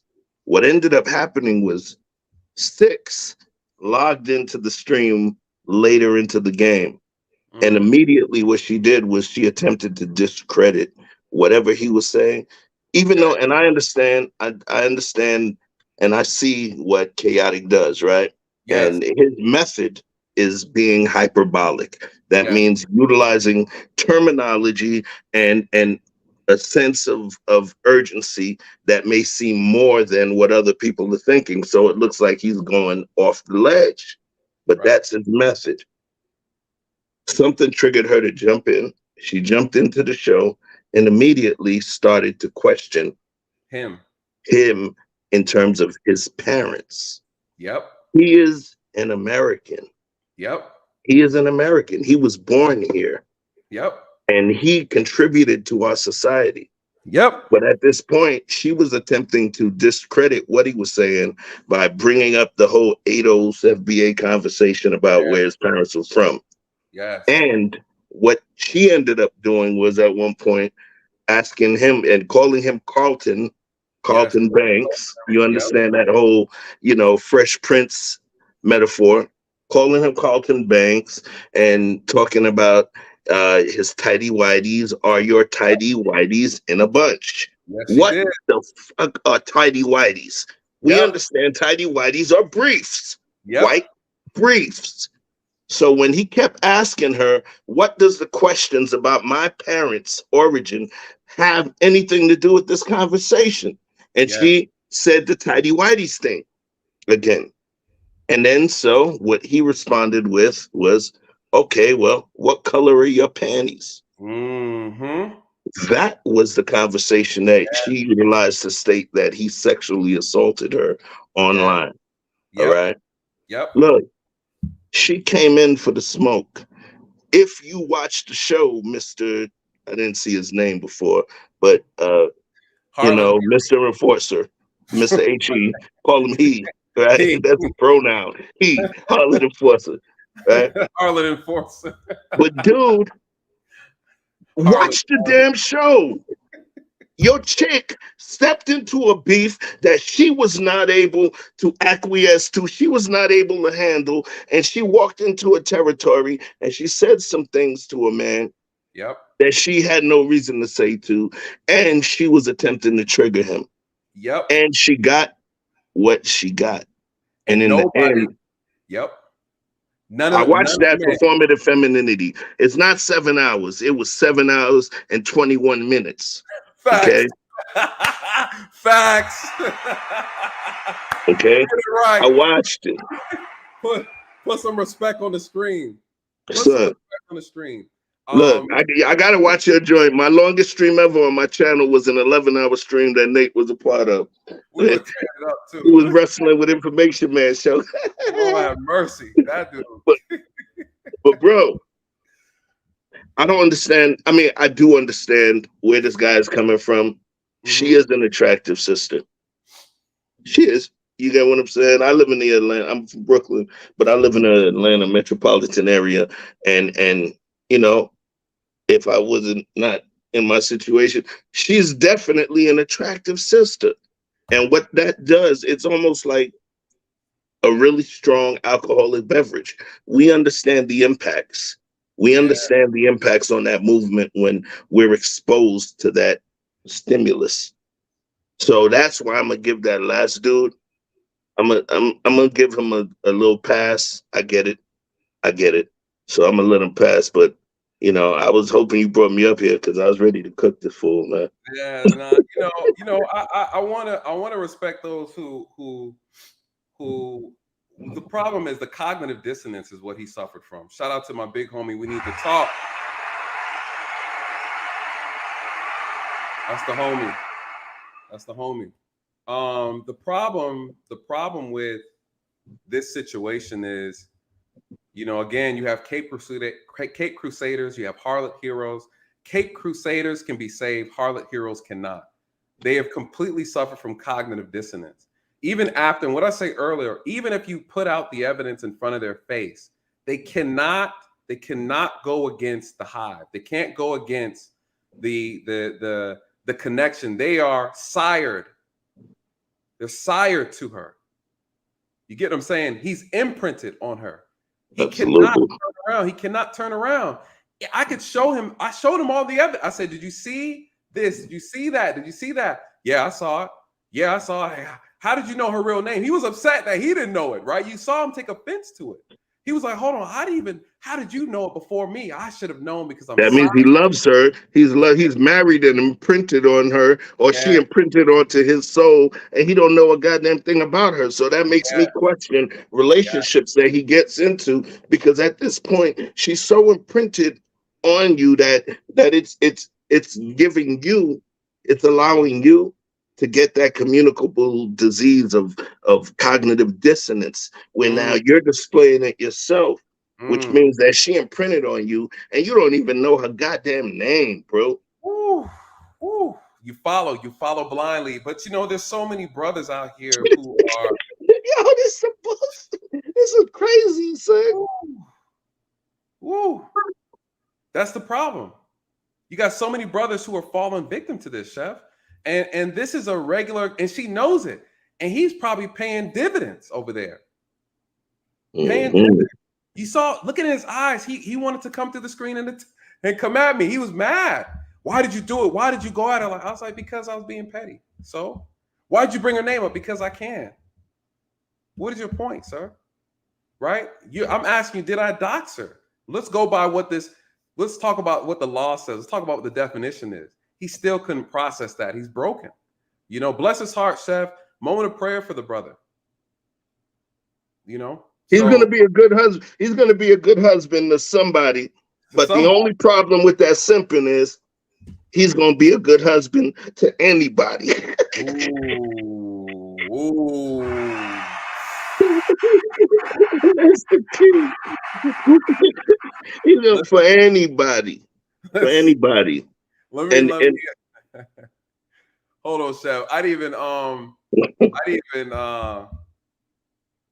even catch a previous super chat. Which one was that? Chef up here. I'm gonna get these super chats. Chef said the Nathan Daly effect. I trolls chat and pick up 8 subscribers from it. Thank you, bro. Oh yeah. And I sincerely appreciate y'all.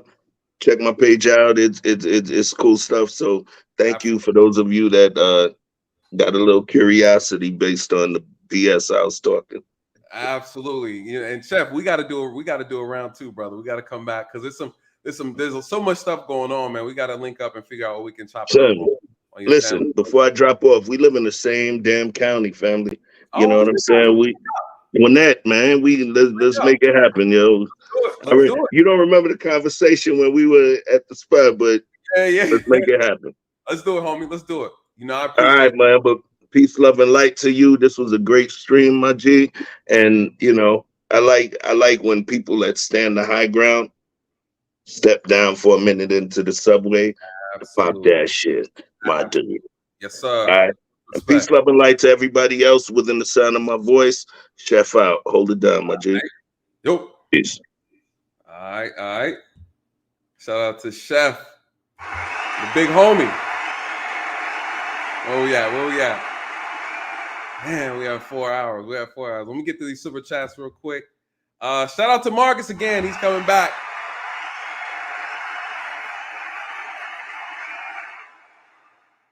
So shout out to Marcus. Marcus is a $5 switch. Says, look, I understand, right? Listen, you guys, this is a Cape Crusader. He could be saved. We're gonna save you, Marcus. Marcus said, look, I understand what she did was foul and low, but don't be on her level. This is a bad look for both of y'all. You know, I don't play on her level. I discipline on her level. I don't play on her level, right? And so I agree with you. We shouldn't be going back. Mind you, Marcus, you have to remember, I'm the one who threw out the olive branch, right? I extended the olive branch and said, hey, listen, let's mutually leave each other alone. I won't even drop this video. I won't make any more videos. Let's just not talk about each other anymore. It's not a good look. Marcus, I agree 100%. I tried. I even reached out through her boyfriend, right? Through her boyfriend. So, Marcus, I hear what you're saying, brother. You need to go over there and tell her that. That's what I'm saying, Marcus. Go tell her that. Her next live stream, she probably gonna watch this. She says she don't watch my content. I don't know, right? She's did 4 videos about me. I'm only doing 3. This is the 3rd video I did on her. It's a question. I think she's done 5 videos about me. This is my 3rd video on her. And this is a response to her. Every video I did was in response to her. Marcus, go over there and tell her what you're telling me. Don't tell me, Marcus, and watch her drag you on her stream. Watch her disrespect you. Watch her call you a raccoon. Watch her call you a sellout. Watch her call you gay. I wouldn't be surprised, Marcus. She doesn't respect anybody who disagrees with her. You're going to fly over there on your cape and she's going to snatch your cape from you and throw you to the ground, Marcus. I'm telling you. I challenge you, Marcus. Marcus, I'll give you the money to do it. Marcus, I'll give you $50 to go over there and tell her that. And if she doesn't drag you, Marcus, you can keep it. How about that? And then you come back and tell me on her next live, Marcus, go over there and tell her, hey, Six, can you leave Real Nathan Daly alone and you guys go your separate ways? This doesn't look good. I want you to keep that energy over there. If she doesn't drag you, Marcus, I'll give you $50. Everybody hears that on the chat. If she doesn't drag you, Marcus, I'll give you $50. Good luck, brother. Good luck. Shout out to my daughter of Yah. Thank you, thank you, thank you. All love. One of my day one supporters, one of my day ones. I love my day ones.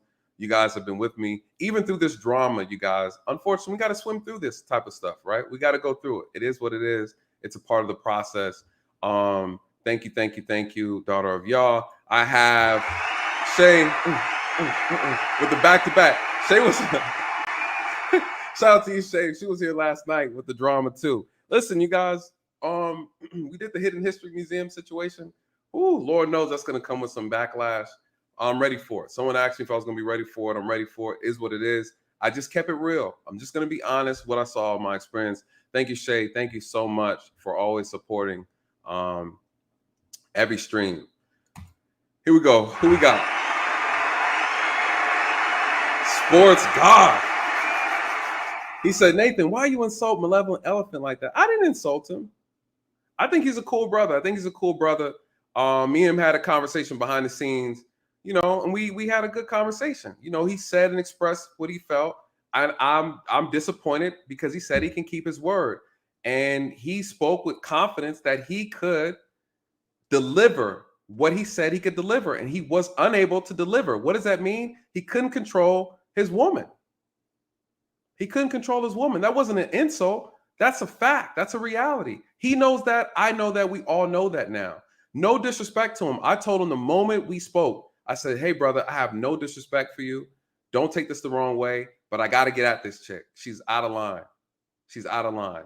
And so it wasn't any disrespect, but he said that he was going to take it. He was going to handle it. He came back to me and said it was handled. So then I made the post and said, everything squashed. You guys were letting it go, right? I had confirmation. She disrespected him, right? She disrespected him. He said, that brother seems like a standard dude. Yeah, he spends lots of money and supports everybody in space. He does. He spends a lot of money. He be giving her $500 super chats and all kind of stuff. That brother be supporting. He's a high value man from what I heard. He got money, you know? And so, I don't have no lack of respect for him. I think from what I know, the conversation was cool. He was respectful, and I wanted to make sure I was respectful to him because I understood the situation he was in. And so there was no disrespect there at all. But shout out to that brother. You know, I just, you know, he wasn't able to deliver. And then she came out, she made that community post, and she threw her middle finger up at me and said, I know. What'd she say? She said, nobody speaks for me. That's all she had to say. I'm like, damn, bro, that's your girl. She's making you look bad, right? So, you know, here we are. But shout out to you, brother. I appreciate that. Shout out to Malevolent Elephant. Shout out to that brother. Shout out to him. It's a nasty game out here. Freedom said he must be talking about he must be talking about the Harlot hero that came up. He said the second in command of the 6th Simp Brigade. Yo, I'm writing these down. You guys are coming with some heat. You know, I was gonna say the Harlot Sergeant, maybe. I don't know. These brothers are here, Lord. But we said they're coming. Shout out to you, brother. Y'all throwing out some good names. Losing brain cells.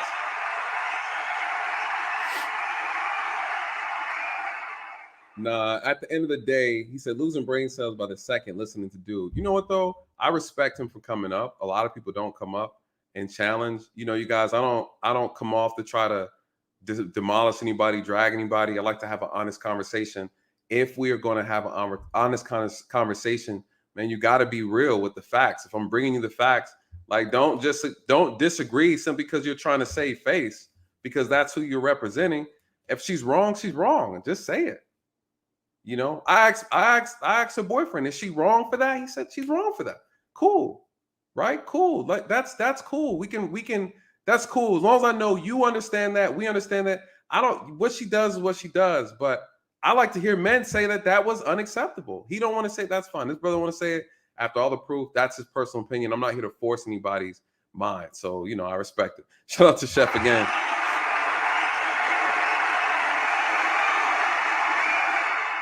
He said doxing Eminem is calling him Marshall Mathers. Yeah. Yeah. When you're in this space, you guys, when you're in this space, and you're calling yourself, you know, you model, you're out here speaking to the public, you're doing this, you're in the public's eye. You have to risk your name being put out here. It comes with the position.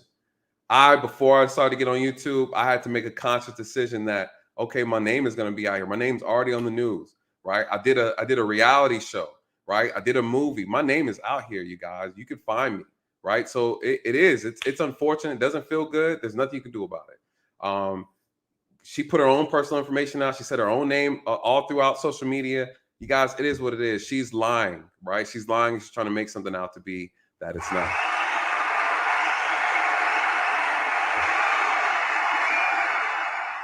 Shout out to Otis Harris, the $4.99 super chat says 6 to 304 was a stripper. Shake my head. These simps will never stop. Man, they don't stop. They won't stop. All simper for life, right? They are viral tricks. How can you listen to a stripper? They sell pee. We all know it. Shout out to you, brother.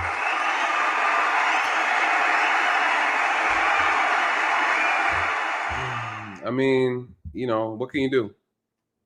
What can we do? What can we do? My offer stands. Well, then if she doesn't drag him, then I have to owe him. I gotta pay him $50. She's gonna drag him because 6 is the type person that she's not going to change how she is or how she responds to something simply because someone said. But that brother's gonna go over there and she's gonna drag him.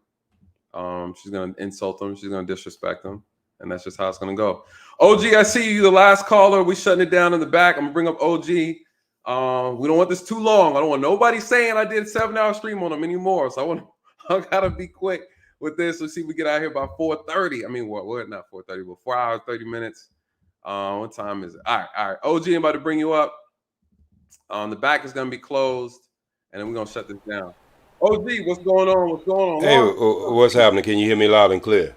Hear you loud, player. All right, we're gonna have just a little bit conversation, bro. All right. I'm a little older and I'm a little wiser. You think I don't know as much as I know, but you gonna find out today I do. All right. Mm-hmm. First thing I'm gonna tell both of y'all, welcome to Hollywood. I heard that. Both of y'all.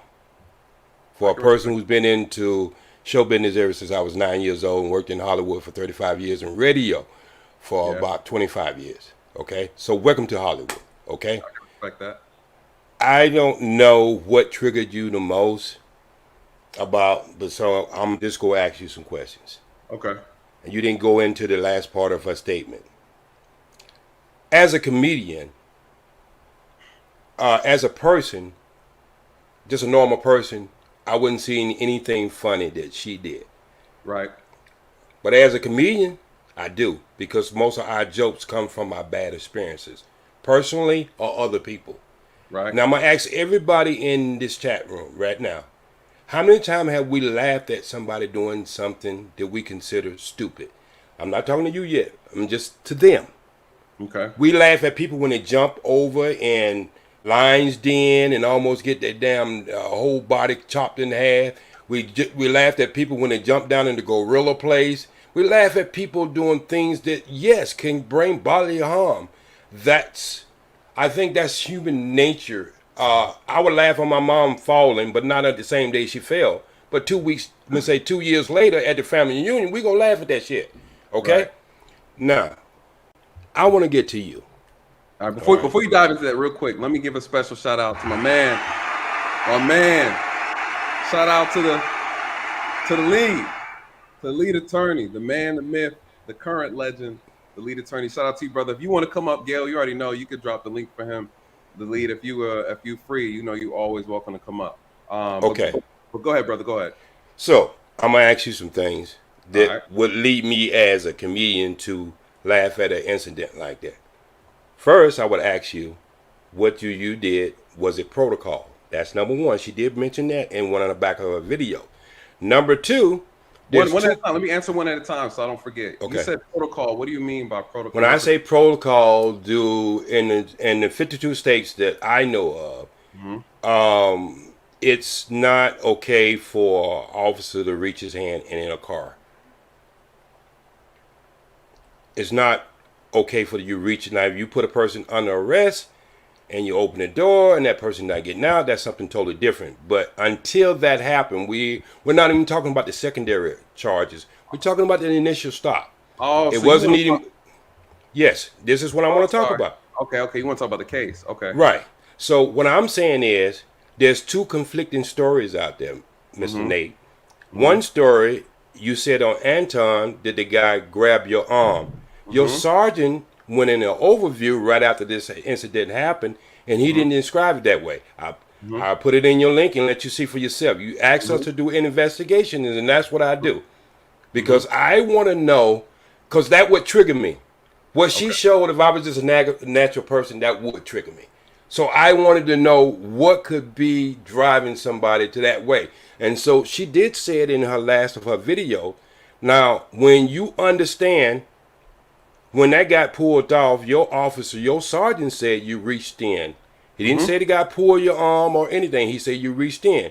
On Anton Daniel's show, you say the guy pulled your arm in.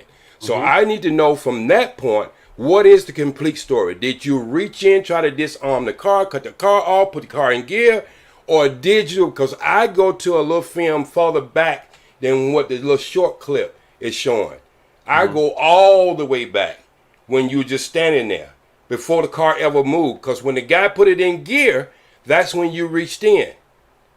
Now, I would call that a rookie mistake, but you was on the force for 12 years. So I told you I know more about police officers than you think I do. I work for DeKalb County. So this is what I'll say. One, there's a couple problems with this argument, right? You're asking the question about everything is happening quickly. Everything is happening, right? So I made a decision. Yeah, I reached in the car. I did, right? And what did I say? I said I was unable, and I'm being mindful of what I'm saying because this is a case, right? Oh, you still ongoing case? We can stop this conversation if it's still an ongoing case. I stop this. I don't want to do it. I don't want to do that. I do not want to do that. Yeah, but if it's an ongoing case, I don't want you to say anything that would jeopardize your case. But there's certain things I don't mind saying that I've already said because it's true. I was unable to remove myself out the car. Yes, I did reach in the car. I mean, it's on the video. You can see what I did, right? There's no argument about what I did. I say I couldn't get free from the vehicle. See, that's what I'm saying. We all saw me reach in the car. I did go in the car. I said I couldn't get out in time while he was pulling off. There's a reason for that. What I'm saying overall, what you're asking is not necessarily as relevant to the conversation. The reality is, this isn't about protocol. This is about morality. This is about someone who played a video about someone who tried to kill me. I think we're missing the part. And you said this earlier that you don't agree with. I'm just saying, just in general, all those nuances about how we got here, I was doing a job, right? I was doing a job. That's at the end of the day, it was me doing a job. This wasn't me out here goofing off doing cartwheels in the middle of the street and I try to stop a moving car. So I think in her ego, in her narcissism, she's trying to win people over by downplaying what happened. I was doing a profession and I almost died doing it. And so I'm just saying that all that details about how it happened, whether I did the job, I didn't do it good enough, or I made a rookie mistake or whatever, that's almost like in the sense when people say that's victim shaming, right? So I'm not saying that I'm a victim of this thing. I didn't handle things properly in a lot of areas of my life. I'm not a perfect person. This isn't about who's perfect, who's right. It's not about a rookie mistake or whatever. This has nothing. And this is about what she did and what she thought she felt was appropriate. And people also are justifying what she did because they say that I doxed her. And so because they think that I doxed her, they are co-signing and saying what she did was appropriate. So let me ask you a question. Wait, just before you do that, can we lead back to the, because you came straight to my point. I did. Go ahead. You came straight to my point, and my point was when the lady jumped in the gorilla thing, when the guy jumped over into the tiger things, regardless of whatever was going on in their mind, I was trying to figure out why would somebody think that was funny, what happened to you. Number one, you were released within 3 hours, and nothing to this point.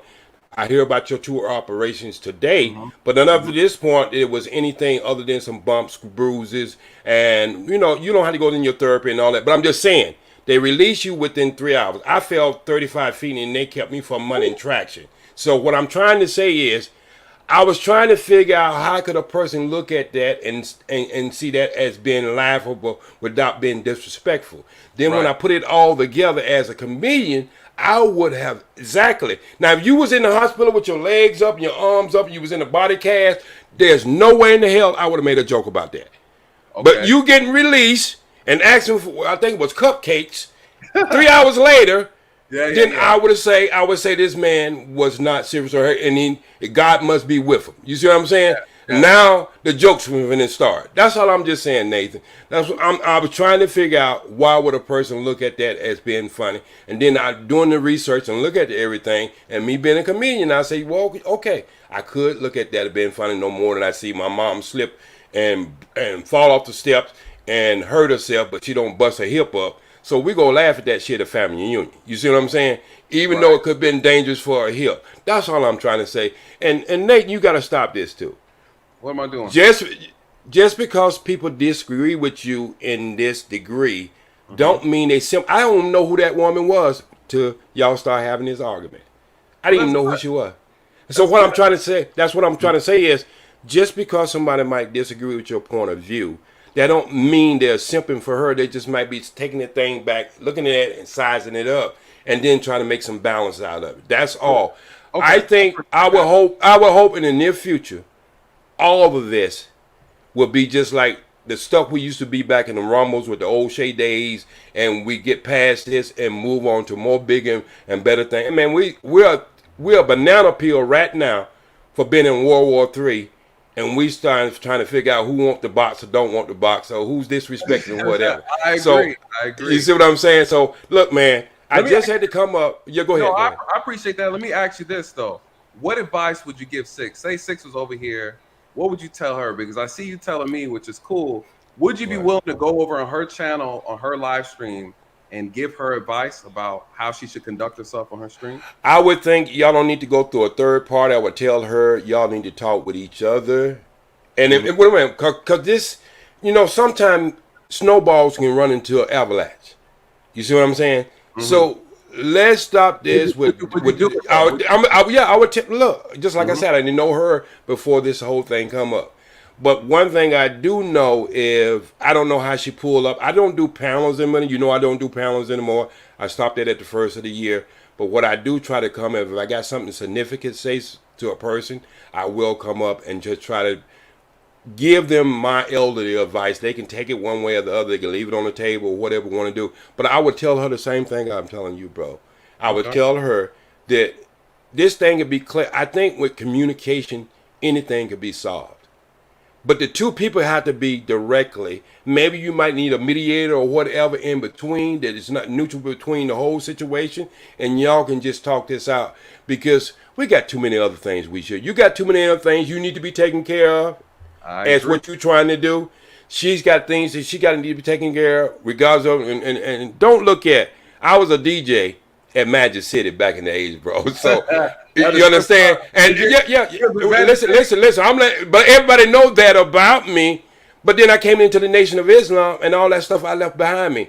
I am an example of what Malcolm did. Just because what we do in our past, it can't stop us from wanting a better future. Okay, I agree. And I want to leave you with that. So let me ask you. I challenge you though. I absolutely challenge you the next time she does a stream and you are available. And I take you down on that challenge. Would you? Well, my word is my bond. My word is my bond, bro. Oh, I know your word is. You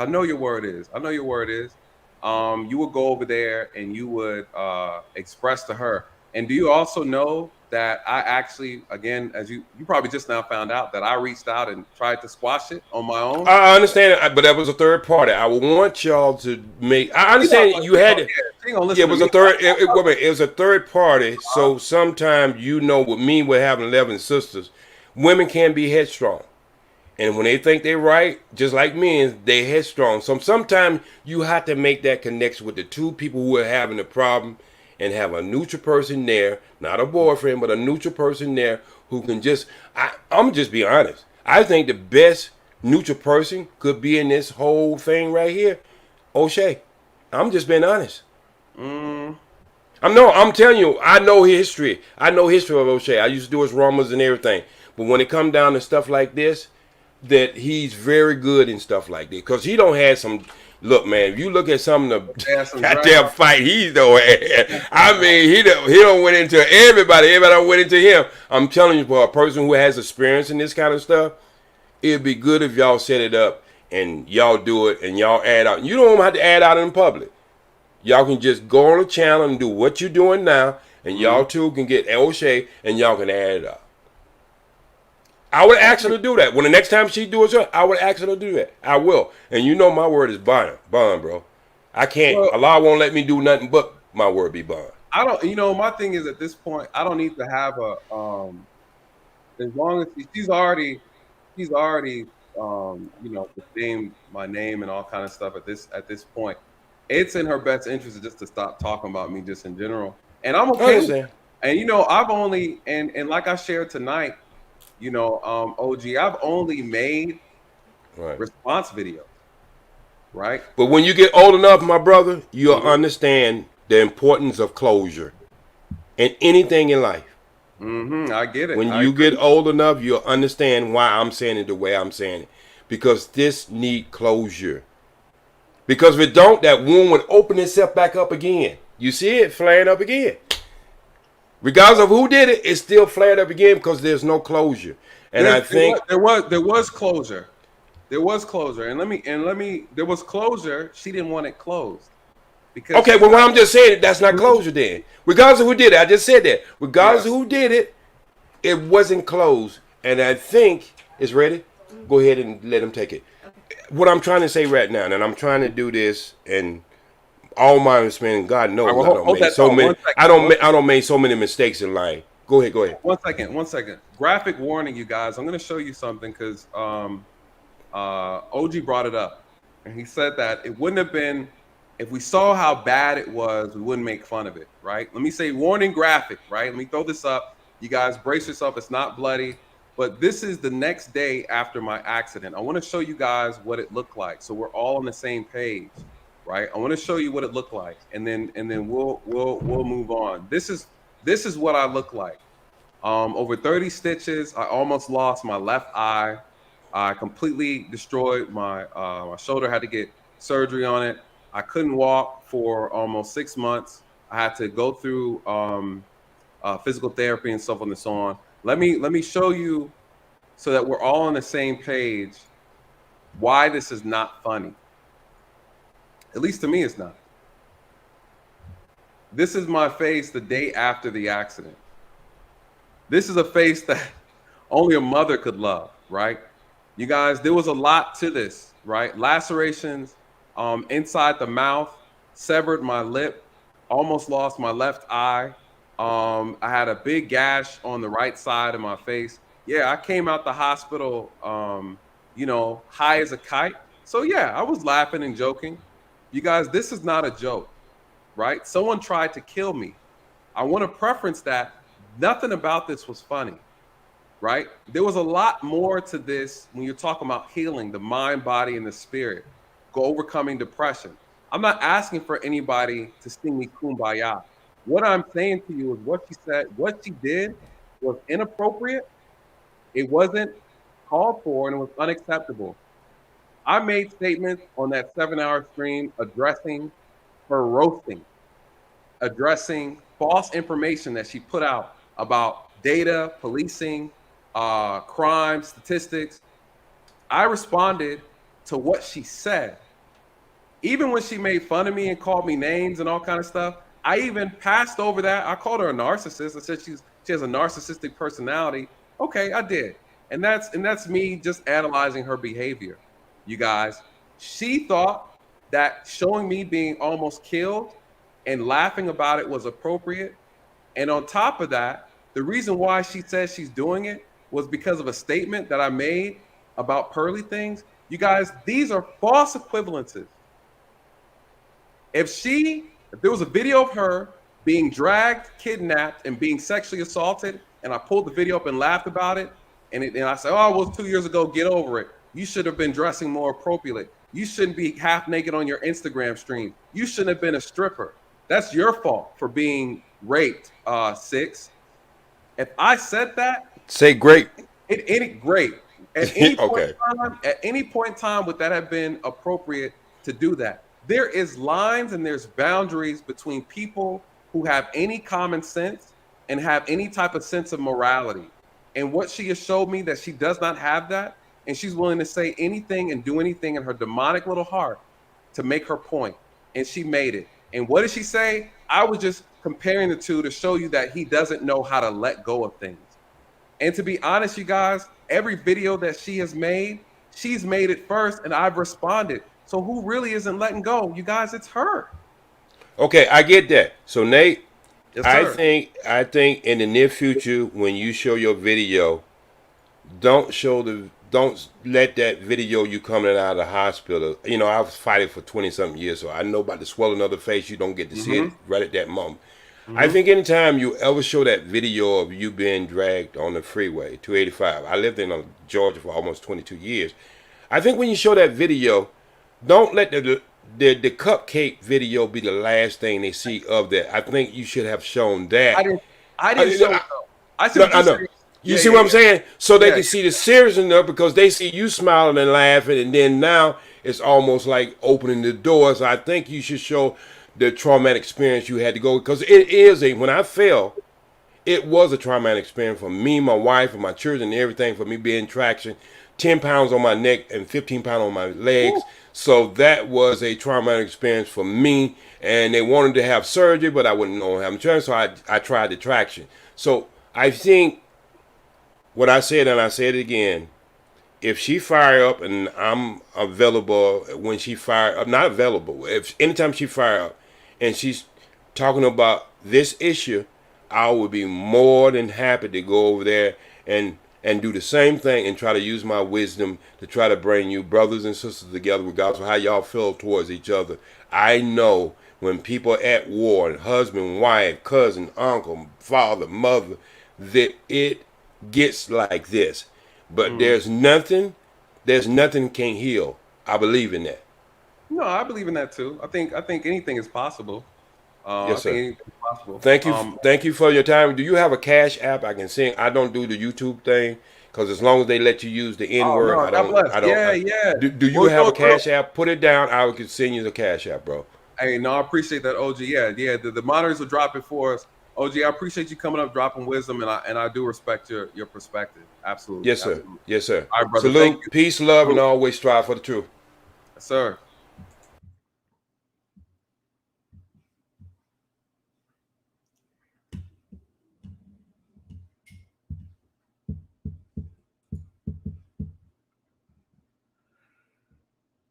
Let me get the y'all comment section. Let me get Chef Shapino. Chef said OG J Speed will be performing comedy in front of your local liquor store. New show dates. No, he's going to be performing comedy at the Hidden History Museum. They got a stage and a mic for the brother. Shout out to you, brother. Shout out to you. Yes. Who else we got? Shout out to you, Chef, again. Shout out to Mel. Mel123. Mel said, look at the toxicity displayed by your commenters. Said, is this what you really want? I want people to express how they are feeling in this moment. I want people to be present, to be real. This is a real moment. This is a real issue. These are real people being affected, really being affected by the actions of others. I want us as Black people to be able to hold each other accountable. I want us as Black people to be honest. I want us to be honest and also learn how to say sorry, learn how to apologize, you know? And if you don't have anything nice to say about someone, then don't say nothing at all. I want us to learn some common courtesy, learn how to have discussions, have difference of opinions, how to have mature discourse. You know, that's what I want. That's what I want. This place, this stream is for people to have conversation. It's open. This is not an echo chamber. I let everybody over here say what they need to say. I don't screen. I don't censor anybody. You know, all I'm saying is be real. Be real. And I love when people express themselves in the chat. As long as you're being respectful. You know, Gail and the moderators, Shay, everybody in here, they're good at shutting the BS down. You know, they're so good at it. So they know how I am in reference to, you know, what I like and what I think is, you know, inappropriate. I let people speak. But me 1 2 3, don't worry. We almost off of this. I'm gonna send 6 a letter from my attorney, and then, you know, next all this will be over. Right? And then we'll be back to business. Great Pill, where you at, bro? I saw you jump on and jump off. Does anybody, shout out to Chef again with the back-to-back. He says, I was a DJ Magic City in the 80s. I provide background music to the whole hustle, a lack of any objectivity. Listen, we're going to get you a job. We're going to get you part-time at the Hidden History Museum. I know they need a DJ, and we're only accepting Black talent. Shout out to you, Chef. Shout out to you.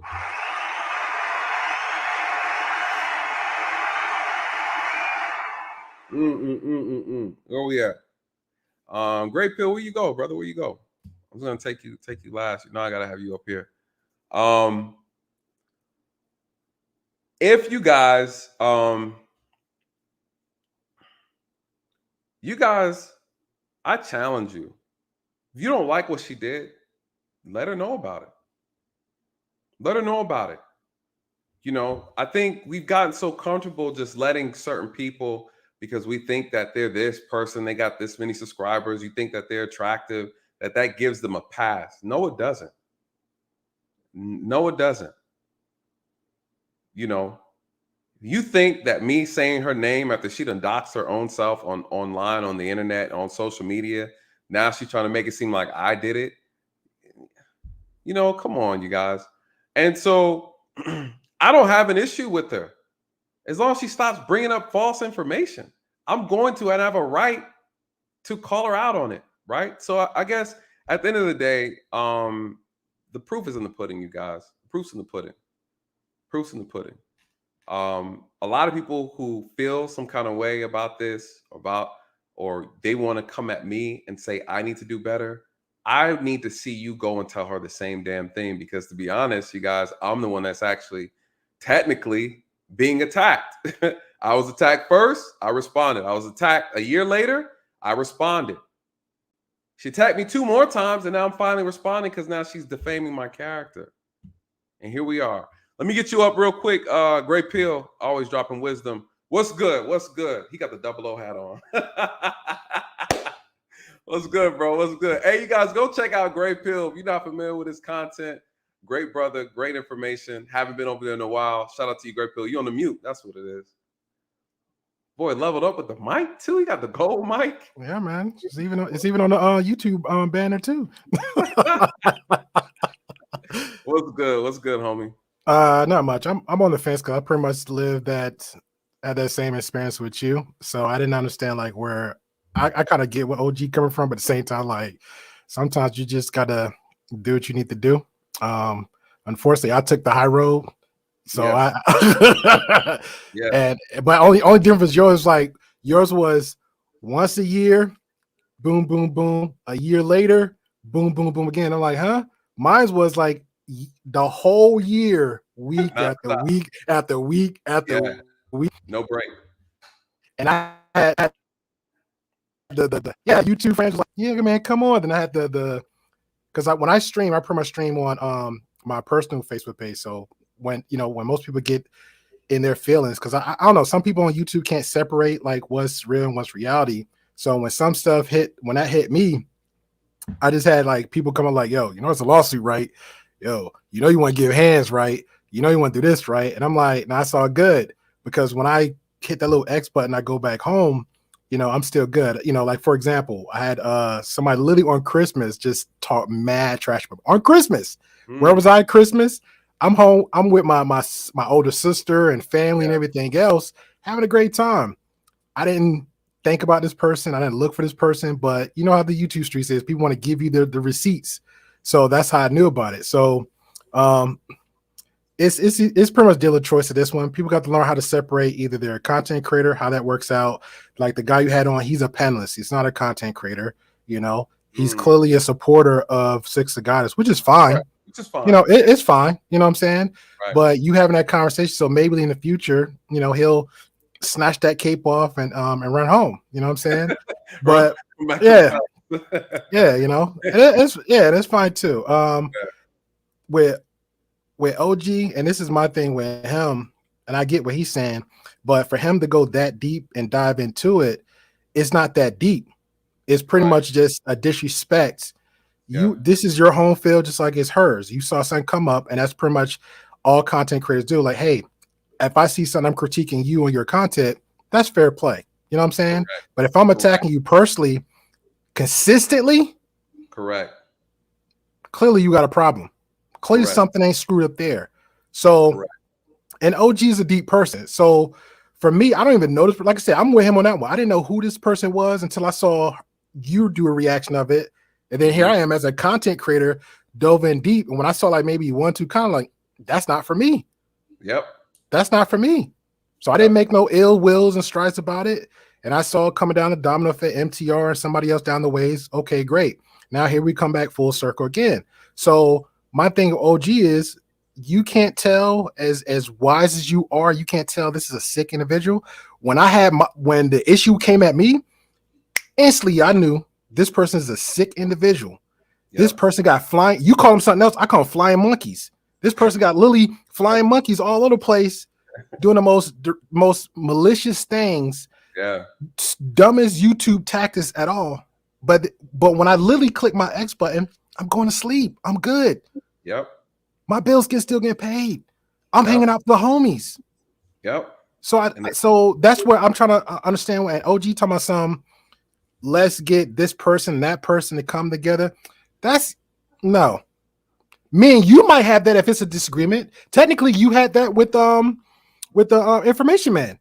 Both content creators, both individuals, both respectful, and both y'all on the plane. And guess what? Y'all had one shot, had the conversation, still respectful. Yep. That's it. But but you could tell about a person like that. But this person, you can't. It's not going to do it. Yeah, you're not going to do it with people who. And I think it's really a game of maturity, right? Like we can do all these name callings. The reality is a person not mature enough to do it. Because for those who saw my community tab, again, I said, hey, we agreed. And again, I was speaking to a third party. That's cool. But I thought the third party was qualified to make that agreement. And again, it just shows that I don't really want any drama. It doesn't mean that I'm not going to meet drama when you bring it to me, right? I don't go looking for it. I don't have a problem dealing with it though. Like I don't want it to get confused. And you know me, Great Pill. I tell you all the Great Pill. What I tell you, you guys listen. I was on Great Pill's on his panel. We're doing a thing, and we're having a good show. It was a good show, people wanted to come up and bring some fire to me. I was like, Great Pill, bring him up. He was like, nah, we don't. Great Pill's like, we don't do that shit over here. Great Pill shut it down, and I was devastated, man. Great Pill, was I not ready? He is ready. Ready. So I don't mind, I don't mind. I don't go picking on people. I don't go bullying people. You know what I mean? But if you come over here disrespecting me, you come over here slandering me, then I'm gonna see about you, and I'm gonna do it correctly. Correct. And so and that's just kind of the thing. And then people want you to be the bigger person. It's like I was the bigger person. I didn't bother nobody. No. I was always been the bigger person, And so I just like to tell the truth. I put it out there. This is evergreen moment. It's here for everybody to see. when you say someone got the wrong information, direct them to this video and let them watch it and get some understanding. That's it. I ain't gonna lie, low key, because I ain't gonna lie, low key, I'm petty too. So you motivated me because I got one in the chamber. So I was like, oh man, sometimes you got to do it. I mean, I'm holding on to that high road, man. I'm like, and there's nothing. But see, yes, the high road means that there's no feelings attached, right? When I click off, I'm gonna go do cartwheels and backflips, and I'm eating ice cream. And when I click off, I'm off. I don't think about this when I'm sleeping. I take my time, put it together, and I let it go, because my heart and my emotions is not attached to me disciplining somebody on this stream. It's not attached to it. You know, I'm here to make a point, to be very clear about where I stand. Leave me alone, right? I never came at you, right? You don't like how we interacted on the panel? Cool. You said some things. I corrected what you said on my 7-hour live stream.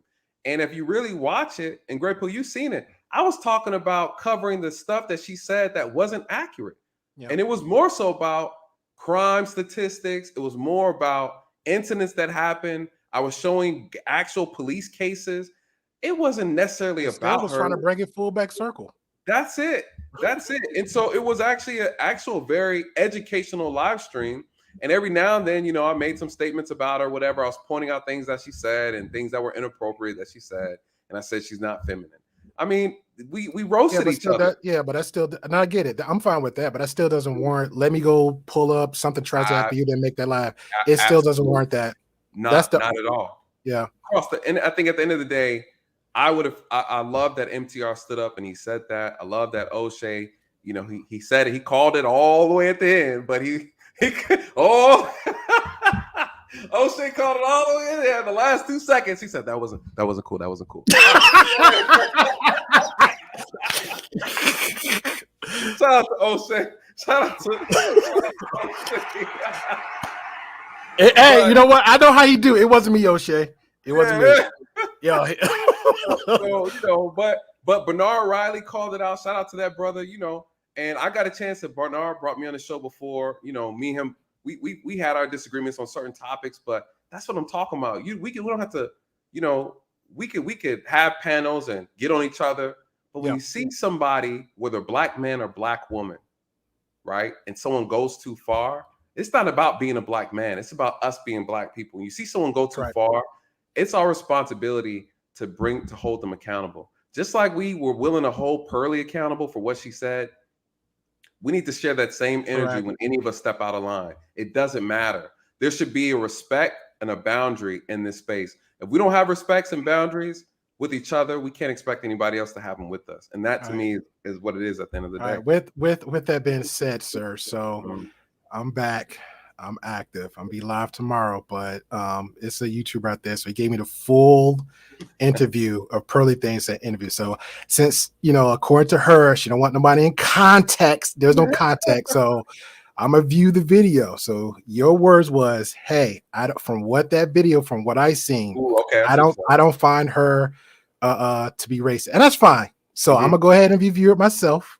Okay. So and since you brought the debating thing, so if I find any discrepancies, that, you know, I would love to welcome you over the Great Pill and have that debate. If I see anything that I'm like, yo, that chick is F. So let's do it. I'm down. Yeah, and that's all it was. And yeah, watch the whole 3 hours. My thing is, and you'll catch it though, because you listen for understanding, but the thing is, I understood what she was trying to say. I understood the point. Hey, hold your debate for next week. Okay, sir. let's hold it. But I'm serious. I mean, that's good. But see, you know what you're saying though? I'm gonna close with this. That's what we should have been doing in this space. We should have been taking apart what she said. We should have been having civil discourse amongst each other. Someone should have pulled her off onto the carpet, and they should have disciplined her appropriately and rest of what she said and brought the facts. That's how it should have went down. When you have Jewish people and they don't like what you say about their community or whatever, and you misrepresent their history, what if they send a professional down? Yes. To check you. Am I lying? No. So they send somebody who's professional to come and articulate where you went wrong. Yeah. All I'm saying is, I think we could have handled it better. I think that how it turned out really painted us in a very, very immature light. And that's the only issue I have with this whole thing. Should she have been held accountable? Absolutely. I didn't see what some of them saw, and I watched the whole thing, and a lot of people didn't. And so, but yeah, brother, I'm curious your breakdown, and let's have it. I'm down. All right, I appreciate that. All right, I'm gonna hold you up, man. I know you gotta get some sleep because if it hits 7 hours, you know some people gonna complain. They're gonna complain. All right, man. I'll catch you later. All right, brother. Peace. Y'all go check out Gray Pill Podcast. I think that's great. This is what I think is healthy. You know, challenge a person's view. Challenge my view. And if I got it wrong, school me on it. I'm not above correcting, you guys. I think that's the difference. You know, go watch what I did on that review and come and challenge me on it. And if you can make an argument that that's valid, I'm be like, oh shit, I'm wrong. You're right. I didn't see it that way. That's how we do it, you guys. That's how it's supposed to be done. Show me, argue the point intellectually. But you know what a lot of us did? We called each other names. We insulted each other. We called each other coons. We called each other Uncle Toms. We called each other sellouts. No, but you can't argue. And then people turn around and say, you were defending Pearly. I wasn't defending her. I wasn't defending her. You know, and so again, we got to do better, man. We got to do better. I'm not going to rehash that, you guys. I'm not going to rehash that. You're right. Jason Black is the one who really set that whole thing on fire and people ran with it. I'm not going to rehash that, you guys. This was a great stream. 5 hours. I was aiming for 3. But, you know, it is what it is. Listen, thank you so much for everybody who came in tonight, who's watching, everyone who supported the channel tonight, who gave the donations. Shout out to OG J Speed for the Cash App. Thank you, thank you. Thank you guys for your patience, right? Thank you for riding this wave, dealing with the drama behind you know, Six and her situation. I really appreciate you guys. Every now and then, you guys, listen, this is YouTube. There are going to be moments where people are going to come after me. They're going to come after my videos. They're going to say certain things, and there's going to be some discourse. There's going to be some civil discourse. I'm always going to operate under a use of force continuum. I'm always going to match the force with the force. I'm going to always do it one step above what's done to me, you guys. That's how I always operate. But I'm not going to go and attack anybody, right? And listen, at the end of the day, I'm not above correction. If you see something that I said or that I did that was, you know, wrong, maybe inappropriate, you can call me out on it. I don't mind. I'll hear what you have to say. And some things I'll take under advisement, right? I've done it before. But if someone goes too far, you guys, I'm going to check them. I'm going to check them. So I'm so grateful for you guys. So grateful for the channel. Thank you so much, especially my day ones. Thank you so much to my moderators. You guys always come through every live stream. You guys work really hard, and I appreciate it. Every last one of you. I can't say it enough.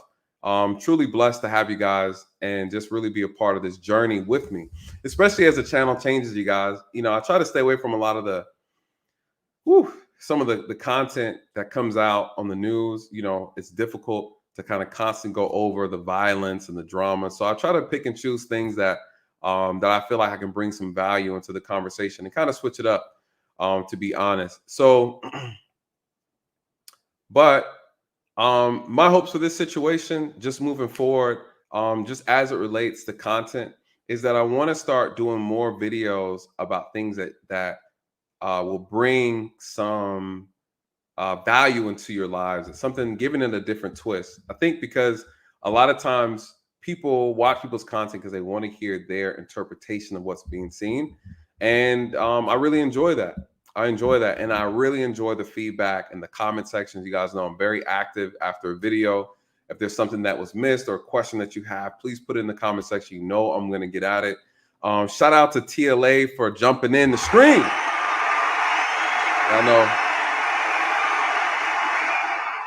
that is the big homie. Always appreciate him. Always giving unwavering support. So it's good to see him.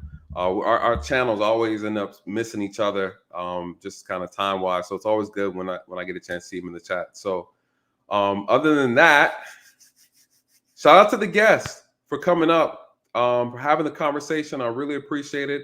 Shout out to that brother. I forgot his name, again with a Q, who came up earlier.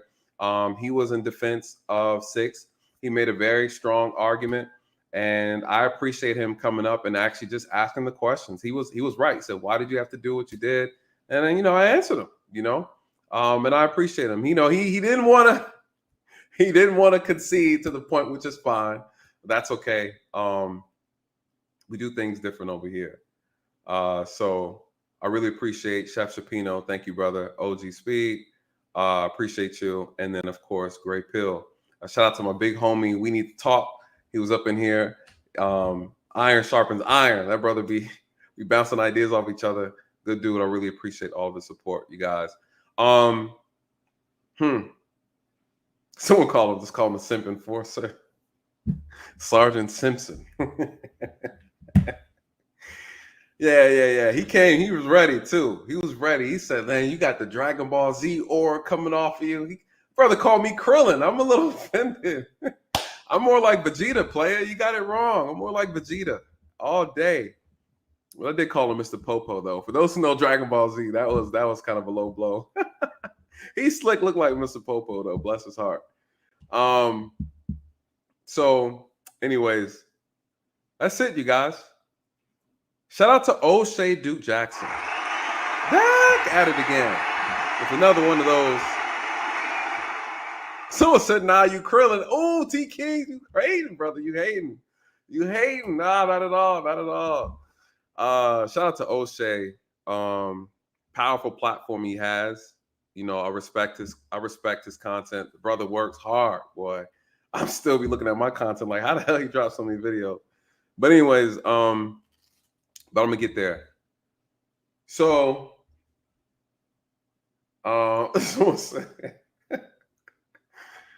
so good night, everybody. Thank you again. Share the video, like the video, comment under this video, and for any of her harlot heroes, you guys, please, by all means, make sure you go at them just as hard as they try to go at me. She's brainwashed a lot of them. Bless their hearts. They don't know any better, so be easy on them. All right. Some of them have imprinted under her spell. Is what it is. She's a little spelly. But listen, you guys, I am blessed to be alive. I'm so blessed to be alive. And that was a big transitional moment for me. And shout out to MTR. I'm close with this. He was absolutely right, you guys. There are people who love me, right? I have parents, I have family. That was a very difficult time for everybody who loved me. Even the community that I was serving, everybody came together to support. That's not something you play with. That's not something you joke about. I didn't find it funny. Absolutely didn't find it funny, right? And, it's disappointing. Shame on those who found it funny and thought it was cute to laugh with her. It's sad. Shout out to those who stood up, spoke against what she did. Even if you didn't understand the full story, what was going on, some of y'all still called it out. I appreciate that. Shout out to you. And I think regardless, black man or black woman, anybody in general, that's not something to joke about, right? Someone in that situation. We don't do that. We can laugh about it now. Here we go, fast forward, blah, blah, blah, like OG Speed was saying. But no, when you're doing it and using it in a malicious way, it's not funny, and so it is what it is. So with that being said, again, I appreciate everybody. Another shout out to MTR. If it wasn't for him, it wouldn't have gotten the reach that it needed to get. And I'm grateful for him for that. And I think that it really made 6 uncomfortable because someone with a way more bigger platform than her called her out. And she doesn't like being disciplined. She doesn't like being told that what she did was wrong. And she'll never apologize. I don't ever see her ever. And that's okay. That's okay. So Anyways, I'm pretty sure she'll probably say something and respond again. I mean, that's fine. Doesn't bother me. As long as she keeps it factual, I don't really care, right?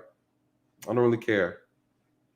So that's it. I'm gonna get something to eat. Enjoy the rest of my night. Put on some anime. I got some anime to catch up on for those anime lovers out here. And I'm relaxing, you guys. I'm chilling. Have me a little swig of some Powerade, and I'm chilling tonight.